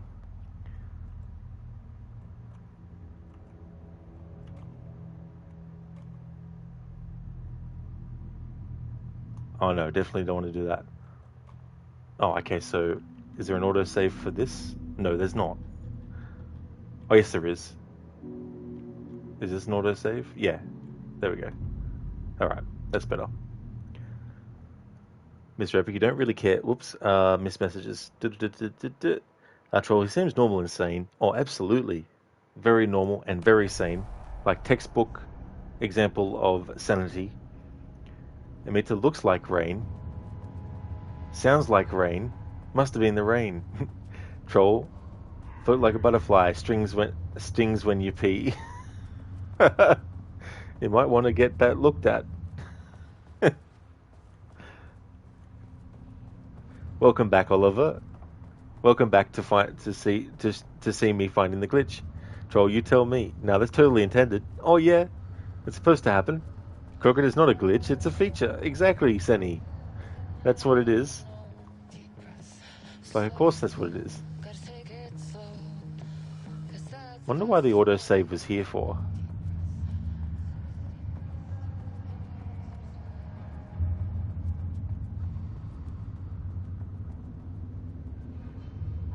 Doesn't really make sense. Would have thought it would be before we entered the part where Jesse Faden was. Although it doesn't look like him.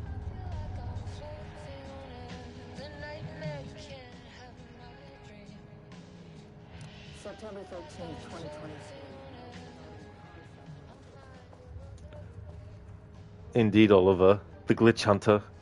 Mr. Epic, you don't really care about Volition shutting down, and this coming from a fan of studios for years, but after what they did to the fans, you're like, yeah, I don't care. The only thing you feel bad about is the fact that we'll never get a new Saints Row game, and man, that sucks. Yeah, although, I mean, you never know. Like, maybe down the line, but who knows? It is so metal, Crooked, I know, right? We just need some Poets of the Fall happening. She seems fine, 100% troll. Oliver, just a little epilepsy, a wee stroke, lol. That's all it is, just a little bit of that. Crooked, we're about to witness the black hole.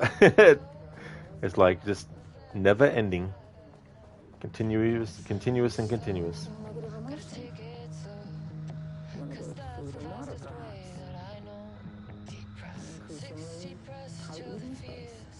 Hang on.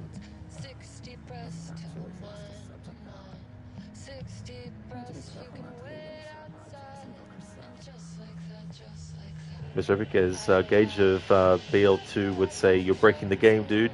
It's like, why are you breaking it for? Cook, we need a remedy for these glitches. You're not wrong there. 100%.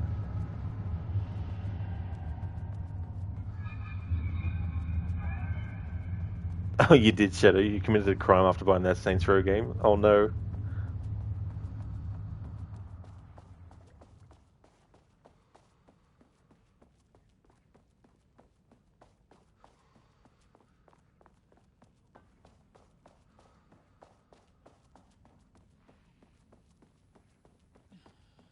Wish the elevator would stop moving.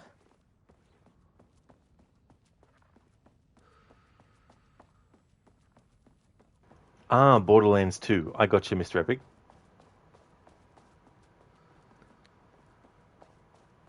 Troll, what do you mean Saints Row 3? Well, technically Get Out of Hell is the last Saints Row game. There's never made another. Yeah, I don't know too much about that series. I never even played the first one. Kieran, you had a glitch in GTA 5 where it deleted all your save progress? Ouch. Bloody hell. Like, I hate when that happens in games.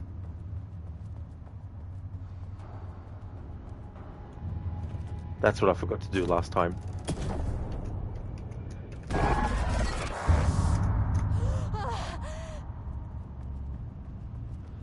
Hey there, Twisted Clouds. Thank you so very much for the raid. Welcome to you and your raiders. I hope you had a great stream of Firefighting Simulator, the squad. I hope it went well. Just doing the Lake House DLC for Alan Wake 2. I was going to do it off stream when it came out, but I never got around to it, so I decided, well, I may as well do a stream of it, because I finished one game earlier today, and before I start tomorrow's game, I thought I want to do something in between, so here we are. Hey there, Rich Tat Guy. Welcome on into you.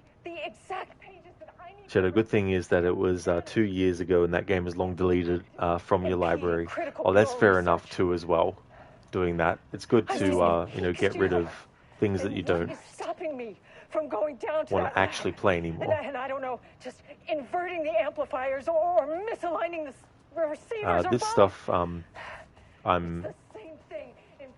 we've already heard this before, so just need to wait for it to finish. And then the light switch needs to appear.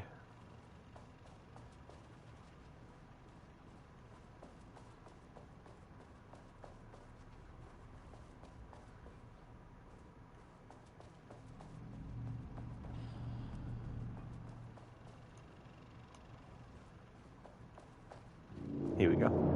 Light switch cord. Quick lesson on light switch cords. If you find one, pull it 3 times.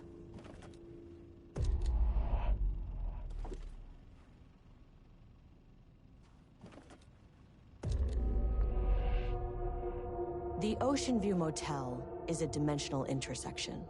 The doors from the lobby can lead anywhere, but I didn't end up in the lobby this time, which was definitely unusual. Not as unusual, Estevez, in the part that we got you into when the glitch happened and I went out of bounds. Panopticon?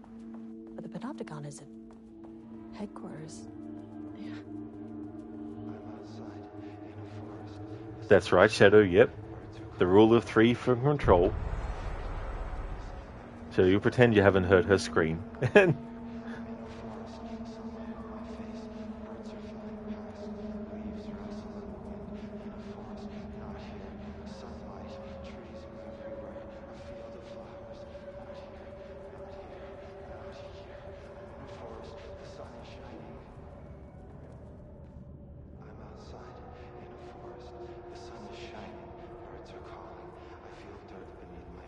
Nice one, Rosie.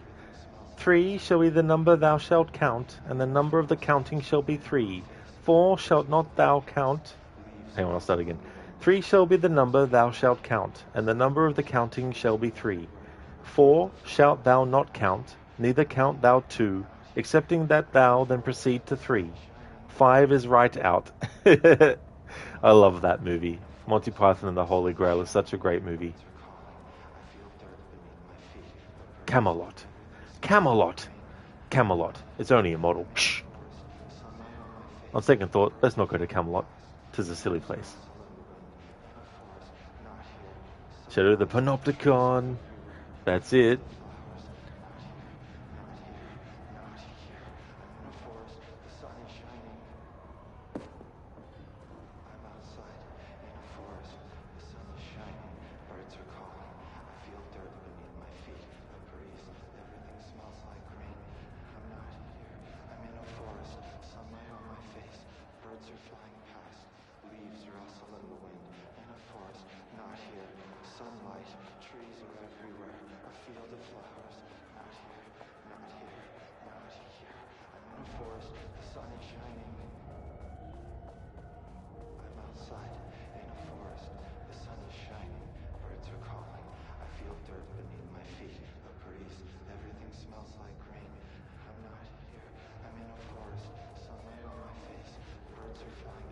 Troll, you do like the Holy Grail. You like the Life of Brian more, though. That's definitely fair. Yeah, Life of Brian is also such an amazing Monty Python movie. Because if you like Saints Row 4, you get that the superpowers is not for everyone, but you thought like this, we get one over-the-top Saints Row game, and then they're going to reboot the franchise and go back to what it was like in part 1 and 2. But man, whatever you thought of the reboot, you never thought the game would be so bad and cringe. Man, that game was boring. That really sucks that it turned out like that, especially if you're a fan of the franchise. Because you want franchises to improve as they go along.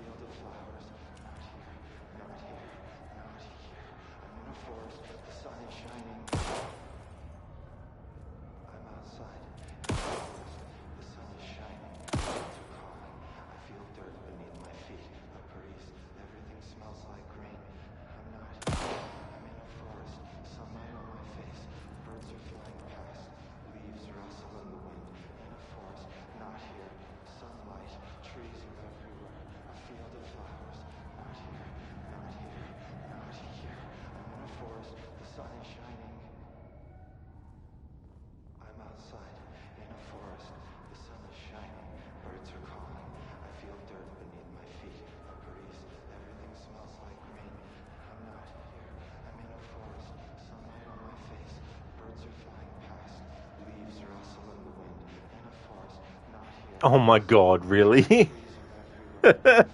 After all that, it's a prompt that wasn't appearing.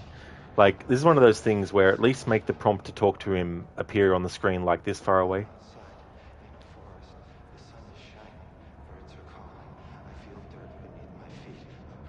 I'm Agent Kieran Estevez, Federal Bureau of Control. Identify yourself.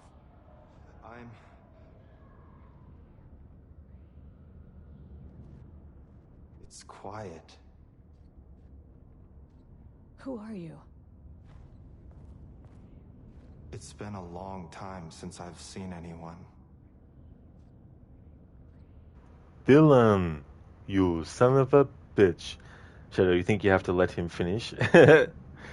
He goes on and on and on.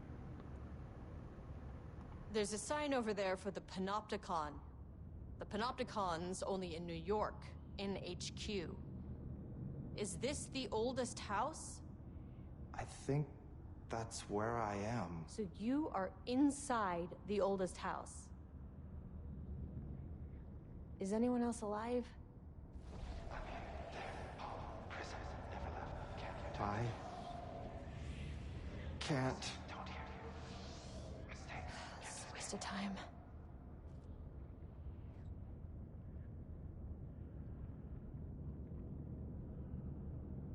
This is an FBC containment unit. Why is the Bureau detaining you? I'm where I belong. Everyone I meet here is either a painting or a paracriminal. Hey, this is important. FBC headquarters went dark 4 years ago. What exactly happened in there? We were attacked.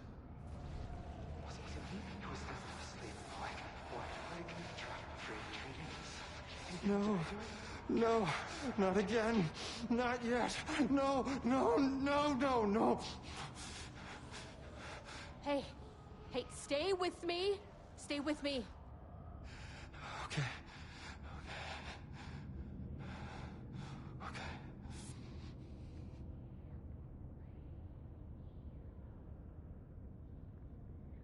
Whoa. So I thought that the events of this were happening parallel to Control, but 4 years later, and the oldest house is still in lockdown? Damn, I wonder what's happening. Although I'm sure Control 2 will actually explain that. Rosie Dr. Lecter.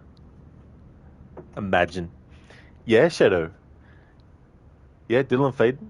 Except in Control, of course, he had no hair and no beard, but he grew all that back. So yeah, 4 years later is when Alan Wake 2 takes place.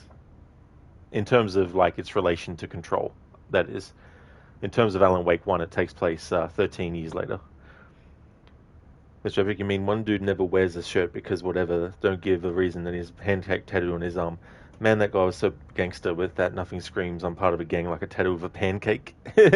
He might have enjoyed pancakes a lot.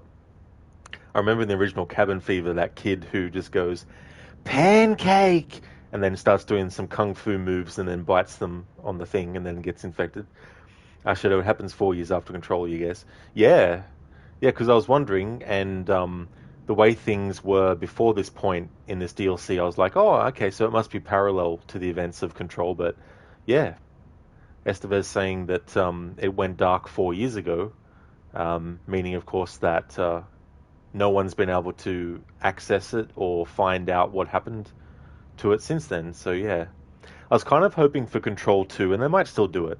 For Control 2, it would have been cool to have a little bit of an open worldness, not like a full open world, but what I mean to say is, let's say there's an AWE that happens in a certain part of the country. That part of the story would take you there, and then you investigate it, and you find out what happened, and all that kind of stuff. But then again, maybe they could save that for a different character, and have it be a different type of game as well. Anyway. Yeah, Kieran, I thought it was interesting as well. And makes you wonder if Jesse is here. Yeah, I mean, that's the big question too, because, the way that Control ends, even after the 2 DLC that you play, So yes, Estevez found Jesse's brother, and she doesn't even know her well. That's true, yet. What attacked the oldest house? I need to know. Something's changing. Outside. Can you feel it? I can hear it. It's getting worse. You can't stay, can you? Hold on. For Wellington, I need to know if I can...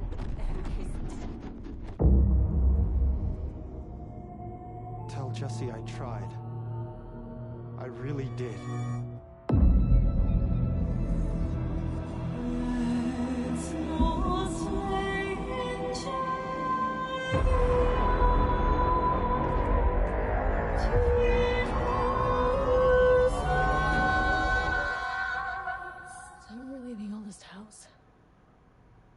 Wrong somehow. At least my voice is back to normal. Remedy, what a great way to put a teaser for Control 2 into this. I mean, yeah, referencing Control 2 is a teaser, but I mean to say like an actual mini sort of like teaser trailer within. That was quite well done. So this is a spoiler for Control, but at the end of Control, Dylan's actually in a coma, and he's bald with no mustache or beard. And that dialogue says to me that there's something that is going on that has affected things not only in the oldest house, but also a bit further reaching, like maybe the whole city, or maybe other parts of the world, who knows. But that's cool.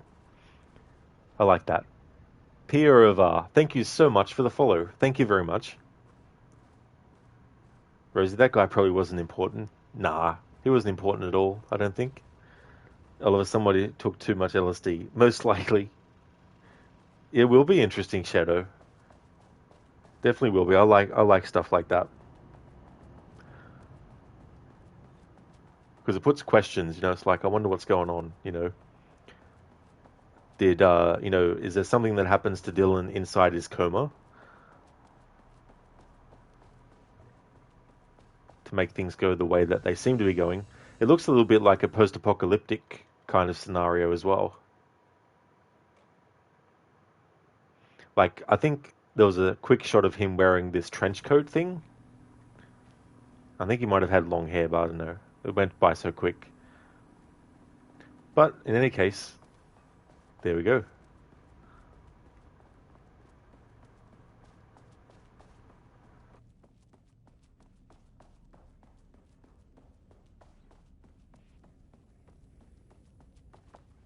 That's right, the elevator's not here, it's down this way.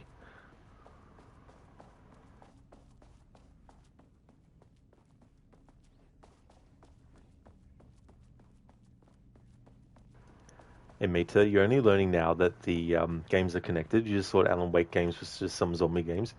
Yeah, it's quite clever, because you have things in Alan Wake that aren't really given like a quote-unquote scientific or exact explanation or name. And so Control is able to take those elements and actually give a name to them. You know, like para-utilitarian, for example, is something that, you know, doesn't get mentioned in Alan Wake 1, but in Control, that phenomena matches, you know, what the things are in Alan Wake 1, you know, so I think that was quite clever. It's a good way to branch out with your franchise too and expand. And like, you can do so many genres. Like, you could do like a first-person shooter, you could do like a side-scrolling beat-em-up in the Remedy universe. You know, the possibilities of that kind of stuff are pretty endless.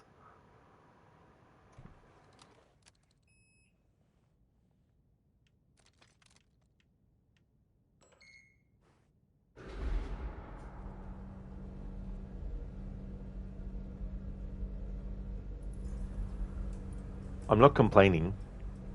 In terms of like stream time, I wasn't expecting...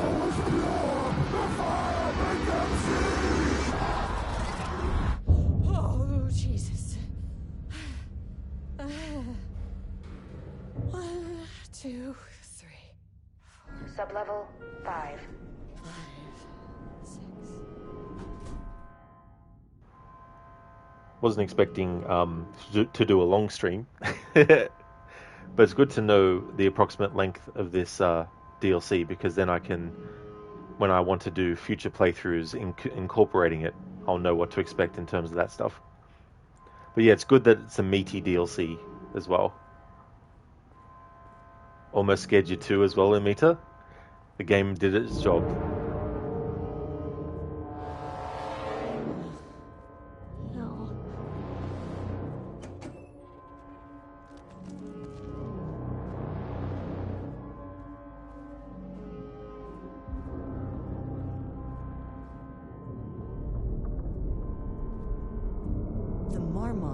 Had opened the door into Cauldron Lake's threshold. It was forced, it was unstable. Shutting the experiment down was the only option.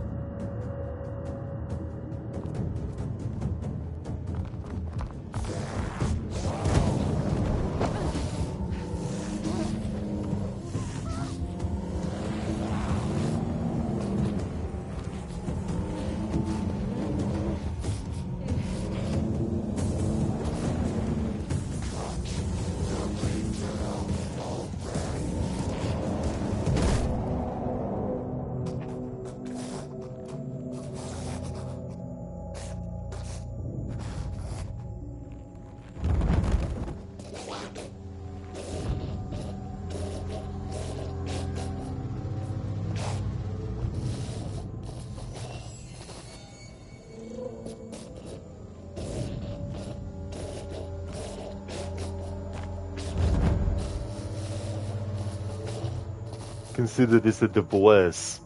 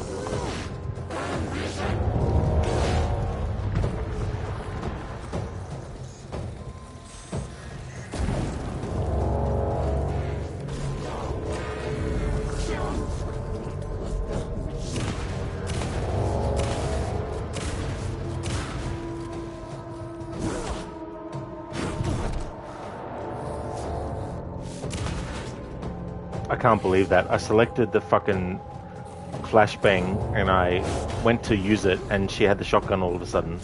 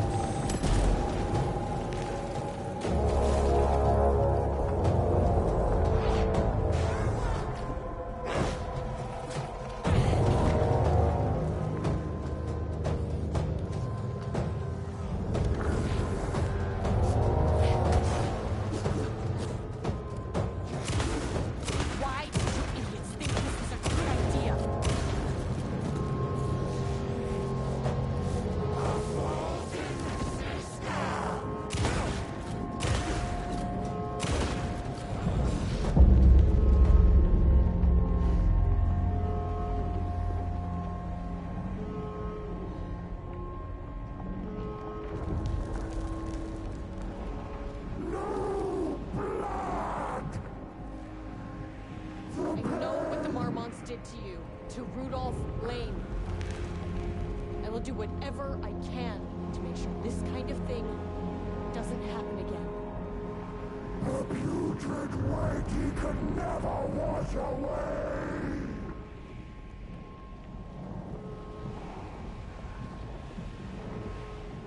The Marmonts are dead.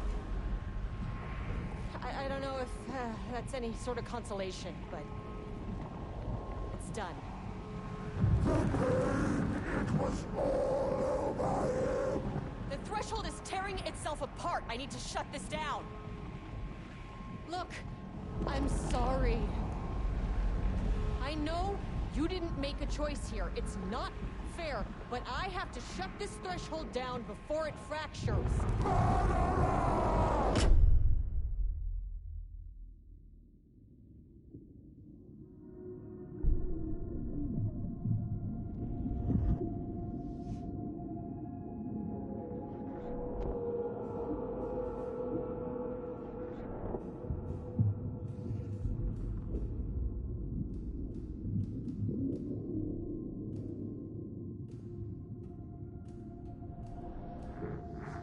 Agent Estevez stood in the forest just outside of Bright Falls. She watched her team detain Alan Wake and Elmo Koskinen, stuffing them into black SUVs. She realized this was the moment Wake had been writing in the vision she had seen. The story was coming true. She pushed the thought out of her head. It had been a good tip, a way to find Wake. Nothing more. Alan Wake!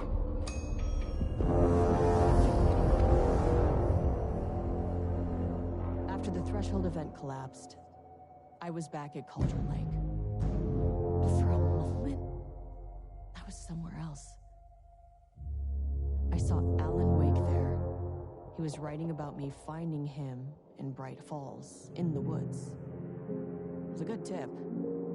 I called the surviving members of my team, and I told them to meet me there. You know, these cases, they never get less ambiguous or easier. This one, this was tough. Because protocol says entities like the Taken are monsters, threats.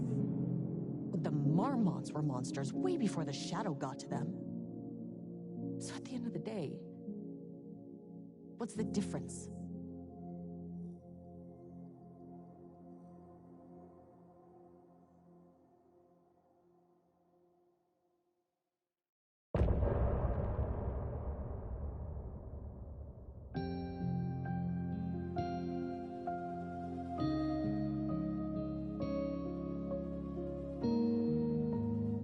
press, deep press.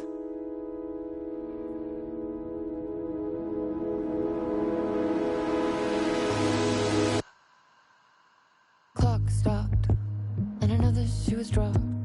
What a mess, deep press. That was pretty good. That was a good DLC, that.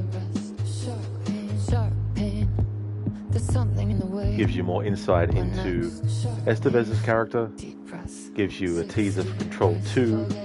Gives you a bit more information about how things are aligned timeline-wise with Alan Wake 2's story and Control's story as well. All that kind of stuff. Gotta take it slow. So there we have it. 'Cause that's the fastest way that I know. Deep press. 6 deep breaths. And there we go. That is the end of the stream. I was only doing that content. I just want to thank everyone so much for watching. I'll catch up on chat, of course, first before I actually end. That boss fight was a little bit annoying at certain points, but we got there in the end.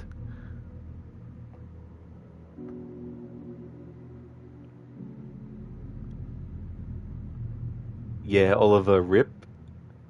Rip indeed. Quite the head bashing that she did. Rip indeed in Mita. Requiescat in pace. Rosie, now put the marbled meat in the pan. That definitely sounds like something a Taken would actually say, or a Hiss would say. Yeah, Oliver, there was a few Fs and rips there, that's for sure. And Mita, she's tough. Absolutely, yeah. It was annoying to having one of the painting enemies, but thankfully those enemies in that fight weren't too annoying. It was more just making sure I had the Black Rock grenade launcher reloaded before facing off against the other one. Exactly, Oliver, she has the high ground. Rosie, she's also got that guy ground. Nice one. Nice piggybacking off of what Oliver said to make it rhyme. Nice one, Rosie. That's good. Oliver Slenderman. I never actually watched... Didn't they do a movie of that too? F, there's one difficult boss fight.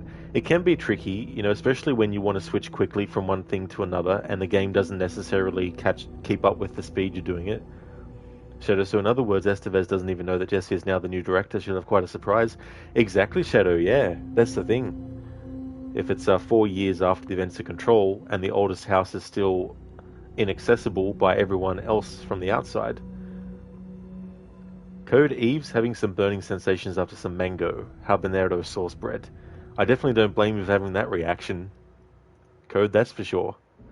I hope you're going well though. But man, yeah. They'll definitely be very, very spicy.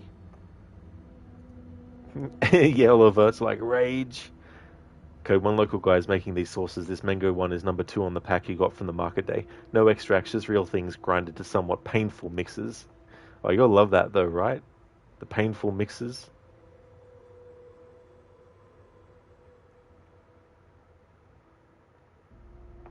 Biko Bork Bork, you're still here. You love that the next person you wish a happy birthday to, you're going to say happy Bork Day instead.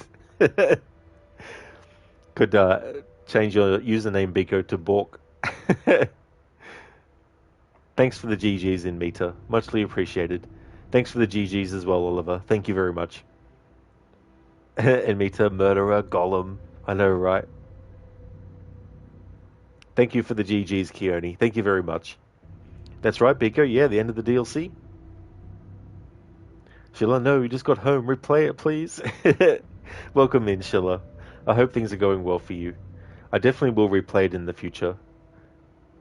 It seems like it probably wouldn't be easy to do it this way, but you could probably do this content in between certain points.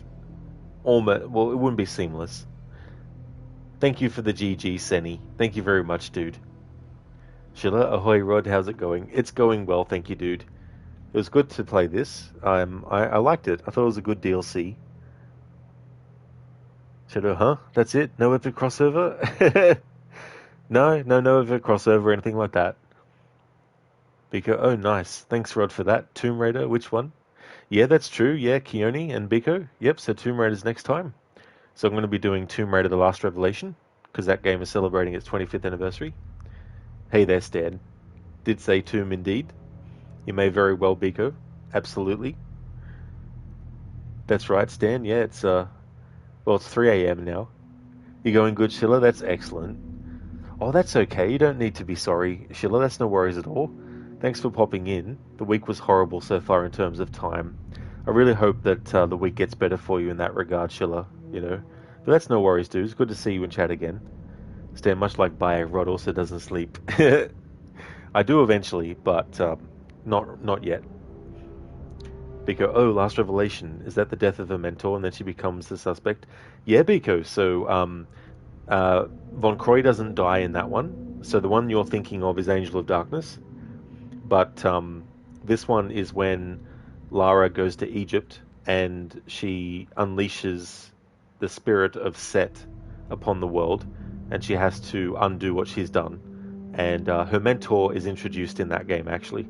The opening of the game is a flashback to 1985, when Lara was 16 and she was going on an expedition with Von Croy, and he ends up getting trapped inside this sphere thing that had the Iris artifact inside, and Lara runs off thinking that, you know, he's dead, but turns out he's not. And in Tomb Raider Chronicles, which came out after Last Revelation, you actually find out how he managed to do so, because the Iris was actually a teleportation device. So basically, he teleported out of there, which is why he survived. Redacted calm indeed. Redacted's great. You know, I definitely recommend Redacted to everyone. You know, Stan, does she set it free? Nice one, dude.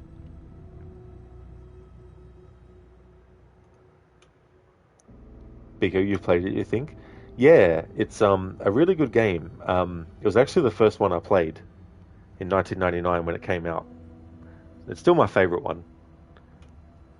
The setting's really cool too. And there's some really great, and you know, it's 1999 when the game came out, so the FMV sequences that are in that are chef's kiss though, in terms of like the aesthetic of them. A lot of you know, very sort of horror movie like sort of scenes in the cutscenes, which I like a lot, and all that kind of stuff. So there we have it, everyone. That is the end of the Lake House DLC. I just want to thank everyone so much for watching the stream. Before I end, just want to give some shout outs.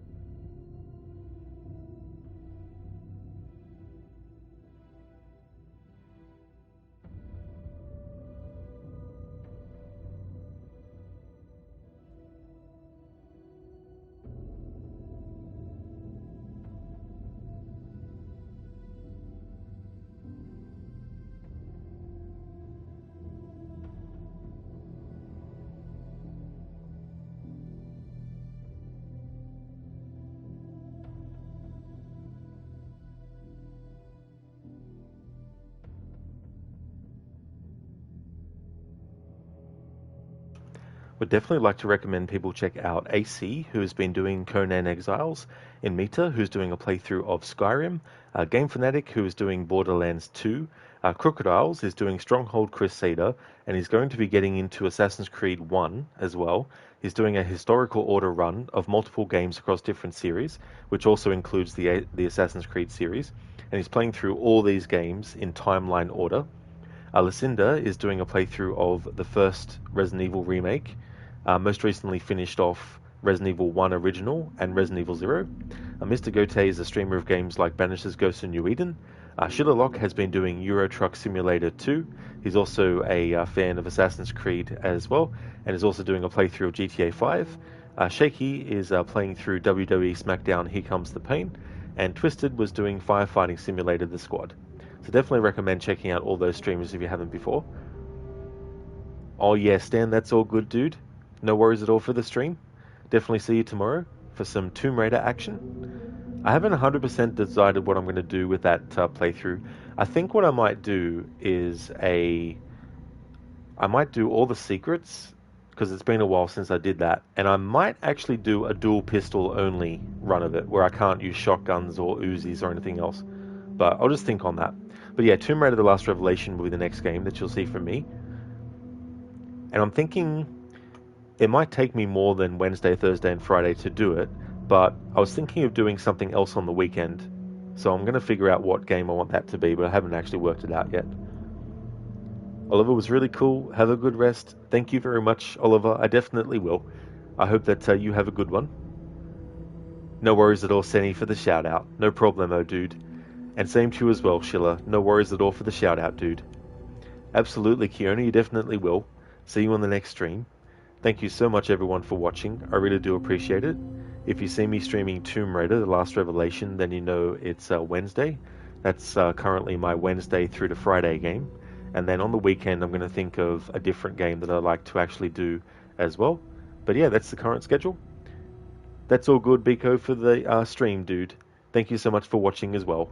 I hope that you have a good one. Hope that everyone enjoys the rest of their day. I don't think I'll raid anyone because I'm not tired to go to sleep yet, but I'm just not in a mood to raid. I'm not in a sociably raidable mood at the moment. But there are some other streamers that I have raided in the past that I would definitely recommend, so I'll also give them shout outs as well.